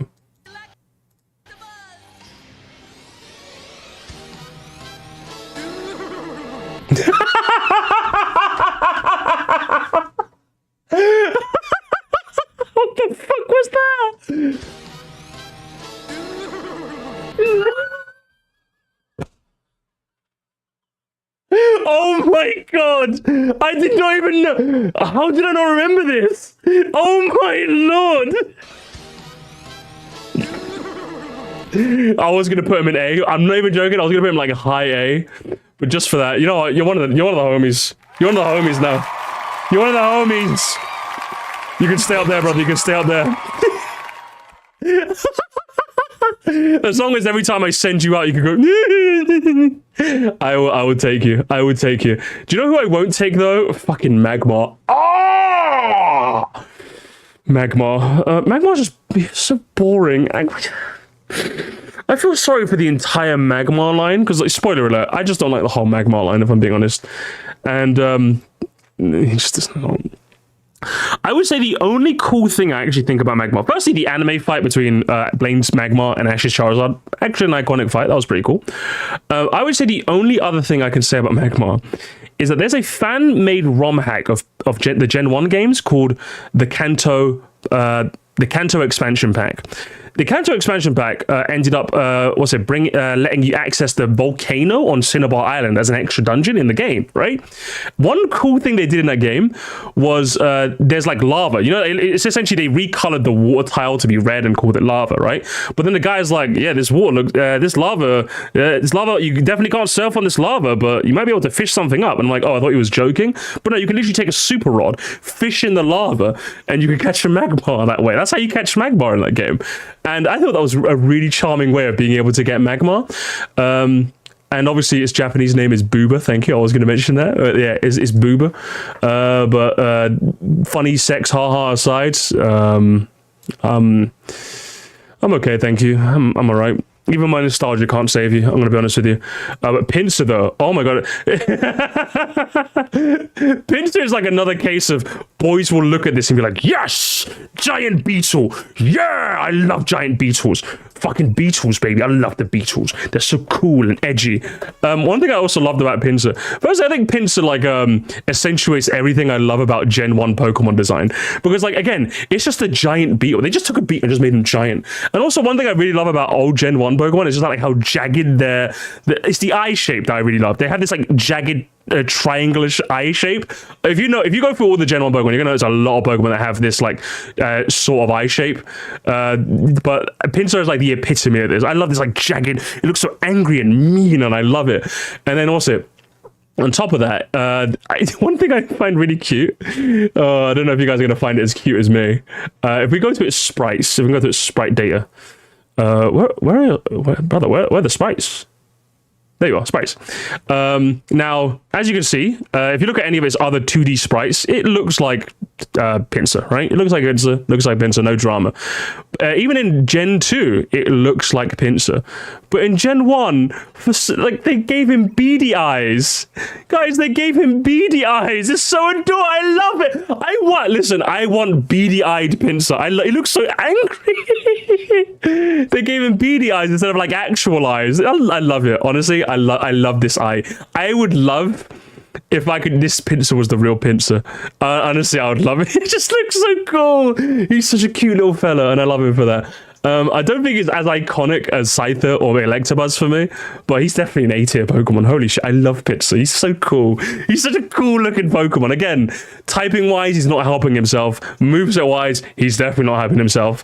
It feels like he could have been a bug fighting type along with Heracross, but he's just... if it was beady... I put beady-eyed Pinsir up here, but regular-eyed Pinsir, you can hold A. You can definitely hold A, honestly. Tauros, oh my god, the self-proclaimed king of Gen 1. There's like two funny things. Tauros is like a really funny Pokemon because there were like two things about Tauros I didn't know as a kid, but as an adult I noticed and I'm like, what the hell? One is well, he's the Ohio type. One is that there is actually a banned episode of the Pokemon anime where Ash goes to the Safari Zone. It's banned because well, I'm going to show you an image and then you can guess why it's banned. Let me just get an image for you. Let me get an image of this episode and then you're like, Musty, why was it banned? What the hell? What the hell? Censorship in my children. This is why it's banned. I think they probably didn't want a show where a kid gets a gun just pointed straight at him. They probably didn't want that. So I'm like, do you know what? Fair. That's kind of fair. So they banned it. But in that episode, so I was really, really confused because hang on, I got so many tabs open. Let me close you. So for his neutral special, he built a gun. Close. Yes, I got so many tabs. Yo, isn't it? Keep the revolver, bro. Yeah, you got to get rid of the revolver, bro. You can't be shooting me. Where did you get that gun? Hey, it's Pokemon. Everyone has guns in Pokemon. That's just how it works. And then the other thing I didn't know about it is that if you get what did I look up? Smogom. Gen 1. Now, the other thing I also didn't know about Tauros until I was a lot older is that this Pokemon is, in fact, one of the staples of the Generation 1 competitive metagame. Tauros, you're thinking, what the like, again, it's one of the most iconic Pokemon in RBY overuse, and its presence has been shaping the tier for as long as it's existed. It's been the Gen 1 staple for everything, basically. It's been top tier. Like, it's to the point where if you decide to play Gen 1 competitive and don't bring a Tauros, people will think you're throwing. People will think you're probably recording for a YouTube video. People will think you're doing something. People will think you're doing something kind of funny. And yeah, I never knew. I'm like, Tauros, really? This little fella? This guy? It was to the point where I think, if I'm not mistaken, hang on, there's another detour I can quickly go on. Bulbapedia. Professor Oak. I think it's like a relatively commonly known piece of trivia, right? In the original Gen 1 games, there was actually a battle you were supposed to have with Professor Oak. He was supposed to be the final boss, but instead your rival took that spot. I think in unused teams. Yeah, you see here is Professor Oak, who cannot normally be battled. I think he has a Tauros, doesn't he? Oh, he does. See, so even what would be the final boss in the game would have a Tauros. His moveset leaves a lot to be desired, obviously, but he also has an executive. He has like a beta version of like Blue's team, basically. So it's pretty cool, honestly. I quite like that, man. Another five. Gotta be honest, I never got the US has a problem with guns on a kid's show, or the US has shit gun laws. I think it's just like I think in general it's weird to just have a show where like a kid gets a gun pointed at him for like no reason. I think it's just a bit weird. So even though a bit of a weird, you could argue it's maybe a bit of a weird censorship. It's like I can kind of understand it. You don't want to just like if I point you don't want to stream where the streamer points a gun at you, do they? You know what? I'm gonna get this stream censored, gamers. It's censored. It's 18 plus now. Verify your channel in the description right now. Did he catch 100? He catch like 30 for no reason. But despite all of that has made me like kind of like Tauros a little bit more. So I'll put him up here. He's chill. Tauros is chill. What about Magikarp and Gyarados? We're nearing the end. Oh, we're getting to the final spot now. You know, I'll save the Megas for another time. This is just so we can speedrun this. But Magikarp and Gyarados. If you ask my friend Infamous, he will say this Pokemon is S tier. If you're asking me, I would also agree in that it's S tier. So, welcome in Gyarados and Magikarp. You're in the Champions Club. I just think Magikarp is like a really, really funny Pokemon. A guy just sells it to you for 500 for no reason, and you think, man, this Pokemon is useless, and it evolves into one of the strongest Pokemon that ever existed in Pokemon history for like no reason. And another thing I really love about Magikarp is that they actually, again, I love it when Pokemon does the lore in the games. In Pokemon Legends Arceus, the lore behind Magikarp is that it's based on this Chinese myth where like the carp will like swim upriver and like become a massive dragon or something, right? And they reference this in Pokemon Legends Arceus. At the bottom of a waterfall, there's a bunch of Magikarp, and if you fly up to the top of the waterfall, climb to the top, there's a bunch of Gyarados up there. I just think that's really cool. I love it when Pokemon like uses its lore in the games proper, and it does that here, and I really love that about it. And again, it's just such a strong Pokemon for like no reason. It should have been a dragon type. It definitely should have been a dragon type. And also, I would be remiss if I never mentioned the resort area Magikarp section. If you guys let me show you guys this. If you guys don't know about it, this is like one of the. I spent ages as a kid just fishing here. So there's an area in Gen 4 called the resort area. Now, there's only one Pokemon you can. Oh, there's not one Pokemon, but if you fish in this small area, this small pond, it's off to the not this pond here, but there's a pond off to the right where you can, the left where you can fish, and as you can see, you can fish up to Magikarp from level 1 to 100. So I would spend here ages just fishing and fishing to try and see the highest. I think the highest level I ever got as a kid was level 92. That was the highest level Magikarp I managed to get. But if you fish, there's like a 1% chance that you'll get within the 1 to 100 range. And I think I did that once by getting a level 92 Magikarp. And I just thought that's really funny. I love the fact that they included like a little pond that just has 1 to 100 Magikarps in there. And I thought that was just really cool. It's one of my favorite things about this game. So yeah, as a result, Magikarp definitely gets into there. It's funny. It's a funny little goober. I'll do the Megas later. Lapras. Lapras, you only get one in the game in Gen 4. And some guy in Silphco gives it to you as a prize for, relieving the Silphco. When you beat Team Rocket at Silphco, you end up getting a Lapras as a prize. You end up getting probably one of the coolest Pokemon ever to exist. Hang on a sec. Imagine you crack that 1% chance of level 1.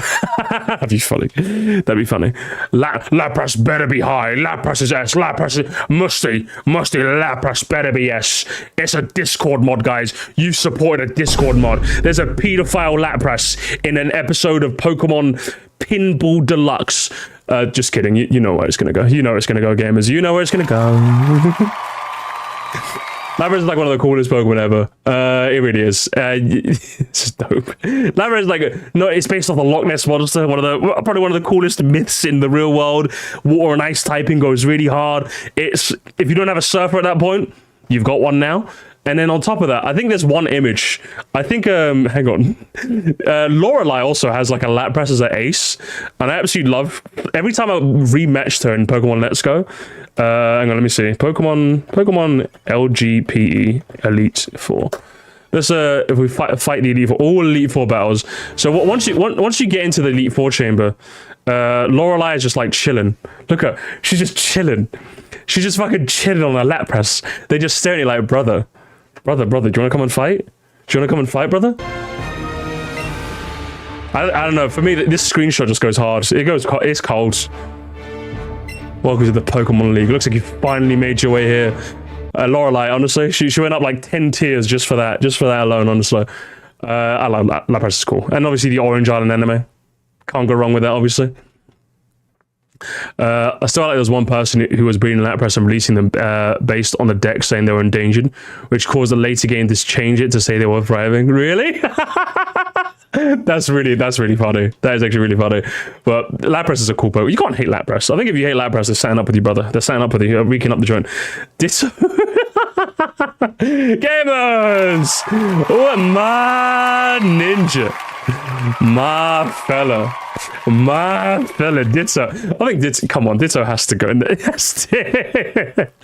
Oh, Ditto's he just copies other Pokemon. That's such a funny gimmick. Come on. Not only has he made breeding so easy in the games, he's made it irreparably easy. But his gimmick is just really fun. He just copies your Pokemon. He just copies your Mon. And that's just, and then it's Gen, if we go to Gen 1 sprites as well, I think it's Gen, look at this. Look at this. Look at the smugness. Look at the smugness on his face. He's like, yeah, I'm a hey, bro. And obviously the theory as well, I was just about to mention that, Carlamika, the theory that Dittos are just failed clones of Mew is the theory that goes around, mainly because just like Mew, it can also learn Transform. It has all its base stats the same, just like Mew. It's pink, just like Mew. And it's also got a funny little smile, just like Mew. So I'm a big fan. I'm a big fan of Ditto. Oh, my phone's gone off. And I'm a big fan. I'm a very, very big fan of him. Eevee? Oh my god. Gamers! Man, it seems like everyone's just going into the S tier now. What the hell is happening? What is happening now? Eevee. It's wow, Eevee. I'm going to be honest. I think Eevee belongs in the S tier just for one reason and one reason alone, right? I think for one reason. I was one of those people who bought Pokemon Let's Go Pikachu and Let's Go Eevee. I bought Let's Go Eevee specifically. And I'm like, and then I realized, wait, this is just Gen 1 but babified. I hate this game now. But then the more I played it, I just fell in love with that stupid little Eevee. And I put him in like a little, and then you could dress him up in a little Team Rocket outfit. And I was like, you little cute patootie, you. I love Eevee. I love Eevee now. That Eevee and Let's Go Eevee single-handedly raised my Eevee stocks like 10 million billion. It really did. But not all Eeveelutions are created equal, gamers. All three of these, I'm going to warn you right now, chat. I'm going to warn you right now. All three of these Eevees go into 3 separate slots. Jolteon, let's start with Jolteon. Hello? Based department? Hello? Thank you very much. Wait, where did you go? Oh, sorry, my bad. Hello, base department? There you go. Hello? Base department? Jolteon, again, spikes. It's just got spikes on top of... Look at the spikes, gamers. Again, as a kid, if anything was just spiky, it just looks really cool to me. Look at all these sprites, guys. Look at all these spiky ass sprites. He's just so cool and edgy. Musty as a kid will see this and be like, hell yeah. Look how he's just spiky little doggo. Look at him. In all of his Gen 1 sprites, regardless of which game you played, you were in for a spiky little doggo. And I was a big fan. I was a big fan of Jolteon. I used him in my, Black White 2 playthrough as well, because you get Eevee. You can get Eevee in the Castelia Gardens in Black 2 White 2, and end up catching one and evolving into a Jolteon, because Jolteon was my favorite. In Double Battle, I remember taking him on in the Double Battles on the Pokemon World Tournament. He'd always set up a light screen and just go for straight out thunders after I set up a rain dance. It was great. I loved him a lot. Vaporeon, guys, did you know when it comes to Sir Musty's opinion on a Vaporeon, I think he's just kind of good. I like him. I like the fact that even though his defenses are quite bad, he can always make up for it by using acid armor, which is one of his weird moves that not a lot of Pokemon get access to, but Vaporeon does. You got ice water coverage. I'm a big fan. I'm a big fan of Vaporeon. Do you know what I'm not a fan of though? Oh, gamers. You know how I've been talking about Gen 1 sprites a lot? And rightfully so. Gen 1 is my go. Good lord, you guys aren't ready for this. You guys aren't ready for this. So, as you guys can see, right? I'm gonna get a real close zoom in, right? Now, if you look at this sprite, this looks like, look at the back sprite, gamers. Look at that hideous. Can you tell that was Vaporeon based on that back sprite? Based on this back sprite, you could tell it's Vaporeon. What are you even looking at here? This is one of the worst. I know the back sprites in Gen 1 were all like pretty shit, but this is easily the worst. The crown example of horrible back sprites, because this one was just terrible. So if anything, it gains a few points for that because of how iconically terrible the back sprite is. It looks like a Golduck stepped on a Lego. Yeah, honestly. And even the front sprite in red and green, what is that, bro? Like, this sprite ain't so bad. This one is kind of as well. The only one that's even good is the red and blue front sprite. That's the only good one. And then they fixed it one gen later, and they fixed it. And then it's the Vaporeon we know and love. I would say probably the Black 2 White 2 is probably my favorite one. Or the Gen 5 one, should I say. Well, they fixed it eventually. But yeah, it wasn't the best showing in Gen 1. And then Flareon. Oh no, Flareon. I feel kind of bad for Flareon. I really do. It's not his fault. He's a physical fire type that's slow and has high special defense instead of... you were just doomed. Brother, you were just doomed. I feel like being mean. Put an F for the slander, do I? I'll leave you there. He's a little cutie, sure, but like, look, Vaporeon's a cutie, has good stats. He's a cool guy, has good stats. Flareon looks nice, but good lord, it's just guys, just help. Guys, just help. You have to help. You have to free my bro, guys. You have to free my bro. Let's look at... If you guys don't know, Flareon is just like, fuck my life, dude. So bearing in mind, he's a physical... Every evolution has 2 cracked stats. For him, one, it's special defense and attack.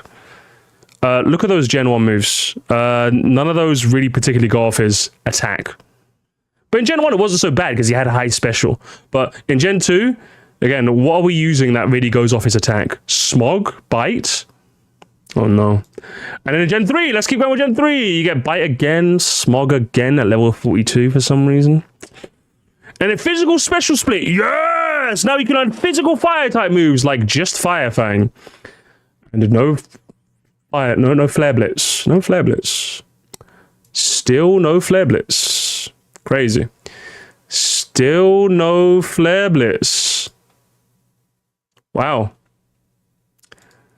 Are we gonna get Flare Blitz, guys? We're gonna get Flare Blitz. Oh, Gen 6 finally! Way! He goes Flare Blitz at level 45. Good lord! After getting, he has to deal with Fire Fang for 25 levels. Eh? Oh boy! Oh boy! Oh boy! Oh boy! Yeah, he wasn't given the best of times. He wasn't given the best of times. He was given the worst of times. Che. He was given the worst of times. This poor dog. He was not given anything. And he gets Last Resort. Brother, is that the best you can do? Is that the best? Last Resort? Even in Gen 8? Even in Gen 9? We're on Gen 9 now, and that's the best you can do. Last Resort. Bro, if you're using Flareon, you're down to your Last Resort. That's true. Fucking hell, mate. So, yeah, I'm not big on Flareon. He was never fun to use in a battle, and he's not fun to look at in particular compared to the rest of them. Porygon? Oh! Porygon. Oh, Porygon's a funny fellow. Poor Porygon. That one episode of Pokemon ruined him. I don't think he's been in an anime episode since. For those of you guys who don't know, there was an episode of the anime which featured Porygon, and in that episode there was a scene that featured a lot of flashing lights, which unfortunately caused a lot of Japanese children to have seizures, and as a result the episode was pulled and not aired in the US or anywhere else, and as a result Porygon's never featured in another episode ever again, even though it was Pikachu who did it. Cue the Simpsons clip. Is that what the Simpsons clip is referencing? Oh my god, I never actually put that together. Oh my god, so there's a Simpsons clip that, oh, I just put it together. Oh my god. That's what the,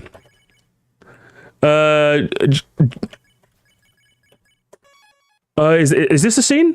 Oh, here it is. You're supposed to slide that. So there's an episode where they, like, turn on the TV.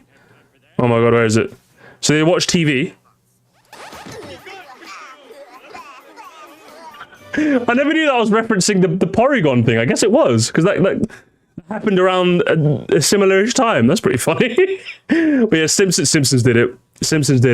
As for Porygon, though, God. Gen 4 saved this Pokemon. No one knows. Gen 4 saved this Pokemon. And it's not because of Porygon Z. It's because Gen 4 was the first time where the game just let you have a Porygon. In Gen 1, you had to collect a bunch of coins in the game corner. In Gen 2, I think you also had to do the same. In Gen 3, I think you also had to do the same. Gen 4 was where they were finally like, hey, can we just let someone have this Pokemon? I don't think anyone's used a Porygon. So can we just let them use a Porygon, please? So now that you finally are able to use a Porygon in Gen 4 in Pokemon Platinum, you gotta just, it's kind of a, what are you doing? You realize it's kind of a funny Pokemon in the sense that it gets access to a move called Conversion, which converts it into just another type of the type of moves you have. And then it has Conversion 2, which is a move that changes to a type that resists the type of move that was just used against you. So it has a couple of weird moves that can do some gimmicky chicanery, which is quite fun to use. And it also has a lot of access to special moves, like it can use like psychic moves, it can use like Thunderbolts, it can use Ice Beam, it can use a lot of fun moves.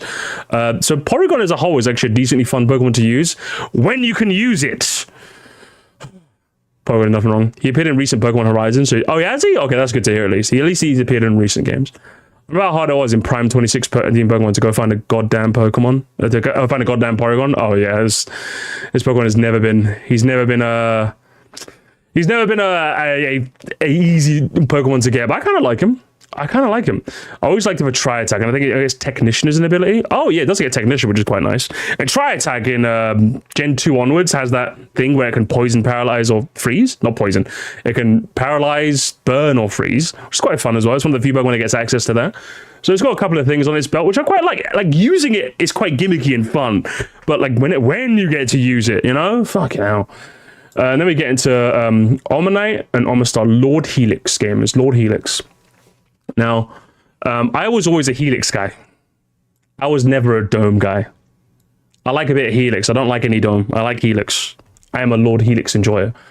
And I think the one reason... I don't really have much experience with Omanyte, because you get him so late in the game, I never trained a lot of Omanite and Omastars, but there's one reason why Omastar is like the best Pokemon in the entire game.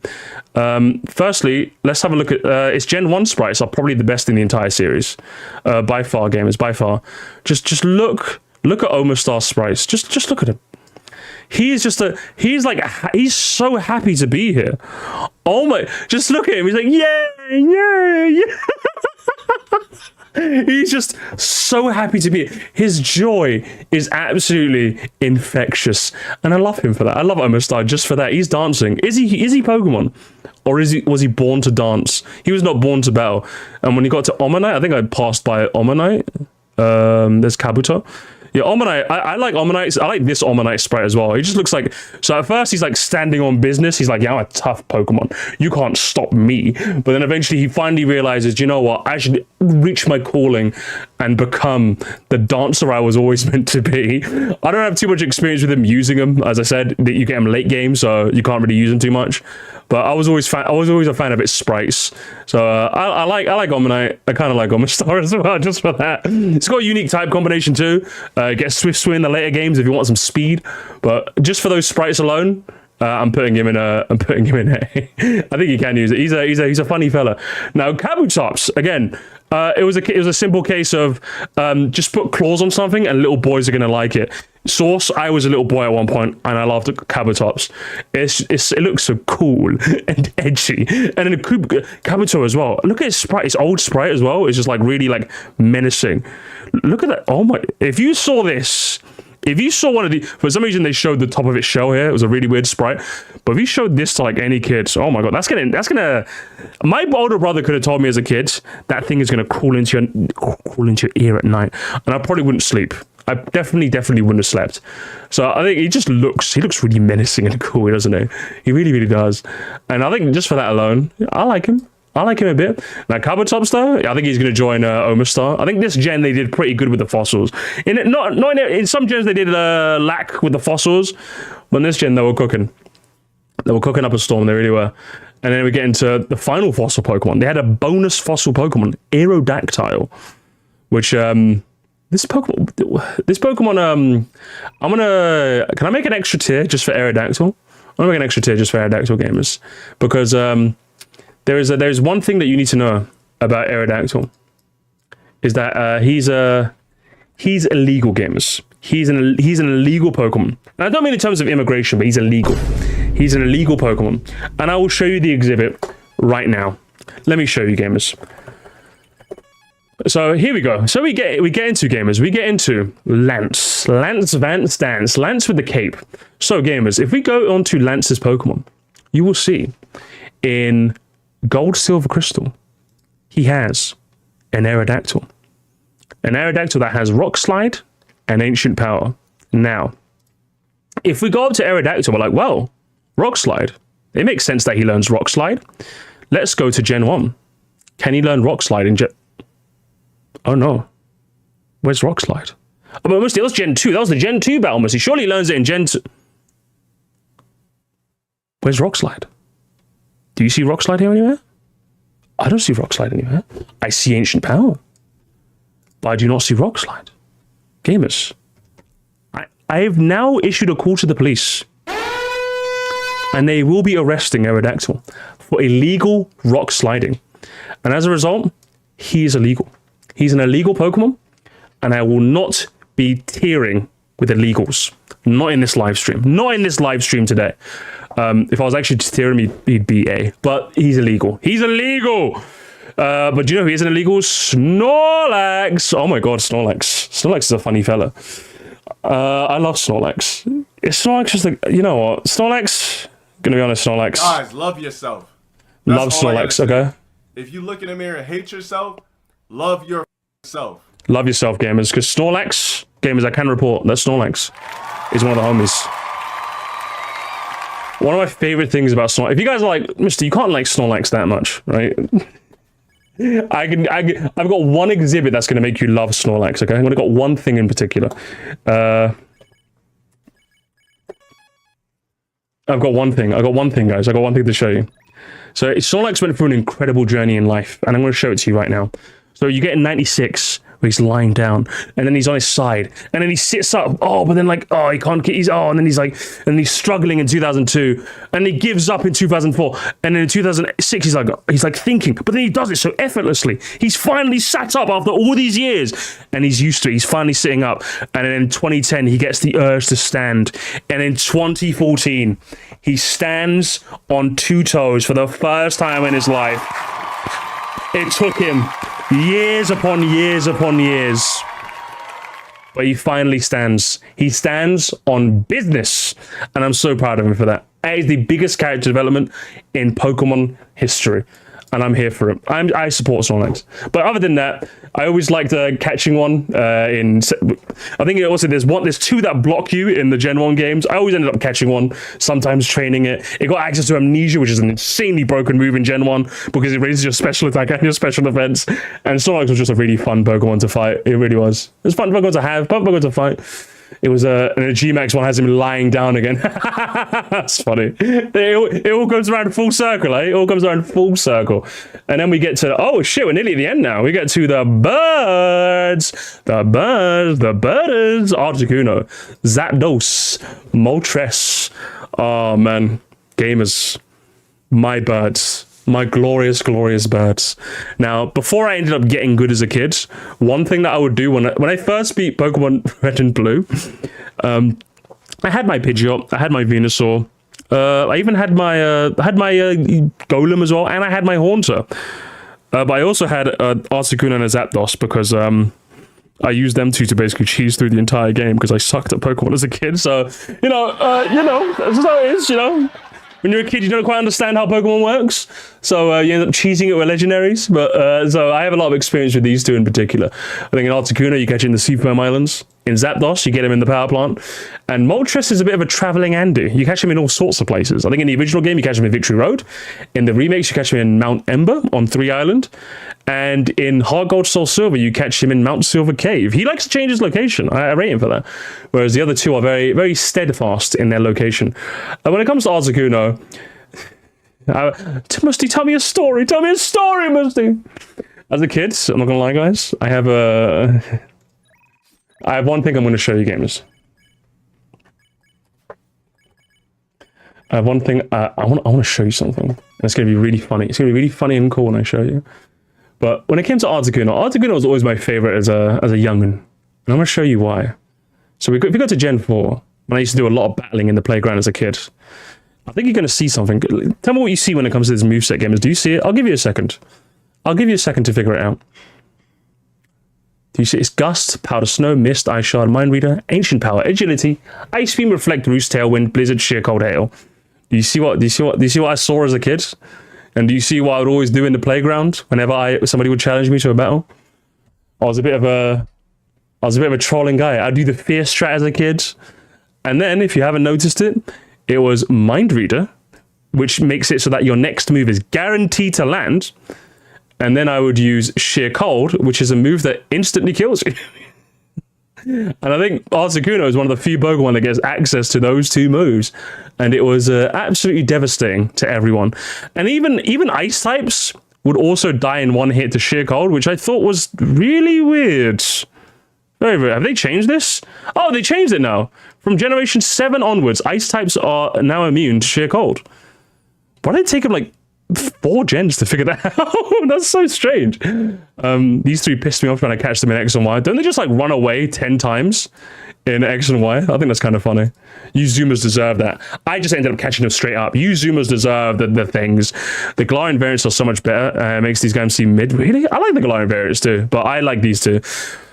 Nostalgia, Andy. Articuno, you're one of the homies. Zapdos, you're one of the homies. Moltres.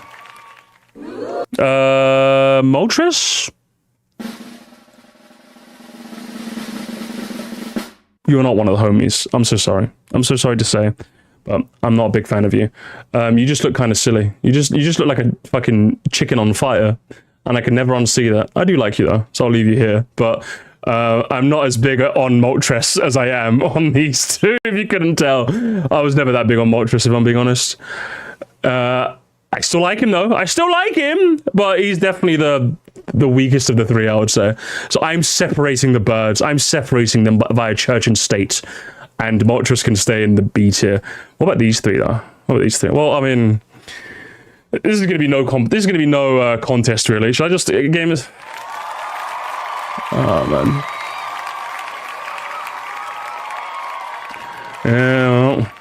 Yeah.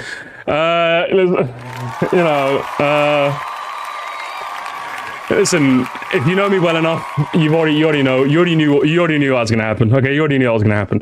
Dragonite is well and by far not by far I would say, but by a noticeable margin, my favorite Pokemon in the entirety of Gen 1. And I think it was just due to the fact of its I think due to its like absolute mystique.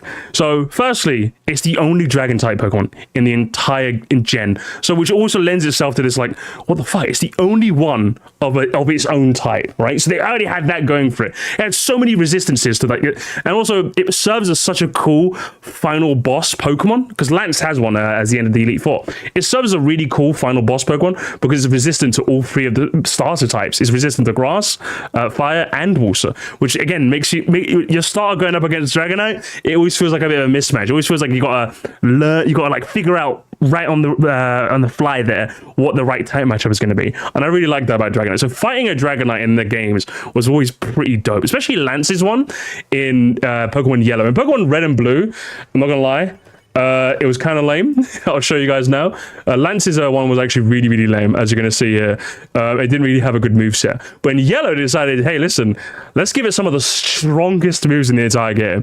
So if you were Kid Me playing Pokemon in Yellow, this thing had a move that was super effective for nearly every one of your Pokemon. And then Hyper Beam as well, which remember, in Gen 1, if you killed something with Hyper Beam, you did not have to recharge. So Hyper Beam as a kill move was utterly insanity. And on top of the fact that it has that Nidoking thing of also just being extremely versatile. In Gen 1, just look how many, it can learn so many moves. It doesn't really get a lot of moves in its base learn set, but water moves, you got Toxic, you got Double Edge, you've got the only dragon type move in the game, and it's a fixed damage move. You got Thunder, you got Fire, you got no Ice, obviously, you got Serpent Strength if you want some HM usage, Paralysis hacks as well. It got a nice range of moves. It didn't get Fly, oddly enough. You could not teach it Fly in Gen 1, which was a missed opportunity. In Gen 2, I think it can learn it. It was very weird that it could not be your flyer. And then on top of that, one thing that I actually liked about Dratini, which, shocker, guys, shocker. My ninjas. But one thing I liked about Dratini as well is that, again, it added to the intrigue as a kid. Like, I've told you guys so many times, one of my favorite aspects of Pokemon is the intrigue. It's going into a grassy patch and not knowing what you're going to find. So when a game doesn't give you all the information you need, that's when, like, my intrigue as a kid was always peaks. Like, Lance had a Dragonair. He had a Dragonite. Now, in Red and Blue, you could not catch Dragonair, and you could not catch Dragonite. So, and then no trainer in the game ever had a Dratini. So you were, like, left wondering, there's got to be a baby form, isn't there? There's got to be another Pokemon, but I don't know where to get it. And then when as a kid I figured out Dratini existed, I'm like, where do you catch this thing? And the only spot you could get it, I remember a kid telling me in school, hey, like, there's like in Safari Zone, there's like a rare chance you can get one. I remember finding one for the first time, and like, that was like one of those core memories I'm never going to forget. Finding a Dratini in Safari Zone and catching it. And remember, the Safari Zone, you can't weaken it and catch it. You just have to throw balls and hope for the best. So catching one was always such a fun experience as well. And on top of that, the anime as well. I remember there was this one scene in the anime. I think the very first time I saw a Dragonite was Jesse and James, actually. Let me see if I can find the scene. Can I just find the scene straight up? Let's see if I can. Oh, I don't think I can find the scene. But also in Lance's one in the Pokemon Generation series always look kind of cool as well. Look at it. This ain't your derpy Dragonite. This is like a motherfucking Dragonite, you know? Look at this. He ain't fucking around now. He's like the Dragonite. He's like breaking up the joint, bruv. It's like, fuck your house. You know? I like that. I like that a lot. Lance's one was always pretty cool in the games as well. But yeah, there's so many instances in media of Dragonite just being a cool ass fella, and I really like him for that. And not to mention in the games, he got the hidden ability multi-scale as well, which made it so that he could use if you try to use an I think was if he's on full health, damage is halved, so you couldn't just one-shot him with an ice type attack anymore, which is honestly a very good ability for him to have, being 4 times weak to ice as well. And of course, if you're going by Gen 9 standards, the infamous Terra Normal into extreme speed has probably ruined many of people's games for eternity. Didn't he also have a 3 in his final battle? He did. He certainly did, didn't he? Lance is a cheater. Okay, to be fair, if I'm being equal, I should put it in the illegal tier because it's also illegal. But do you know what? I've bailed him out. I have pardoned him from a legal service. So Dragonite, you're my goat, okay? You're my goat. And then we get into the final 2 Pokemon. Damn, this has been a while. I've been yapping out Pokemon for 3.5 hours. It's going to be a while to edit this video, that's for sure. But Mewtwo and Mew. Now, Mew, guys, let's be real here. Come on, Mew. My ninja. Mew is just a really cool Pokemon. I don't know how you guys know, but like Mew was like a last minute addition into the Gen 1 Pokedex. I think it was literally added 2 weeks before fucking Gen 1 even came out to the stores. So it was a very last minute addition. It could have been the glitchiest, buggiest Pokemon to ever exist, and it could have crashed the whole game's programming. But it was pretty dope. Thanks, TJ. I'll check out in a second, yeah. But it was one of the coolest Pokemon because it was like it's added at the last minute. And then the rumors with this Pokemon as well. Honestly, I think if someone said in chat Mew is mid, I think you had to be there. I think Mew is like a product of you just had to be there, bro. Because like the rumors around Mew that went around the playground. I don't know how many of you guys had like playground myths when you were a kid, but Mew was like the centerpiece behind every single fucking myth. You had Mew under the truck. You had Mew under this. You had if you kill Mewtwo in Cerulean Cave and then wait 24 hours, Mew actually spawns in Cerulean Cave. You had so many rumors around this pink little blob. It would go down in infamy. Obviously, the truck one is the most famous of all, but in the playground, so many rumors were about this Pokemon because there was absolutely zero way to access it in the game. It was one of the first event Pokemon ever made in the Japanese, in Japan only, because Japan was always first choice when it came to events in the old games. That's one thing I don't miss. Event Pokemon of old always got... Event Pokemon in the older gens were always in Japan like by a country mile before we ever got it, and it was always so lame. But I think they only ever released it in Japan, Mew, and luckily there's a glitch that enables all of us to enjoy it. A very easy to do Mew glitch actually, so we get to all enjoy it. So if you were playing Gen 1 now, you can actually do the glitch and you can play it, you can do it yourself. And the Mew's just a really fun Pokemon to use. It's like a Ditto, but like super form because you can learn transform just like a Ditto and you can transform into your enemy, but you can also teach it any move in the entire game. It's probably one of the most fun Pokemon to use in a playthrough. If you've never played Gen 1, I would urge you to play it with a Mew. There's a very simple glitch you can look up. It does not take a lot of time to do. You do not need a lot of experience. I think you just need a Pokemon that can teleport or fly. That is the only requirement you need, and you can get a Mew for free, basically. And you need one. It is honestly fantastic, and it is a fun Pokemon to use. It's got a cool design. It's so cool that my fiance's online handle has Mew in it because she loves it that much. So under duress and on my own accord, I'm going to put it in the S tier. Now what about Mewtwo though? Where's Mewtwo going to go, guys? Is Mewtwo one of the good ones? Because I hear some people say Mewtwo's just like, oh, Mewtwo's not like good. Mewtwo's a lame Pokemon. I don't like Mewtwo. Mewtwo's lame. Easy yes. Mewtwo's an easy yes. Again, this is another one. Mewtwo is definitely, if you think it's not as good as modern day legendaries, or you hate it compared to modern legendaries, I entirely understand. I think with Mewtwo as well, it was another, you kind of just had to be there. Go as a kid, right? You walk across Cerulean City, you see that one guy blocking one cave in the game, and then he says to you, only strong trainers can go into this cave, and you're like, how strong do I have to be? And then when you finally beat it, because you've had that in your mind the entire game, you go through your entire journey wondering, what did he mean by this? He said, I cannot go in this cave until I become the strongest trainer. So when you finally do, and you go back to Cerulean City, and you notice that man isn't in that cave anymore, and you reach and explore its depths, you find a level 70 Mewtwo, the strongest Pokemon you have probably seen by a noteworthy margin. The strongest type in Gen 1 as well, with psychics that will one-shot every one of your Pokemon. If you didn't have your Master Ball at this point, if you didn't save it, you're going to wish you did. Because Mewtwo's just like it was such a cool Pokemon to have. Like, I think having like a really big power fantasy Pokemon to end your game off was honestly the best way you could have finished a Pokemon game. I think Mewtwo served that function really well in combination with the lore of the movies and the anime and all of that, and Smash Brothers as well. He's my main in Smash 4 as well. In Smash Ultimate I can play him too, but not so much. I think Mewtwo has to be in an S tier easily, right guys? Come on. Not as good as Legendaries. Brother, Gen 8 and 9 are just wolves and bikes. You say that, but I'm one of the people that actually loves those wolves and bikes. So we'll talk about that when next week we cover Gen 2. Which the other Gen should be... I know we yapped for like 3 hours, but it should be quicker because I don't have as many stories. Grandpa doesn't have as many stories when it comes to the later gens. So I think Gen 8 and 9's one is probably going to be really, really quick. So as we go on week by week, this is going to get quicker and quicker. But there we go, gamers. Not megas, because good lord, this video is long enough. But if we're going by Gen 1, there is the list. There's the list, gamers. If I could just speedrun the mega forms, I'll just speedrun these. I'll do this as quick as possible. Pinsir, A. Kangaskhan, really lame, D. Aerodactyl was another lame one, D. Slowbro is just so stupid, it's kind of funny. I'll put it in A. Mega Alakazam is kind of cool. I'll put it in B. Mega Pidgeot is like one of the best megas ever made, and I'll have no one saying otherwise.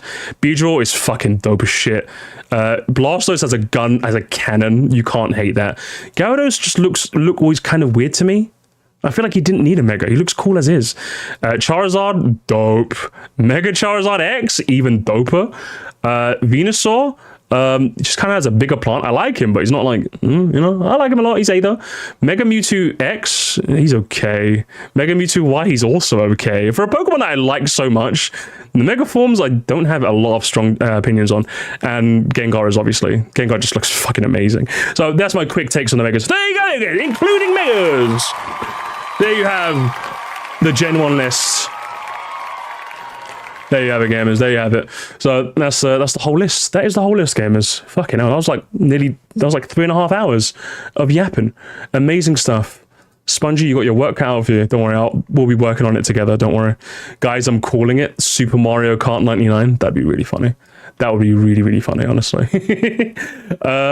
Also, gamers, I'm going to take a quick break and then we'll do some Mario Kart. It's getting late, so probably not going to go on for too much longer.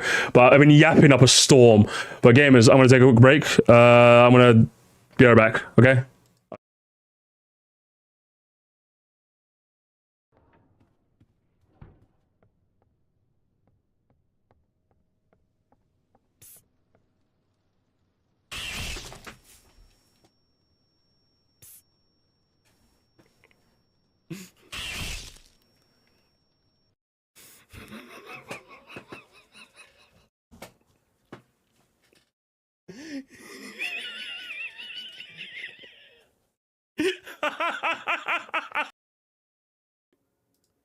Alright, are you ready? Without further ado, chat, I'm gonna need some cat jams, alright? Wow, I did say a quick break, didn't I? I did say a very quick break. I just wanted to rest my voice for a second, to be honest. I've been yapping up a storm. Anyway, gamers, I got a couple of things to say. A couple of announcements. Gamers. Listen up for the Musty announcement. Gamers, it's the Musty news announcement. The Musty news announcement, gamers. Firstly, I don't know how many of you guys have seen Jan Meiseli's How Many Mario Games Are There video. That is a very good video, and you guys should all watch it. Zozim in the Discord has decided to do a Sir Musty version of that same thing. So, there you go. It's in the chat. If you guys want to take the Google form, I'm going to pin it in the chat. I'm going to post it again in the Discords. Be sure to do the form. I want as many answers as possible. It's going to be a fun stream looking at all of you guys justify why you think a Mario game is a mainline Mario game versus not a Mario game. I'll be able to have a look at all your lists. It's quite a long form, so be sure to leave a slot of time for it. But bookmark it. Keep it somewhere. Keep it somewhere, gamers. It's very important. Be sure to do that. I did already. That's good. Everyone else do it. It's fun. I'm going to do mine probably on the weekend when I'm bored at work. Or on Friday. I got like a work shift on Friday. Let me pin it. There we are. And also, gamers, another bit of housekeeping. Mr. Henry Yoshi. So, for my birthday, I did a Mario Kart tournament. And Mr. Henry Yoshi himself decided to do a highlight of it in the Discord. I'm going to add it to the new videos tab. If you guys want to watch that later, go for it. Yeah, I don't know if you could tell what happens in the stream. Hijacking Sir Musty's Mario Kart tournament to prove my credibility. What a title. What a title, lad. But yeah, you can watch that after as well once you're done with the stream. So, that's some housekeeping done. Right, what's next on the docket, gamers? Let me have a look. I'm going to have a quick look at your tier lists. Where's the Pokemon section? I will be there. I will be there no matter what. As you know, what's it? It's like 10:15. I'll look at your tier list some other time. Okay, it's gonna take too long. We've got to move on, chat. That took way longer than I thought it was gonna. Let's do a little bit of Mario Kart, shall we? I actually don't know what I want to do. You know, this is a rare instance, chat. This is a rare instance. Which one should we watch? Actually, which one should we watch? I actually don't have one prepared. Today. Thanks again. No problem, buddy. No problem. I'm going to be sure to watch the video myself as well. Let's go to some Mario Kart, shall we? Let's do a little bit of Mario Kart. Some of you guys were talking about this one. I got like a few... Some people were like, this could be wacky. This could be a wacky video for us to react to. Scott the... I've seen a couple of you guys react to, like, post to Scott the Was ones, and I'm like... What do I have to say about Scott the Was? The thing about Scott the Was, he's like the opposite of what I want to react to. He's like too sensible and normal and has like normal, reasonable takes. He's too sensible. What do you want me to say? I've got like nothing to add to his videos. This video got posted 4 times, by the way. 4 times, Jeremy. It's the most boring video I've ever seen. It's legitimately the most boring video I've ever seen. This could be fun though. I like this. This could be fun. Oh, playing Mario Kart? No, doing some Mario Kart. I'm with Boris, Scott the Was. Who the... Get out of here, nerd. Who the fuck posted their Pokemon and Mario... Get out of my Discord, bro! Get out of here! Nerd! Wrong section! Anyway, let's go to, you know, I fancy something... Guys, I'm not gonna lie. I fancy something a little wacky. I'm not gonna lie. But I'll let you guys poll it. He literally saw the channel I was looking at in the chat and then fucking... What? Goobo? Who was that? Who did that? Alright, I'm gonna poll it, guys. I'm gonna poll it. Let's do... Albert's Boris or something wacky. Hey you guys, it's Albert's Boris. Gimme the wacky tabaki. There we are. Alright gamers, poll it real quick. Poll me up. I was made a different joke. Not very funny. You can go as well. What are we doing? You see my Mario Kart tier list where I said you got to think about... I didn't know. If you post your tier list in the Discord, I look at the Discord eventually, every now and again. I have it muted because watch. Before you know... Oh, sometimes I'll tab into this channel, it's like 700 new messages. And I'm like, I wonder what you guys are talking about. Oh, you guys are actually talking about something different for a change. Like, I'm like, oh, we talking about our 7th... just come back, guys. It's like, okay, guys. Actually, let me have a quick score while the poll is going on. I'll have a quick look. That's Gen 9. Quick, let's have a look. I don't play Pokemon, so no one could disagree with my take. All right, let's see. It's a quack. You're a fucking quack. How about that? Muse. Audition S. That's crazy. Man, you're the odd, aren't you? You're an odd fellow, aren't Muse? I gotta close a bunch of tabs. There's too many tabs open. Musty, you're a tab Andy. I seen a YT short yesterday ranking Mario Kart Wii soundtrack and upload a rank of Warriors Goldmine and Luigi Circle above Rainbow Road. That's crazy. That's crazy bait, man. You guys fall. Do you know what I've realized about you, chat? You guys fall for the bait often. You really do. You guys are baiting. You guys fall for the bait all the time. You really do. You're silly geese. Do you know, not you specifically, but I think that's probably why a lot of you guys keep recommending this video. But okay, I think the reason I don't really like this video is that he says a bunch of things that are like, are they technically hot takes? Sure. But like, I would have preferred if he took one of them and maybe made a single video of like 10 minutes, really expanding it. Like, I think one of them is, I don't want Nintendo Kart. And he says, oh, they could just make that a second game for Nintendo Kart. And I'm just like, sure, but like, I would have been more interested if you went for the arguments for and against and then made it like a bit more interesting, you know? That would have been more interesting. But like all of the whole video was just like, oh, like just, he was just saying things. And then you guys were like, Musty, this is wacky. We're doing some wacky tobacco gamers. Let's do some wacky tobacco. We're in the weird zone. I watched a little bit of this and I thought it was a little bit wacky. A little bit wacky. So let's get started, shall we? Let's do it, gamers. Let's do it. I ranked. We're not gonna watch this whole thing, by the way. We're gonna be doing a bit of a skipping chicanery. Don't worry. If anything, we'll do like his F tier and then he's like S tier. But we're not watching this whole thing. We're not watching this whole thing. Definitely not. Gamers. So, do I do? Oh man. It's so late. Oh, I can't do any gamers. I can't do an intro. I'm too tired, guys. I can't do an intro. Gamers! Wacky tobacco time. Be sure to get your wacky tobacco. I'm selling it for $5 a pop. As we are going for, I ranked every Mario Kart. You know the track. You know the video. You know the deal. Like the video. Let's begin, shall we? Let's see. Let's go from. Actually, I like the theater mode. Theater mode's cooler. Let's go. Volume should be fun. A nice opening montage with his favorite character. Mario Kart 8 Deluxe is a game that needs no introduction, and the point. And then I bet you're gonna spend this whole intro introducing it anyway. I love it when people say that. That's like my favorite phrase ever. He's gonna.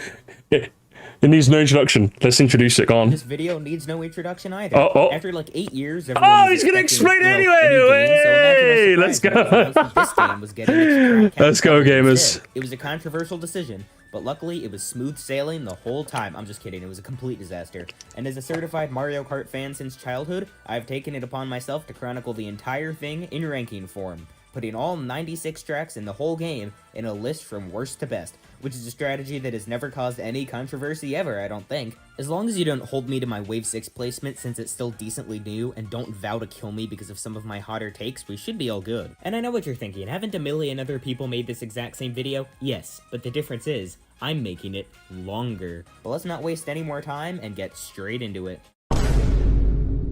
It seems smart to break such a long ranking into tiers of some kind, so let's start things off with F tier. Stop it, get some help. If you genuinely believe it's a good idea to pick one of these tracks, you're too far gone. And if they're your favorites, it might be easiest to just kill you right there.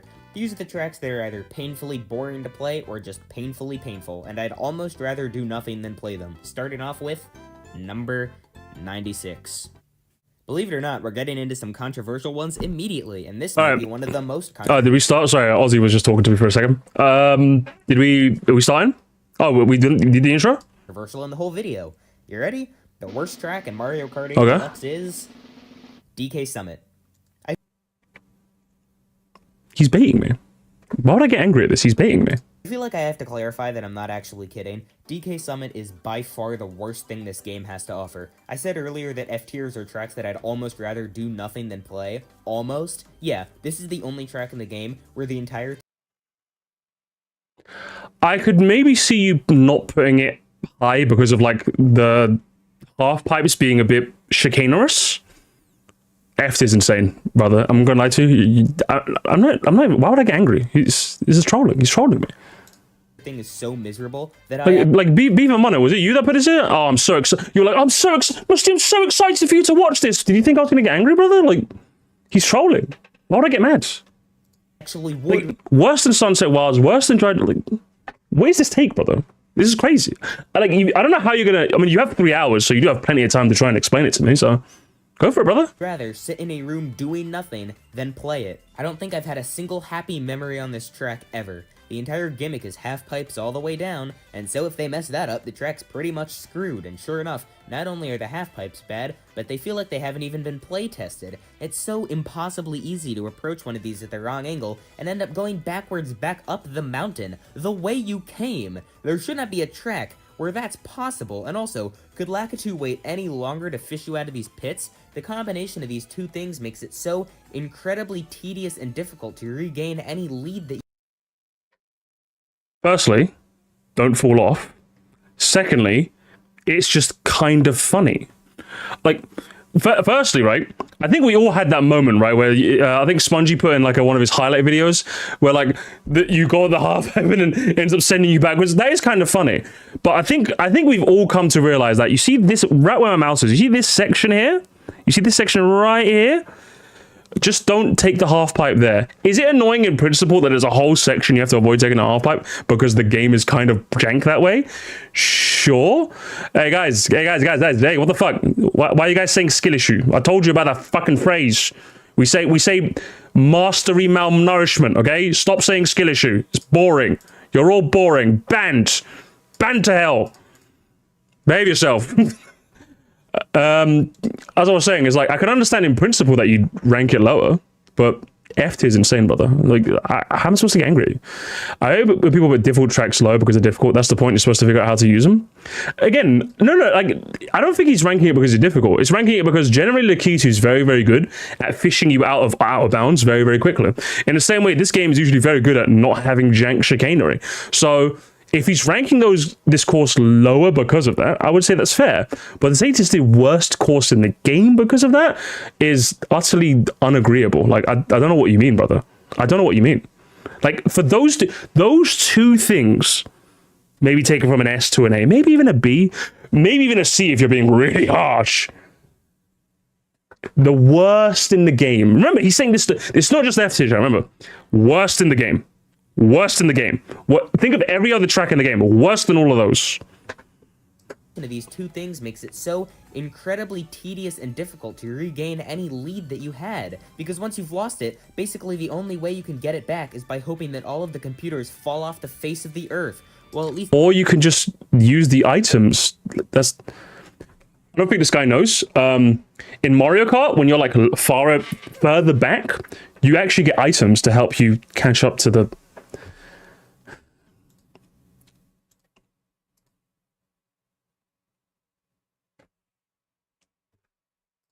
The track looks good, right? No, what? No, this track looks awful. It's just white. If you look at the background, you... Guys, he's trolling. Hey guys, what color are we going to predominantly use for a ski mountain? White and just white, sir. It's just snow. Oh, that's boring. Throw in some greens. But sir, snow isn't green. Throw in some greens!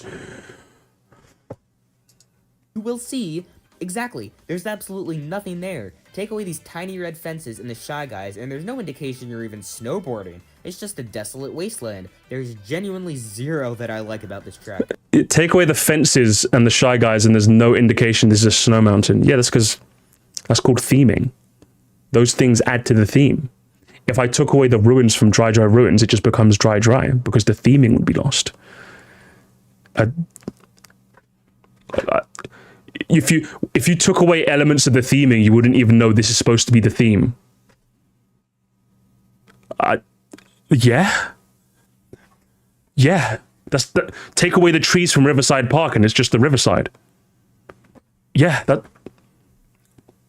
Or even tolerate. I hate everything. Am I being biased? Sure, but do I care? Absolutely not. For some tracks... You're not fair. Fair, actually.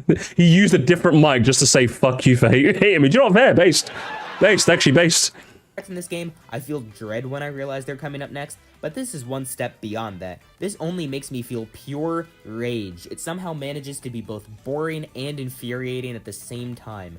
This is the Thumbelina of Mario Kart, and that's basically the most damning thing I can say, so I guess I've made my point. Just, ugh. You've made your point. I just... Firstly, I think some of your points were poor in that you take away some of the theming is gone. It's like, yeah, welcome to track design. But secondly, I understand your point in that the Lakitu out of bounds thing and the ramp jank thing, again, like, is that enough to lower your enjoyment? I can see it. The worst in the game, though. That is an insane call. I'm just letting you know. That is insane, brother. That is extremely insane. This one is way less controversial. Okay, exactly. Yeah, okay. I'm gonna skip this one. You know what it is. It's just ramps. It's just an oval. Blah blah blah. You know what it is. I've already heard it. There's not gonna be a new argument in this one. I want to lose all of my viewers immediately, so here goes. Hang on. What's this? DK Summit was below the barrel, but these ones here are the bottom of the barrel. And 2 of the 3 are incredibly controversial because I guess I want to lose all of my viewers immediately, so here goes. Piranha Plant Slide fills me with a One of the best themed tracks in the entire series. One of the funnest tracks to race on. Bottom 3, huh? Interesting. Lay on me. sense of despair no other course in this game can quite match. Like, sure, the layout is pretty decent, and I like the 2 parts with the different colored pipes, but that's basically it. The outside bit just looks like someone's backyard, and it's still the most visually pleasing part of the track, because one more time, please. the outside bit just looks like someone's backyard, and it's No. It's so, okay, my bad. Sorry, I don't think I want to teach Pistachio. Hang on, one sec. One sec, chat. It's not supposed to look like someone's backyard. It's supposed to look like this. Because it's based, you see, like the floor is like brown, the racetrack is brown, there's green grass, and then the castle walls, while they're not in 1-1, if you go to 8-3, you can see there's castle walls, just like in 8-3, there's castle walls. So like, if I can understand if he said the like references to Super Mario Bros. Doesn't really interest him visually, I'd be like, okay, fair. That's one of the reasons I absolutely adore this track. It's a love letter to the first game that kickstarted Nintendo to their absolute video game dominance, and probably one of the most charming packages you could possibly do in any video game I've ever played. And if you said, yeah, I can see that, but I just don't like it, I'd be like, okay. I genuinely be like, okay, that's fine. At least you understand what the track is going for. But you're just like, this is someone's backyard. I'm like, you had 3 hours. You have plenty of time. It's not even like the macro problem of you only had 40 minutes. You had 3 hours. You probably wrote out a Google Doc of like every point you wanted to make, right? I think. Probably. I don't know.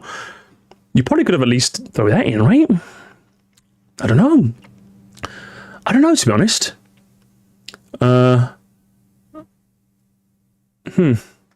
Is that back? Okay, I got pinged. What did I miss? I don't know. Who pinged you? I'm sorry. We're watching this chicanery. We watch this next week. I'm tired as hell. Yeah, no, we're definitely gonna we're gonna skip around. Don't worry. We're gonna skip around. Don't worry. Part of the track, because the inside of these pipes looks so bleak and gray that I just can't be interested. But even worse, so many elements of the way this track was put together feel like they were particularly crafted just to ruin my life. Mine specifically. When I said I like the layout of the track, I meant I think the anti-gravity part is kind of cool because they're kind of at an angle, and that was a sort of whatever change. But so many of these turns are just not fun to drive on. Pretty much any of these initial turns through the sewer, for example, because the parts of the track with the flowing water are so small that you never even know where you're gonna end up. And to make it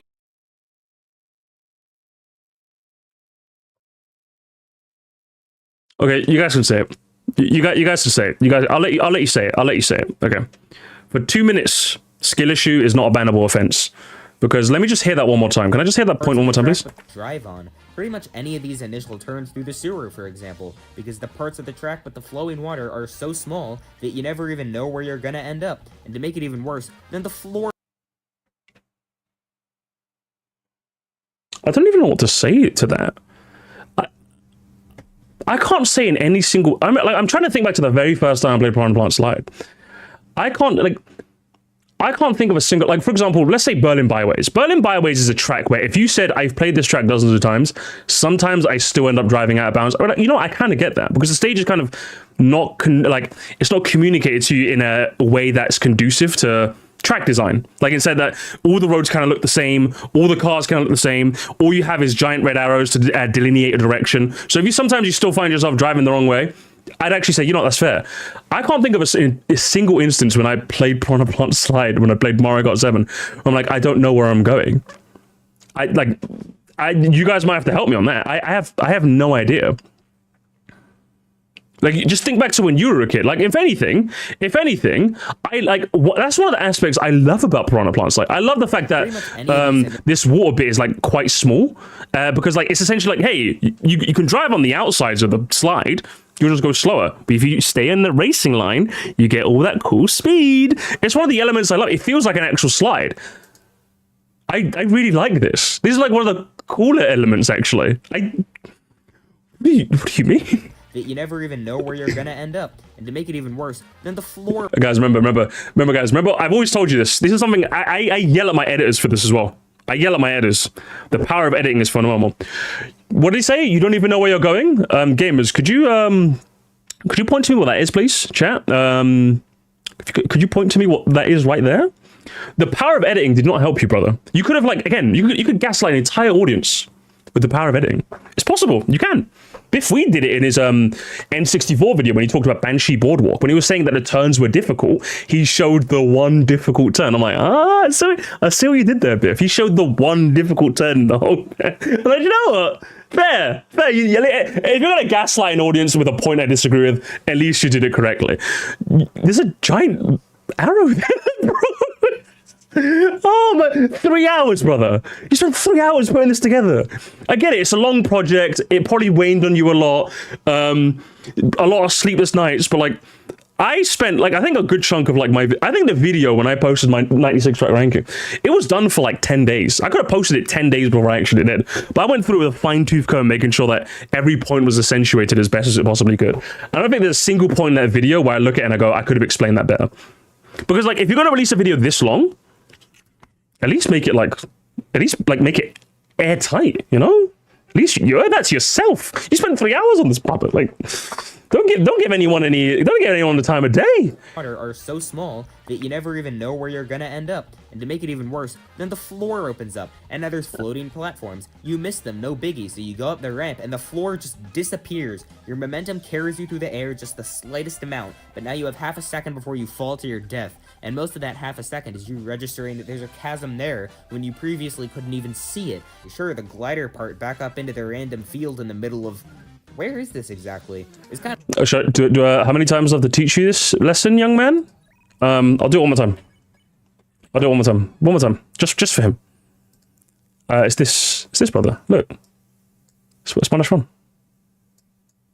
Kind of fun sometimes, but the rest of this track is just so painful to me that I can feel a not so small part of my soul die every time I remember that I just finished TikTok Clock and now I have to endure this next. I don't get why no one talks about this. Whatever. The next one, everyone does talk about.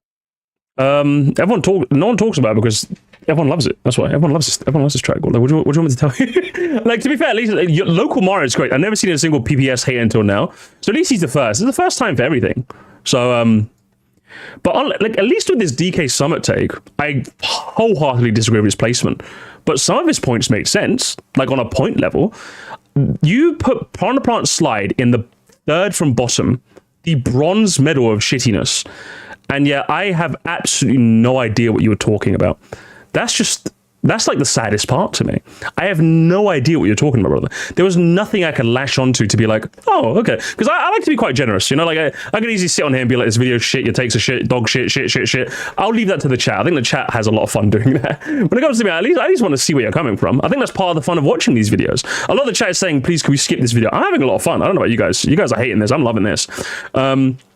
Okay, Cartman, you've said skill issue like 10 times. Take a break, brother. Part of the fun is just at least trying to get into the mind of the person who I'm watching. And in this case, I absolutely don't know what the fuck you're talking about, I'm going to be honest. You're just... It's literally... Where's the image? The Breaking Bad image, Jesse, what the fuck are you talking about? That's what this is, really. If you've been around for the last 2 years, you've probably at least heard about the city tracks from Mario Kart Tour being added into 8 Deluxe with the Booster Course Pass. It was the whole justification for it existing, actually. You may also have heard that a lot of them are really bad. Not so much at the end, but let me tell you, at the start of this last year, people were letting Nintendo have it, and rightfully so, because so many, not just city tracks, but tracks, were just copy and pastes from Tour, especially graphically. And I'm pretty convinced that the only reason they even bothered to change the later waves is because of the outcry. But we'll get to all that later. So with so like, I think I got angry at Odyssey Central, my cup ranking, because the only Tour track he actually rated was Roma Vanti. If he goes for like Tokyo Blue, I'm gonna be like, oof, Jesus Christ, that's gonna be funny. This one is the worst city track of all. It's London Loop. It's not even close. You know what? Fair. If you're gonna have a worse tour track, this is harsh, but I'm not gonna fight you too hard. Shocked I put this so low, but the more I thought about it, the more I realized that the dread I feel when booting up Piranha Plant Slide is almost exactly the same feeling I get when booting up London Loop. And I know exactly why, because I still don't know where I'm going. Let's dive. I know that I would say tiny skill issue. I would say the only city track to this day where that still has the where the fuck am I going factor is Berlin Byways. For London Loop, I think you need to play it a bit more. Like London Loop is a little bad, so I'm not gonna like full send a skill issue. But this one's, I'll let you have it.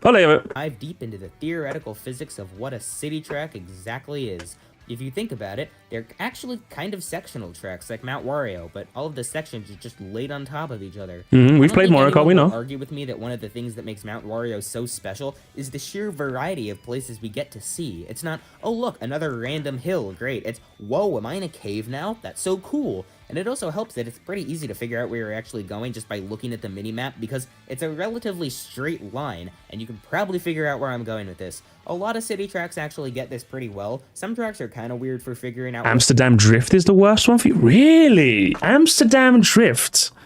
That's crazy. I think Amsterdam's one of the best ones, I would say, in terms of like, I know where I'm going clearly in this map, because it's sectioned very clearly. It's like the canals, then it's the thingy, no, it's the windmills, then the canals, then the flower fields. So like I feel like it's distinctly sectioned quite nicely, actually. I would say Amsterdam is probably one of the easier ones.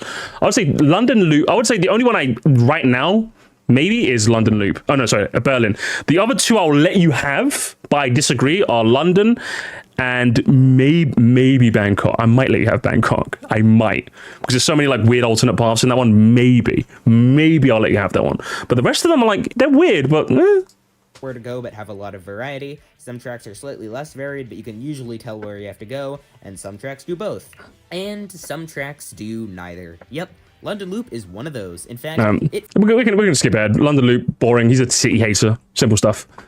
Probably not going to say anything that is going to enlighten our souls. We all know how it goes. You probably said the same things I did. The worst Mario Kart game in recent memory, depending on... Oh, he's a tour hater. That explains so much. He hates tour. Oh my god. Can we get the full send on that? Hang on. ...be a city track, but it also just fails to be a track. It's just unplayable. It's the magnum opus of Mario Kart Tour, the worst... It's just unplayable? I mean, the chomps off the chain were quite funny. Like, at least give him some credit, lads. Mario Kart game in recent memory. Depending on how recent, it might only have one other one for competition, though. The more I think about it, the more I realize that this track really does deserve the fourth from last spot. London Loop has truly controversial on the entire list, but congratulations. Okay, this one might actually be the most controversial on the entire list, but I'm sorry, okay? I'm sorry. And then he's apologizing as well. And then he's apologizing. You know what? He said that PPS was designed to piss him off. I think this list was designed to piss me off, because not only do you have like takes that I'm struggling to have to justify for you, but you apologize too. Why are you apologizing? It's your take. Don't apologize. That's how you feel, brother. That's how you feel. Say it with your chest. I do all the time. I can't stand Waluigi Pinball. I honestly feel miserable every time. Gamers, I'm gonna go into my fridge and grab a beer if he mentions there's no shortcuts. I play this track, and I'm half convinced that the only reason people like it at all is because they're blinded by nostalgia and the fact that the idea of racing in a pinball machine is cool. And I guess... Yes, it is cool. Not nostalgia, though. I won't say I'm blinded by nostalgia, but the pinball concept is really cool. Even as a Waluigi mid-ball hater, that's too low. Oh man, listen, when Albert isn't on your side, if you guys think I'm mean, if Albert isn't on your side, you're doing something wrong. The more you realize that it's actually not cool, it's creative, there's a difference. I just don't think that these narrow, winding roads where you can barely see anything really lend themselves. Do you know what I need to do? I've just realized it, chat. Do you know what I need to do? Hang on, where is it? Hey, Mr. Pistachios for everyone. I would like to give you my prescription glasses. Here you go. Here you go, brother. Because that's like twice now in 4 tracks you've mentioned not being able to see. Do you know how like it's possible for people to go their whole lives not realizing they're colorblind? Like, for example, someone, like, if I say, oh, what color is the floor here? And I'm like, oh, blue. And all of us in the chat say blue, blue, blue, blue. One person says green. I'm like, oh, chat, are you trolling me? That's not actually green. It's like, no, I think you're colorblind, brother. I'm so sorry. So I think this is video realizing that he just can't see. Because, again, if you're asking me, the Saul Goodman of the Mario Kart community, how do you defend this take for your client, Sir Musty? I don't think I can. Well, that turn with the cameras especially isn't the best. Maybe not, but I feel like the game gives you enough time to realize you're turning left. So I would disagree. Maybe this turn specifically, maybe the power of editing has helped him.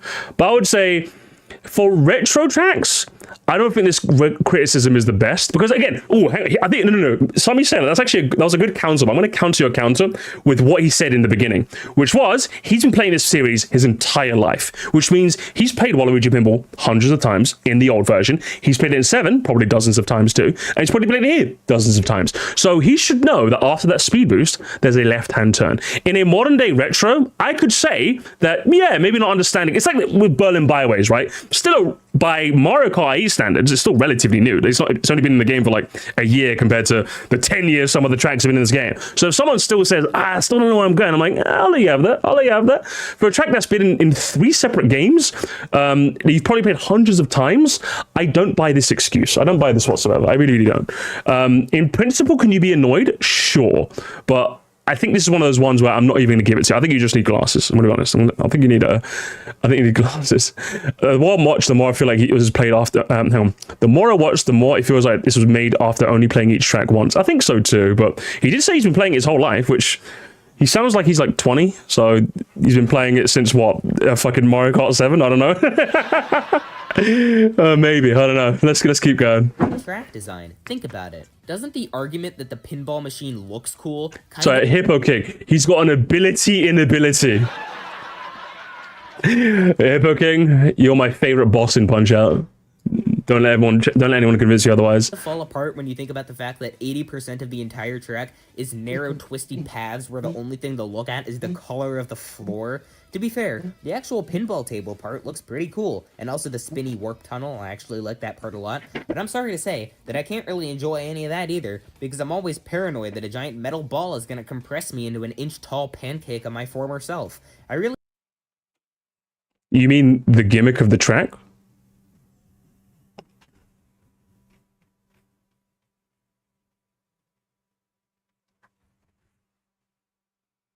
You mean the gimmick of the track? Now, this is the part where, you know, Sir Musty haters say, well, Musty, you say the same thing about Moonview Highway and Wii. I would say the Moonview, as I mentioned, I think the gimmick in Moonview Highway insists upon itself way too much. I think the pinballs are a very fair hazard without being too imposing, which can still cause you a trouble if you don't pay attention to it, but aren't so overbearing where they define your ability to enjoy a track the same way the cars do in Moonview Highway. Having played this track dozens of times, hundreds of times, actually. I don't agree with you, brother. I don't agree with you. I really hate these pinballs because there's so little you can do to avoid them. And don't say that they add challenge, because I hate when people say that in response to things that are just plain unfair. No, it's not unfair. What part of it is unfair to you? Just to avoid the pinballs, bro. You can no, actually. In fact, you sell yourself up the river, brother. You sell yourself entirely up the river. Hang on, have I got the footage here? Give me 1 second, chat. I'm gonna. Ladies and gentlemen of the jury, I do say, I'm gonna plug in my USB extended hard drive to get my extra Mario Kart footage to you, so I can show you the ladies and gentlemen of this fine jury my evidence for this evening. So if you go and see, I got some free cam footage of Waluigi Pinball, so I can show you something quite interesting. So gamers, if you do take a gander at the track you see here, there's very clearly an area where the pinballs do not access. A slower but safer path, you could see. And boy, I said, boy, it does behoove you to take the safer path when you're too scared of the pinballs. You're picking up what I'm putting down, you better be doing so. I said, boy, listen to me, boy. Take the slower but safer path there, boy. You avoid getting tumbled into a pancake there, boy. You're making a right mess of yourself there, boy. Yeah, you can just take the slower but safer path, so your entire point is invalid. say that they add challenge, because I hate when people say that in response to things that are just plain unfair. It's the equivalent of saying that it builds character. Challenge implies that you just need to practice a bit more and get a little bit better at the game so you can I feel like his dad told him it builds character one too many times and he's just kind of I feel like he heard that phrase from his dad and he's just lashing out at the rest of the world, and 1,000 people had to see it. Very unfortunate. Current sub count. Ooh, very important information to have in the description. Avoid an obstacle. The filter attack. It's just listen, it's late. It's like what, 11 o'clock now? My cousin wants to go to sleep. Look, Mikey, hey, apologize to him. Look. He's trying to go to bed. Look at him. He's trying to go to sleep.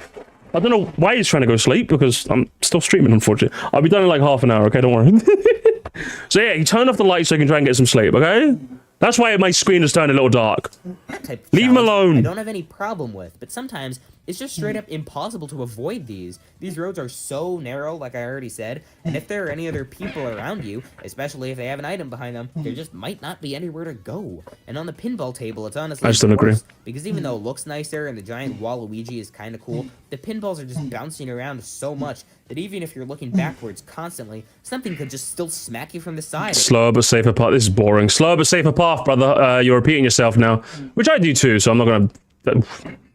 Oh no. There are none for the rest of the game that oh no. as bad as this. Upper F tier oh no. Now. Yeah, Baby Park still isn't that good though. I mean, the background is really awesome, and I think putting... Oh no, he kicks dogs, gamers. He kicks dogs for fun. Oh no.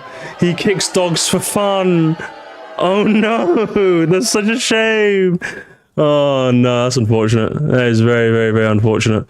He's gonna mention, oh, the items can't go over like in Double Dash. We've heard the points before. I still think it's just as fun as Chaos as it's always been. Oh, he's got Mario Circuit 3 here. Mario Circuit 3 is a pretty good example of that, actually. I mean, look at it. It's like the flattest track in the whole game. The color of the sand doesn't really look good at all, and I'm not really yeah, I mean, fair enough. fan of this limbo land sort of aesthetic. You know what I mean? It doesn't even look like part of this world. In the original, the sand was like light brown, so why did they keep making it like yellow? The background being green... Also, just a tip for you, pistachios, for everyone.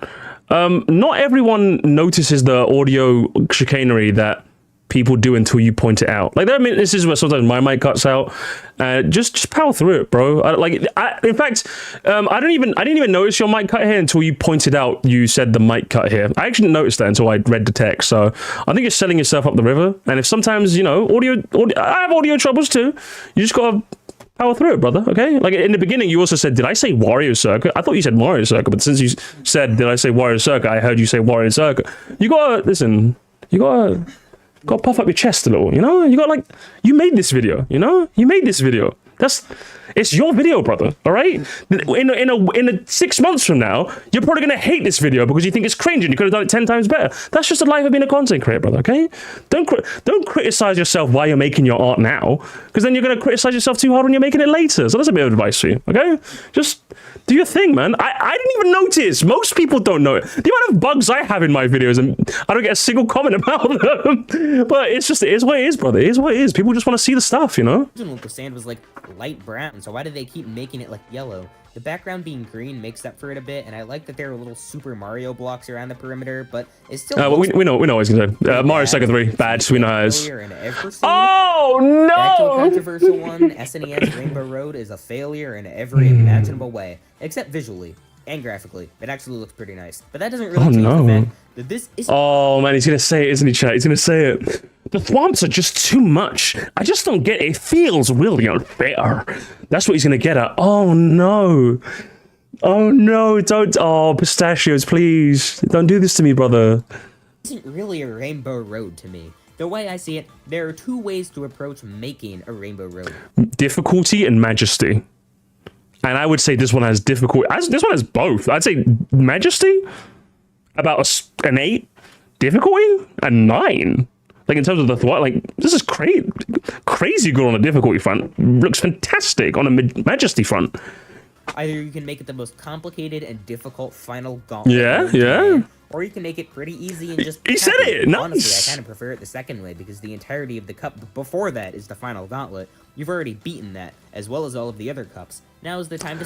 The thwomps aren't difficult, Lamau. Sorry, buddy. The competitive Mario Kart community is that way.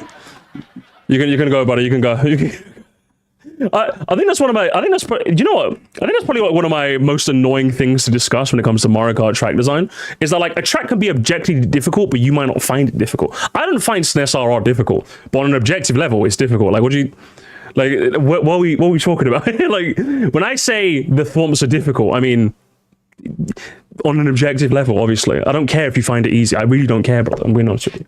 Celebrate and reminisce about all of your memories playing the game, which seems fitting for the last course in the entire thing. They're harder to bring back as retro tracks, but they still work. Some people just want to brag. I know, right? It's like, listen, I don't think there's a single game in a track in this game I find hard to race on. It's just you can rate them based on how easy and hard they are. You're looking at game design wise, you know. Problem is, SNES Rainbow Road is neither of those. It's not a final gauntlet, and even if it was at the end of the game, it still wouldn't really have any emotional impact to me at all.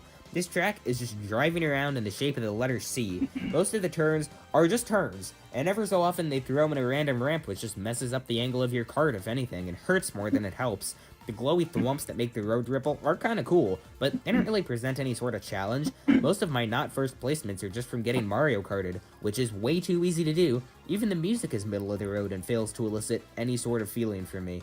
I just can't be interested in this track. It's a good thing it looks good. Oh, and then he did the thing, and he did the thing again. And then he did, brother, you know what's annoying me more? This take isn't even annoying me. I'm like, do you know what? If that's how you feel, that's how you feel. I'm like, I don't really care, to be honest. But like, brother, what's this? Sort of feeling for me. I just can't be interested in this track. Bro, what did I do here? Either edit another clip in or shut up. I don't care that you fell off. Wait, that's how it goes. You fall off in Mario Kart. You get back on, you keep racing. Imagine if in every video I had background footage running, I just had running commentary with my text. Yeah, also, everything else you said is just wrong. I'll just point it out. Have a good on my age. Just have a good night, man. It's a good thing it looks good, because in a track with nothing else going for it, it needs to be visually and graphically pleasing. Also, chat, no spoilers. Henry, you spoiling motherfucker. Hey, spoiling. You're spoiling. Stop spoiling. There's nothing that it has going for it at all. And I cannot stress this point enough now, because in the track... Spongy, make sure you stay on top of spoilers, Sponge. If someone spoils, kill him. Kill him. We see quite a few that fail at this absolutely miserably. I think Sky High Sunday is the second jankiest track in this entire game. Sky High Sunday over SNES Rainbow Road, huh? Interesting. There's something especially intriguing about how a perfectly flat surface that you can trick off of twice, railings with no hitboxes that spin you around, sections where you have to drift and trick off of stairs at the same time, causing you to fall off the inside. Someone's saying this one's worse than Mago. No, I think at least he's explained himself better. I enjoy the fact that he's explained himself more. I just think his explanations aren't really... I think his DK Summit one was probably the best. I don't agree, obviously, but I think explanation-wise, I'm like, oh, I get it. But for a bunch of his other ones, I'm just like, you're leaving me scratching my head, brother. You're leaving me scratching my head. 9 times out of 10. And sections where you have to blindly trick off a ledge, but the camera is so badly positioned that you can't even tell where you're going to end up. Yeah, fair enough. You know, fair. Yeah, Sky Sunday is a bit of a weird one. I think F is harsh, but otherwise I don't really care. Let's move on. What's next? Oh, Toad Turnpike. Oh, no. Oh, Toad Turnpike, my beloved. Turnpike. Now this is the OG bad track. Some people swear by Excite Bike Arena and Baby Park, and with ones like Piranha Plant Slide, not liking them This is poor actually track. considered weird, which is obviously wrong, but whatever. But pretty much everyone thinks Finally, some good food. Oh, I can't believe this. Toad Turnpike kinda sucks balls, and everyone would be absolutely right. The layout is just a figure 8, which Nitro Mario Circuit did 1,000 times better, and the road is so wide that sometimes you actually have to try to hit the cars. I mean, I'll hit the cars anyway because I suck at the game, but still. I mean, I like the cars with gliders on them, but there's so few good opportunities to use them because it seems like the entire course is either right before a painfully long turn or during a painfully long turn. Listen, I think this track deserves more, I'm going to be honest. I don't want to get into it now. It's like 11 at night. I think it deserves more, okay? Brought back DK Toad Circuit is the track that single-handedly Toad Circuit! sabotaged the entire booster course pass. Because look at it. This thing looks so ugly. Damn, Complain all you ugly? want about the lack of foliage on like Ugly? the tape, but if you look Damn. back at this, I promise you will laugh. This course is such a graphical Ugly. He thinks it's ugly. Remember, this is better than all those other tracks, by the way. Cute. Very, very interesting. Let's go to this DJ. We'll carry on for a little bit more.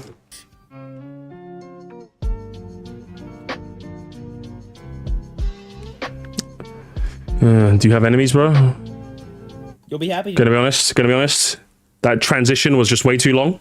Speed up, brother. I was gonna click off. Know that Toad Circuit is the last track in the game that actually makes me feel quite like that. Yep, we're moving on to D tier, kind of bleh. I'm not so much bored when playing these as I am kind of passive. I'm still enjoying myself. This is a pretty solid game in general, and there are honestly very few tracks that I actually don't like, but I'm not really into it, you know? There are less of these though, starting with New York Minute. And the only reason it isn't an F tier is because it's already over before I had the chance to be bored. I know what the track is called. Fair enough.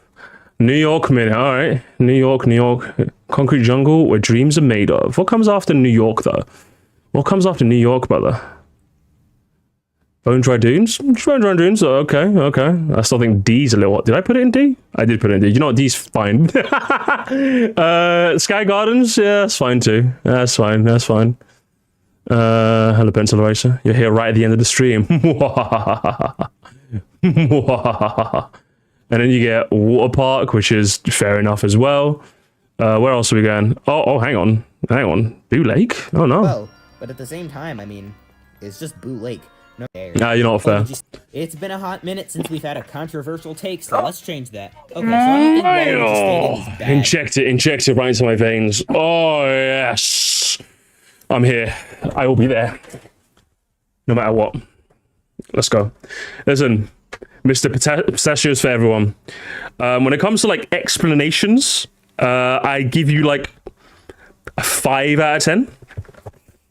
I think some of the ones you've done pretty well, others you've done poorly. I'll give you an average 5. On my scaling, 5 is like average. 5 isn't like bad. I know some people do 8 or 7 as the baseline. For me, 5 is the average. So I'll give you like a 5 out of 10 in terms of like explanations. So I am cautiously optimistic that you can explain to me what you don't like about Waluigi Pinball in a way that I can at least pass as it makes sense. Do go, brother. The floor is yours. But I really don't think it's that good either. I think people were getting too greedy about the fact that Wave 4 was great except for that one bad track, and so then they insisted that this one was just as good. But I hate to be the bearer of medium news, but this is really not anything special. It just feels like a more timid version of Wario Stadium. Oh no. That's even worse. He's a Wario Stadium Andy over Waluigi. Oh, Pistachios, you poor man. Oh, you poor child. I should say child. He's probably like 17. Oh, you poor child. Honestly. The colors are worse. The music is worse. The actual obstacles are worse. It's just all slightly worse. A lot of the turns just don't feel good to drive around, and even though there are a couple of mildly satisfying trick spots, that's really all there is. I like the robotic piranha plants, and I guess they had a bit of a challenge, but that's being kind of generous. I just like that they're there. Like, okay, I'll give you points, Pistachio. Hang on. I like the robotic piranha. I'll give you points for actually showing some footage that, you know, backs up your point. But I'm going to be honest, guys. While playing, in the entirety of my time playing Waluigi Pinball 8 Deluxe, I cannot say I've ever done this. Just look at the clip. Plants, and I guess they had a bit of a challenge, but that's being kind of generous. I can't say I've ever done that. And on top of that, if anything, they used to go that way. There used to be 3 of them going that way. So it'd be like, you avoid this one, then you avoid this one, then you avoid this one. They did this. The challenge has been crazy. He thinks it's more challenging in this version. That's crazy. That's crazy, brother. Just like that they're there. I like to use the alternate routes. So we say no by using the half pipes, and I think that's a cool idea. Although I don't actually use the half pipes. You think you have? Oh, it's actually happened. Okay. That's never happened to me, so I was curious to see what you guys thought. On that, I'm pretty sure they actually slow you down. I really tried to for a little bit. The physics seriously just do not work in your favor 9 times out of 10, and so I just kind of gave up. You can really tell the half pipes were just not designed for this game. And the mud texture is kind of bad, but I really hate to say that, because the fact that they put in details at all is miraculous. But still, it looks way too wet, and I know that that's what mud is, but it still just looks way too shiny. It looks like the water isn't even mixed in. Like, it's not a bad track, obviously, and it's got some neat ideas, but... The mud looks bad, huh? Never heard that one before. A lot of the time, I'm just too focused on staying on the road and can't really immerse myself in the Waluigi poop, which is integral to the core values of the course and the psychological and analytical aspects of it. Therefore, it is terrible, and I'm giving it 0 stars on Yelp. I guess... I would say this based for this. I would say this is easily one of the... analytical... Okay, do you know... All right, you know what? That's your final strike, pistachios. I'm skipping to the end now, not because I'm bored or anything. I'm actually thoroughly entertained. I'm not gonna lie. The chat is hating this video. I love this video, and I don't care. I'm running the ship. I'm steering the ship here, and I see an iceberg. I'm not steering away. Fuck you, chat. But this is what's pissing me off. Analytical, la la la la la la. That's like the whole reason I'm watching this video.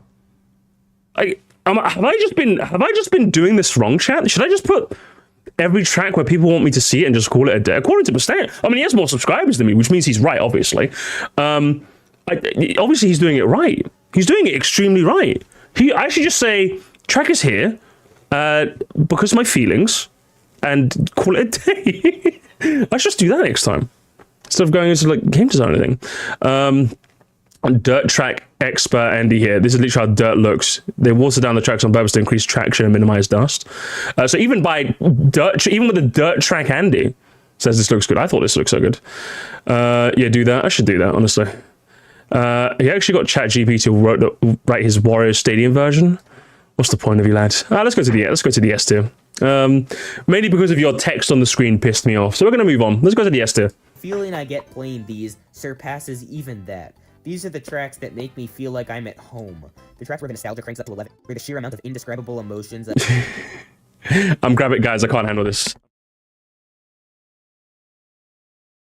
That makes it more I'm cracking open a beer, guys. I've had enough. Any of the other whimsical tier tracks, despite having almost nothing in common with any of them. The environment is just so beautiful, and I think this was the first time in the whole Booster Course Pass where we actually got base game-ish graphics, and it showed. Putting this track in a swamp, basically, had a pretty high chance of being kind of gross, but instead they put it at sunrise, and now it just looks amazing. Or how do we know it's sunrise? It could be sunset, although I highly doubt it's sunset, because, you know, Nintendo famously doesn't really like those that much. The finish line being on this pier, the cool designs of the trees that almost make me forget the pain of losing the trees we used to have. This random cave they threw in at the end. This cave was not in the original because Super Circuit was a flat game. There were no caves. Instead of going in a circle and just jumping over the previous part of the track, instead, they put the whole thing inside of this cave with these blue mushrooms that reminds me a lot of that one Tropical Freeze level. So then the anticipation builds as you slowly drive upward until you fly through this waterfall and back onto the initial boardwalk. And to stop the rest of the track from feeling samey, they added these cool little piranha plants that walk around. Oh, is this S tier? Is this S tier? Oh, this is A+ tier. We're in the A+ tier, guys. That you can snipe to get items, which is another awesome idea that they have just in this track. And the music is so jazzy for no reason, and it has this weird the good, the bad, and the ugly thing that keeps coming back, and the main theme itself, especially the bass part, really reminds me of Tropical Freeze 2. Super Circuit Andy confirmed. He's one of me. Do you know what? Fair. He's one of me. I rate it. S tier. Come on, S tier. Embody what I adore about Mario Kart 8 Deluxe so much. The whimsical tracks I'll play to feel happy, but the feeling I get playing these surpasses even that. These are the tracks that make me feel like I'm at home. The tracks where the nostalgia cranks up to 11, where the sheer amount of indescribable emotions I feel make me...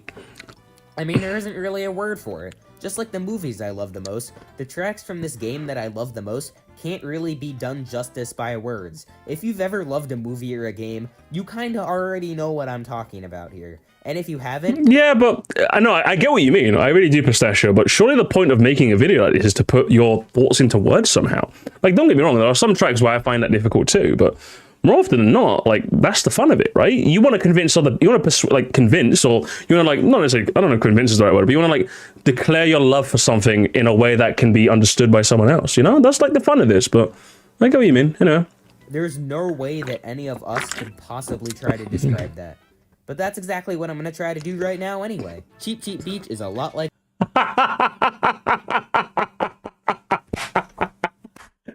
Oh, man. Do you see, there's a reason why I'm the captain of this ship and not someone like SF7 Jin. Because if F7 Jin was steering the ship, he would have skipped all of that preamble and they would have seen Cheap Cheap Beach and it would have been shocking to us. But we got that whole story. Man, isn't it so right that there are things that are just so good you can't describe? I'm like, yeah. So anyway, Cheap Cheap Beach. Oh, what the hell? What the hell?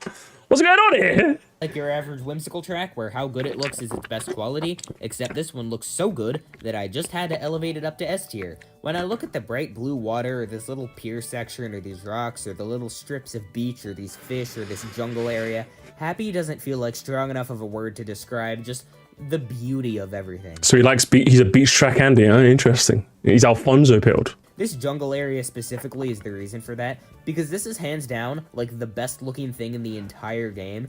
Every compliment I've ever given to the trees in the base game is like times 10 here. I could Graphics. stare at these palm trees for He's mentioned graphics for a while here. Let's see if he keeps going. Come on. hours. I mean, it probably wouldn't be very interesting, and I'd rather not, but I absolutely could, and I'd much rather stare at these trees for hours than the trees on, like, Rock Mountain, you know? Sure, a random rainforest in the middle of a beach is He's talking about trees a lot, to be honest. A lot of tree talk here. Very interesting. the most realistic, but it's just one extra thing that adds to one of the most colorful and eye-candy-ish tracks in the whole game. But why is the music so close to Daisy Cruisers, though? Again, this one, don't have much to say on it, it's just really nice looking, and I just so happen to like it a lot because of that. So all that... That's crazy. That's actually crazy. I don't know whether to like give you maximum respect or maximum like faults for just talking about how the track looks and then leaving it. That's just really, there's something really funny about that in a weird way. That's just really funny to me. He just talks about, man, doesn't this track look nice, guys? Well, anyway, Animal Crossing. And he also does the thing again, mainly full footage. It's like, just rip some off of Gamer JGB, bro. That's what he's there for. Just credit him in the description. I do the same thing. I haven't recorded my own footage in years. I'm lazy. Stuff I just said about Cheap Cheap Beach is pretty much also true for Animal Crossing, except it has way better track design and 4 variations. I love the seasons gimmick on this track, and even though the layout is varied enough that it would have been interesting anyway, with parts on the beach, in a meadow, by the town, making the course literally 4 different courses works really well. Summer is the worst because it's the most basic one, but even then it's still cool, and I like the little ramps in the beach section. Spring is next because the trees are cherry blossoms now, and pink is better than green, but it's really a toss-up between fall and winter. I like the way It's gotta be fall. looks better, but the ice physics It's definitely autumn. detract a bit, so I'm gonna have to give it to fall. It's Either way, autumn. though, none There of we these go. are bad, and even summer would make it into one of the A tiers, just like how Yoshi's Island and Hyrule Circuit feel like there was a ton of effort put in to make them true to the game. They're just so What track design? See, this is the part. Are you guys playing like what track design? I'd argue this as worst track design. Again, I don't know. Guys, I'm just doing too much. It's just alcohol. I'm doing too much, guys. I'm doing too much. See, like if I said a stage had a good track design, I would go, here's point number 1. That's why I like the track design. Here's point number 2. Here's point number 3. And that is why so much he loves his track in terms of a track design. But he just said it has good track design and called it a day. Is that, again, am I doing too much? I'm doing too much, chat. If anything, I should just be more like Pistachio. He's teaching me a valuable lesson.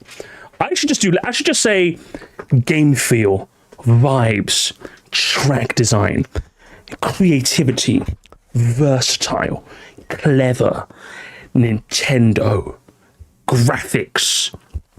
I should just say that. Honestly, I don't know why I try so hard. It's silly me in the end of it. so many cute details here that make this track so amazing. Apples fall from the trees that you can use as mushrooms. The coins are little...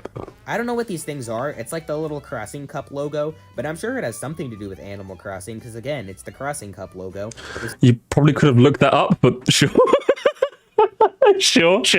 I'm here for it, brother. I'm here for it. Glider section has item boxes floating on balloons, which is the coolest detail ever, and the music is so perfect. The music is lovely. But the normal version is just great, and the winter cover of it is just one of the most, I don't know, what's a good word? Vibes. Evocative? I think that's what that Evocative. means. It's one of the Ooh. most evocative songs in the game.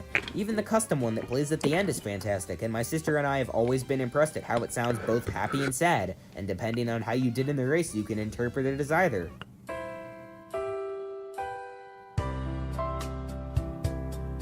Ba-da-da-da. Pistachio, you're It's pretty. It's Animal a Crossing. very Just strange like how guy Animal Crossing with takes everything strange Cheap Cheap Beach did well and made it takes. better, Singapore Speedway takes everything Singapore? Bangkok Rush did well and made it better. And also takes Singapore and S, actually based. Hello, base department. everything every city track did and made it better. This is literally the perfect city track in every possible way. In this video so far, we've seen, I think, 13 city tracks, and even though some of them have been pretty good, None of them have been perfect, but Singapore Speedway is perfect. Is There's it? no other city track in this game that's so thrilling from start to finish. There are parts of Really? this track that are more closed off, sure, but the whole thing feels so open. Anytime you get on a glider, you get to see a shot of a huge part of the city, and it just feels so grand every time. And that's especially great, considering that there are 4 gliders. Okay, Beaver, I'm gonna ban you in a second, brother. Stop spoiling. Get out of here. Ramps in this track.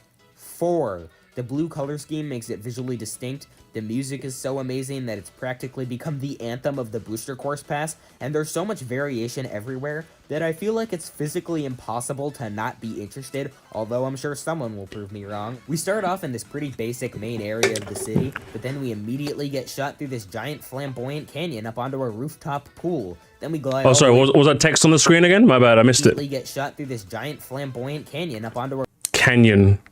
Cannon.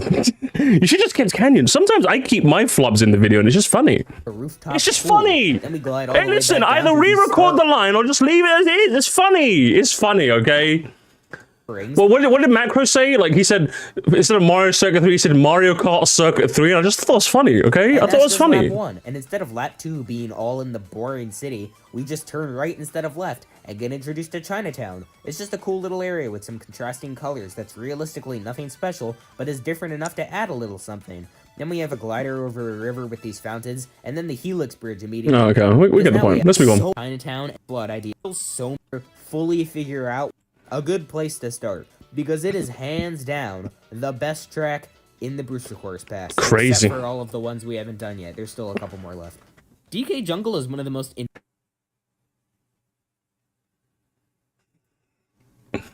Oh, man. See, now I know why Beavermana linked me this list.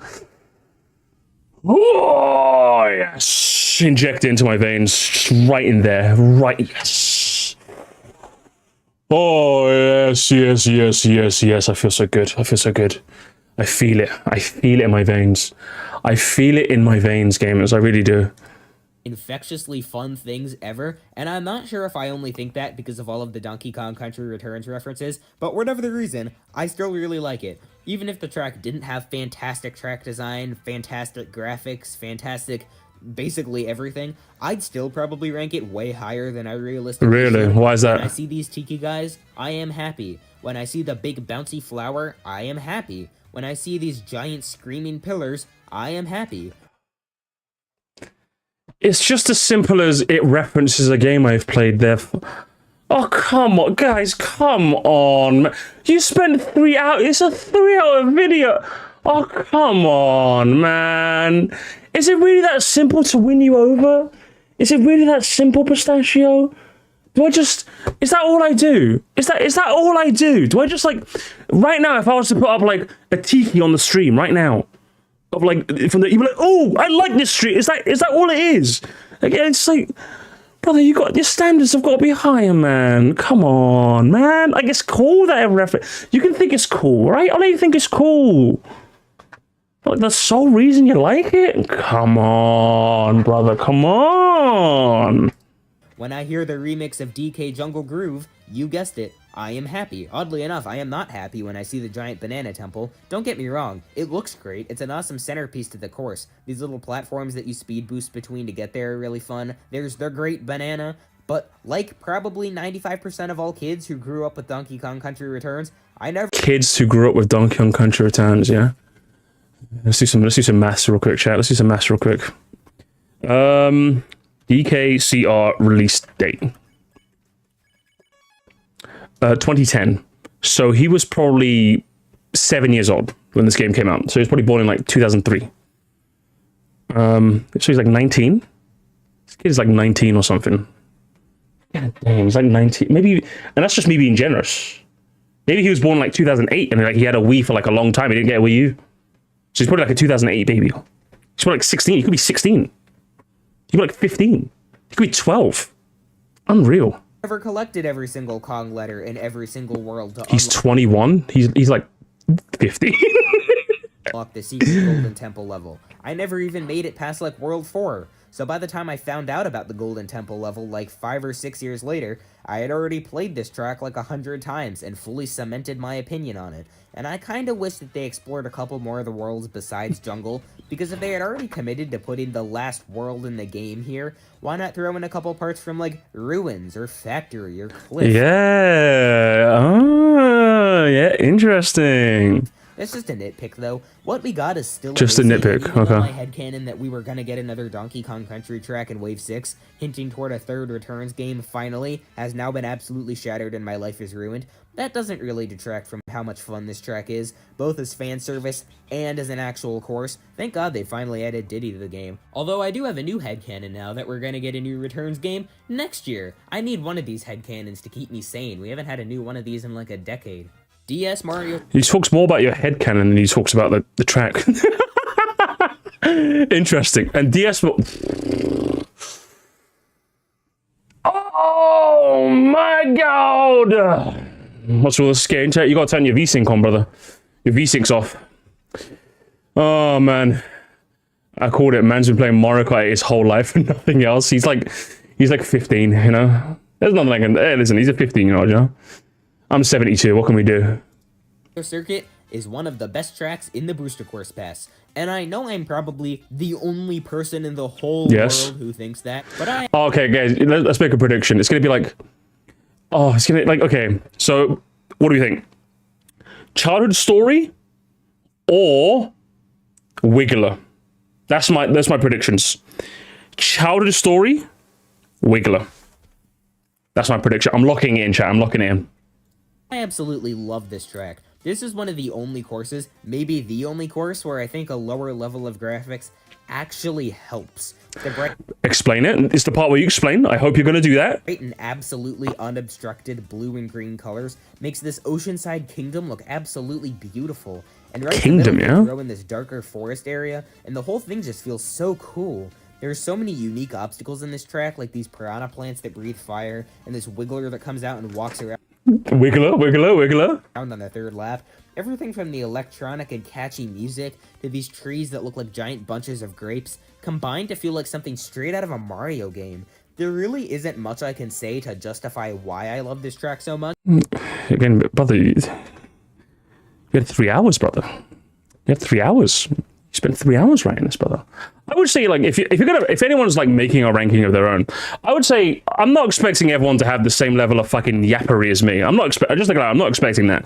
But your F tiers and your S tiers, I think you have to like probably like lock those in the hardest, because like I can accept if there's like a bunch of chicanery in like your D, C, or B tier, because for the most part it's tracks that you kind of just don't like, you feel okay about, or you just kind of like. But once you get into like the F tier, where it's like you hate these, I think you have to sell me on it, right? And then once you get to your S tiers, you have to be like, hey, motherfucker, this is what I like, okay? This is what I like, all right? I like to like compare like me putting Bowser Castle SNES in my top 10 to like this, for example. With Bowser Castle SNES, I waxed lyrical about the game design perfection that is that track, and I'd happily do it again and again and again and again and again, right? So if you're going to do it, when I hear there's not much else I can say, I can't help but be left disappointed, Pistachio, because this is S tier. You knew this was going to be a controversial pick. I'm on your side. I think your DK Summit take, while utterly atrocious, understandable. Help me understand. I'm on your team, okay? You like Donkey Kong Country just like I do, okay? I'm 87, you're 12, okay? Let's work together. We'll be the Boomer and Zoomer combination, okay? We'll start a podcast. We'll call it Boomer and Zoomer, you know? You'll be teaching me all the skibbities. I'll be teaching you how to play catch and do your taxes. It'd be perfect, brother. But you gotta help me. You gotta help me help you, you know? So help me. I always just have so much fun just looking at the scenery, listening to the music. Okay, go into like a free... Brother, okay, how about this? Okay? You have so much fun looking at the scenery, brother. Oh, brother, do I have a thing for you? Listen, my friend Zozim, the Mosquire's strongest warrior, has like a thing where she does free cam clips, okay? And then like you can just see the track in like complete uninterrupted 4K quality, right? Ask my friend Zozin, the strongest warrior, to send you some free cam clips, and you can look at the scenery all you want, brother. Because I'm not playing on the scenery. I'm playing on the track. I'm playing on the track. Feeling so good about myself as I swerve around these turns on this surprisingly intricate layout.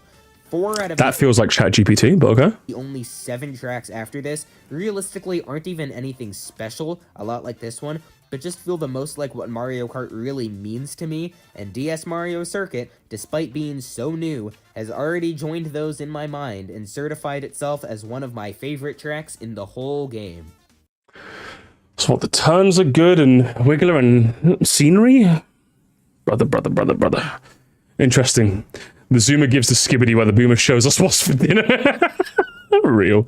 Big Blue is not one I have any emotional attachment to, but it's just so awesome that how could I not put it in the top 7? Every lap is completely different, but somehow the whole thing just builds and builds the whole time. In this game, it can be really difficult to notice anti-gravity unless you're actually looking for it, but here, it's honestly really hard. Big Blue's good. All of the changes are really subtle, but when you look up and see that the ceiling is ocean, it's never not awesome. This river section through the canyon is not only great because of the variety it adds to the track, but also because of the huge shortcuts that Nintendo decided not to patch out of existence before the game was even out. The last lap is just these blue and purple pathways, but combined with the music and the fact that you're driving straight up and on some level you know it, keeps things exciting to the very end. Once again, what do you even want me to say? It's not even like Big Blue is one of my favorites at all, but the power behind it legitimately is enough to raise it up to S tier. Just because of the attention this track commands at all times, I really don't think a single person can possibly hate it. The top 3 tracks, as well as the next one, like I said before, aren't realistically the best, and are just the ones that fill me with, indescribable emotions and reach into my soul and perfectly sum up exactly what I could want out of a Mario Kart track. And I hope you do an excellent job explaining that. I hope you sell me on it, brother. I hope you do. So, let's see one of those right now. Okay. When I played Daisy Circuit... How are we going into Big Blue into Daisy Circuit, brother? That's crazy. That is crazy, brother. That is so crazy. It might seem crazy what I'm about to say. Lay it on me, brother. Lay it on me. Tell me the childhood lore. When I was 8 years old, my dad bought a Wii at a Blockbuster that was shutting down, and then he took me home, and then we played Wii, and then he went to get milk, and I never saw him again. The first time, I thought it was sort of dumb. 2 fountains in a row? That has to be one of the stupidest layout decisions I've ever seen. Until I realized that the first fountain was of Luigi and Daisy dancing, and the second fountain was of baby Luigi and baby Daisy. And then my heart just sank as I realized they were truly meant to be for the rest of eternity. My name is Pistachio, and this is my story about how Daisy Circuit ended up making me fall in love with the skibbidiest get-riz in all the high school, because I'm still in high school, because I'm a zoomer. Dancing. That one wholesome detail was the start of my character arc of realizing that I kind of love this track now. It's my character arc. I went to the Daisy Circuit Appreciation Club at my high school, and I found her the skibbidiest rizzer of all time. I mean, it's still way too early to tell. It's only like a month old, but it certainly When did you... I'm so sorry. I didn't even notice when you uploaded. You uploaded this video a month after the booster course pass finished.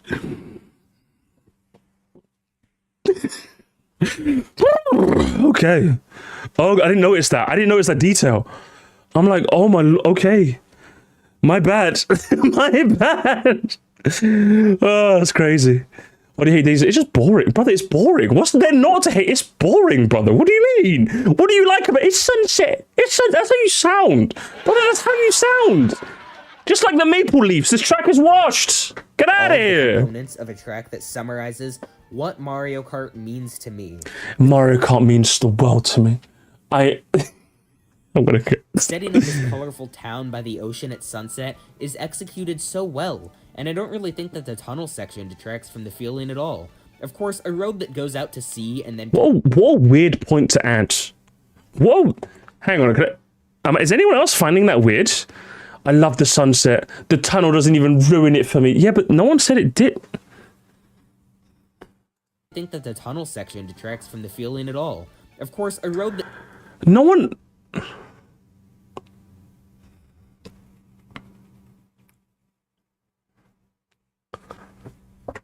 That's like walking into a room and saying I didn't fart. Now everyone just thinks you farted. What was that? What was that? Anyway.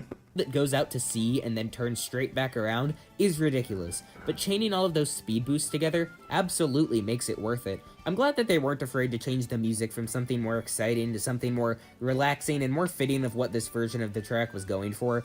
The flute and piano work together so damn well to make one of the most peaceful experiences in the entire game.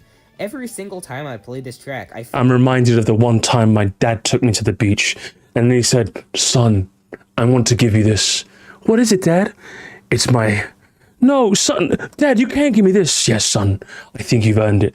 It's my copy of Mario Kart 8 Deluxe. You are 5 years old, son. I think it's time for you to play Daisy Circuits. I met your mother on this track once." "Did you really, Dad?" "I did. And it was a skibbity-gat rizzler of a time. And you're gonna meet a skibbity-gat rizzler yourself, son. Go out there and make a 3-hour video within a month of the booster course pass finishing." "I will, Dad. Thank you so much." Find something new that endears me to it just a little bit more. And even though I can't officially say yet that this is one of my very favorite Mario Kart 8 tracks that perfectly sums up what the magic of this game can accomplish, I mean, I can't exactly imagine anything that'll change my mind. Anyway, the next... Except my dad one time would come to me and say, "Son..." Okay, I'm gonna stop with this. You should have done like 5 months to make a 12 heads. I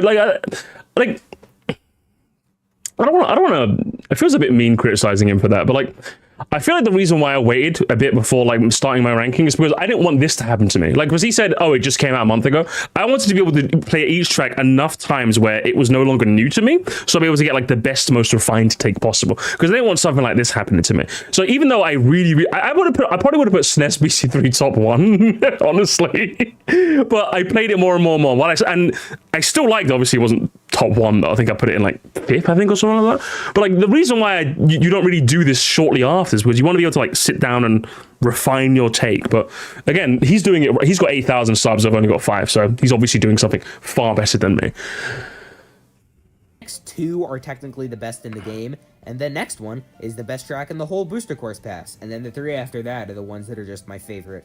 Point is, the next one is the only... He has bills to pay. I mean, he's got loads of skibbity gats to rizz up, you know. It can't be cheap. It can't be cheap, you know. They come expensive these days. Track in the whole booster course pass that can surpass Daisy Circuit. At least for now. I make no promises in the future. This one could end up being like the best one in the whole game. Who knows? But what is this next one? It's a trick question. You already know what it is. You've known from the beginning. We're back to normalcy. Is good, and everyone knows it. Despite 2 years of hype for it, it still managed to surpass... We got it. Hey, man, we're with you, Pistachio. We're with you. A normal take again, finally. Being a finale. But never one that succeeded at... This is the last part of the script that I wrote and recorded for this video. And so for the whole thing, this to happen. But the first time I played this track, marveling at the floor, getting shot through the star tunnel, listening to the music, falling off the road and hurtling back down to earth in a ball of fire, I knew that this was the track that everyone was looking for. And more. What a fantastic way to end off Mario Kart 8 Deluxe. Emphasis on end. If Booster Course Pass 2 comes out, the people will riot, blood will fill the streets. I would love Booster Course Star. I would love it. Really good track. And the next one is sort of the best. Mount Wario, I hardly know him. Everybody knows how solid this track is from start to finish. It's the crowning achievement of this game. Man, and what Nintendo should be most proud of when they look back. Big Blue commands attention without really being one of my very favorites, but this course does all of that and more. The slow build-up that I just complimented Big Blue for... Safe take? What do you mean? It's good. Safe take, guys. He's playing it safe.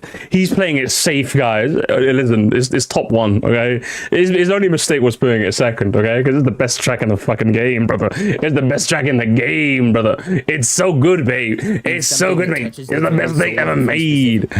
It was never going to be my absolute favorite, but without a Why doubt, not? Mount Wario is the best track in Mario Kart 8 Deluxe. But what's cool about this being a sort of subjective ranking is, we still have 3 more. Oh man, he's gonna. Okay, hang on. He's gonna say subject. Oh, he's gonna. He used the subjective word to like. Oh no, he didn't know. Thwomp Ruins is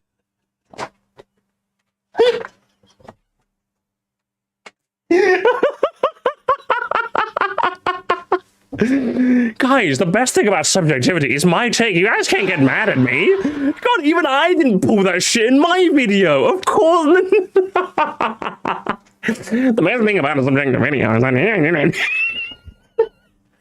Oh man, that's funny. Anyway, let's continue. is the most unexpectedly charming thing ever. Really? Before I actually sat down to think about it, I never would have guessed that a track from the Mushroom Cup would end up in the top 3, but here we are. The theme of a ruined kingdom in the sky is used to its fullest here, with every part of the track feeling distinct. Wait a minute, is this one castle in the sky? Hold on a minute. Anyway, anti-gravity is actually used well here, because instead of a giant glowing blue wall like on Toad's Turnpike, the warping of gravity almost feels natural in this ethereal place, isolated from the rest of the world where the rocks are sentient and move on their own. ChatGPT. And even if the Thwomps weren't here, I'd still be impressed how dynamic the track design manages to be. On the first lap in this cave area, you can just drive through it as is. On the second lap, though, boulders start to fall from the ceiling and roll down the center of the road. And by the third lap, those boulders have opened up an entirely new path that lets you save a lot of time on the next area with the risk of being smashed. Base 8 graphics are doing everything in their power to make this course as amazing looking as possible. If this was a track in the Booster Course Pass, a place where any details beyond individual stones doesn't exist, you wouldn't even be able to tell that this place was supposed to be ruined at all. But here, the amount of weathering and vegetation that's covering everything makes you feel like you're actually... Where's the vegetation? The grass in this first area Oh, makes there it Toad is. Circuit's grass look like a toddler's finger painting. And the music just makes the track 100 to 1,000 to Guys, maybe it's a million boulders. It's times better. boulders, I guys. haven't done the math Story. yet, but, you know, it's somewhere in there. The second best song in the whole game, and one that fits this track perfectly. Really? If you've only ever listened to this song while actually playing the course, I encourage you to listen to it on its own, not in the background, just with your headphones on and nothing obscuring it. Oh, believe me, I have. I've listened to all 96 pieces of music, actually. And I concluded the opening section was just really bland. And then the flute at the end was actually really good. The way this first part of the song sounds is honestly super weird and Oh, he's okay. off-putting. In the words of a YouTube commenter, it kind of sounds clunky like a thwomp.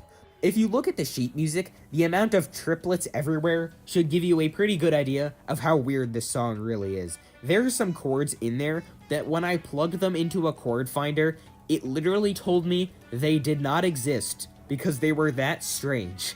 But it's all just in the background. Okay, that's a nice piece of trivia, I suppose. Cool. We get introduced to the main melody and the track goes on. But then all of a sudden, around when we leave this second cave and enter the open again, we get this grand sweeping melody. And I'm convinced that the biggest reason I love this track so much is the feeling of hitting that shortcut, gliding over this huge area at the end of the lap, being able to see everything, and hearing the music finally come together. In fact, all 3 of these last tracks have moments like this, where the music hits its climax, and it just really hits you how perfect the course you're driving on really is. Moments like this sum up what Mario Kart really means to so many people, and I'm absolutely one of them. And that's why I know for a fact that there's at least one other person out there, hopefully, who loves Thwomp Ruins just as much as I do.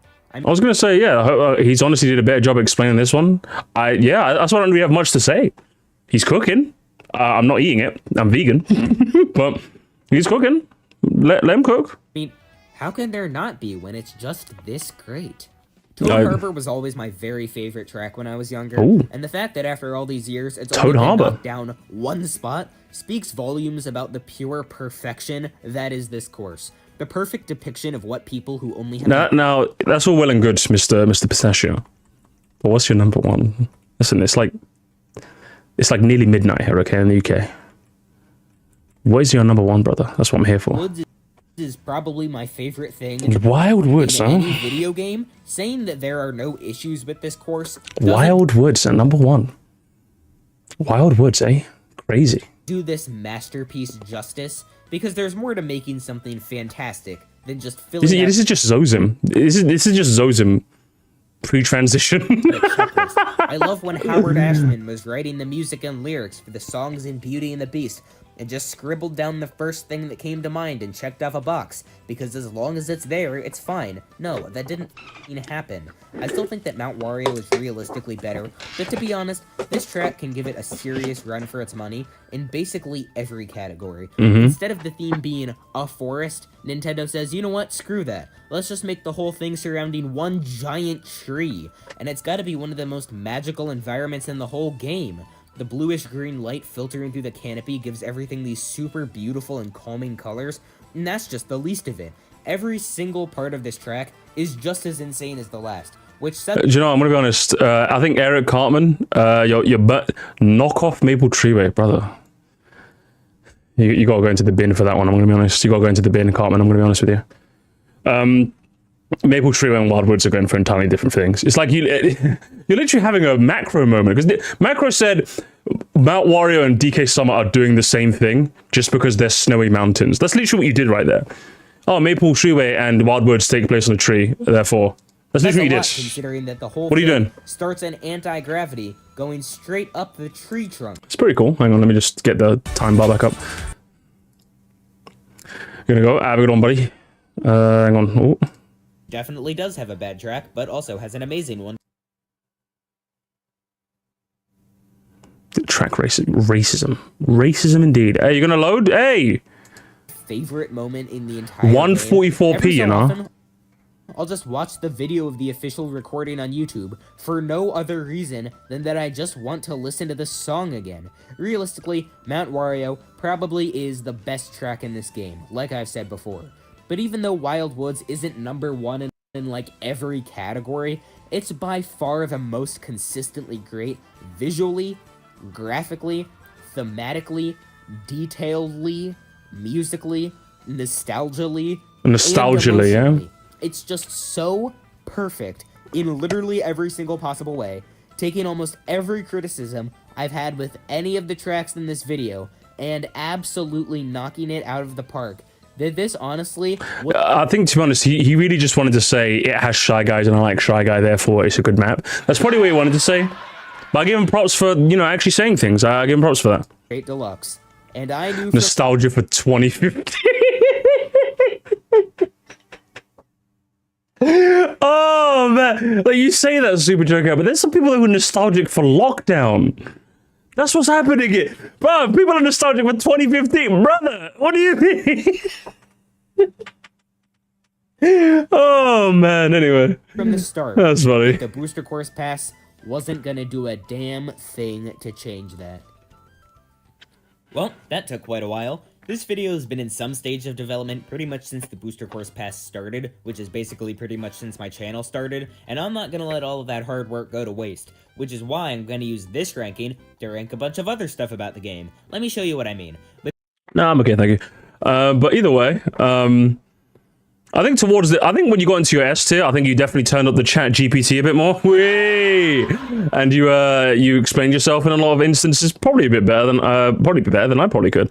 But your F tier, I think this is before you pre-chat GPT era. And yeah, you definitely, even though I think your DK Summit was probably your best one, I would say, and the rest of them, your takes were just like. I was scratching my chin. I'm gonna be honest with you. Where's the clean sprint? Go, here's it, brother. I see a bunch of you guys ask, where's the video? Go, there's the video, brother. Go find out where your favorite track is, okay? Leave me the fuck alone, brother. It's like midnight. It's like midnight in the Sir Musty household. What the fuck do you want from me? All right, that's enough. That's enough. Go to bed. Anyway, that's enough of that.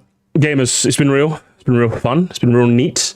Go to, remember, make sure you click the pinned comment, do your Mario thing, do the Mario mainline Mario track ranking thingamajig, okay? Go do that. No? Alright, I can't, Eric. I'm gonna have a word with your mother later. I'm gonna have a word with your mother, young man. Get out of here. Alright. I'm out of here, gamers. I'm out of here. It's midnight, and I'm depressed, and I'm gonna go drink the rest of the night away. I'll see you guys later. Peace out.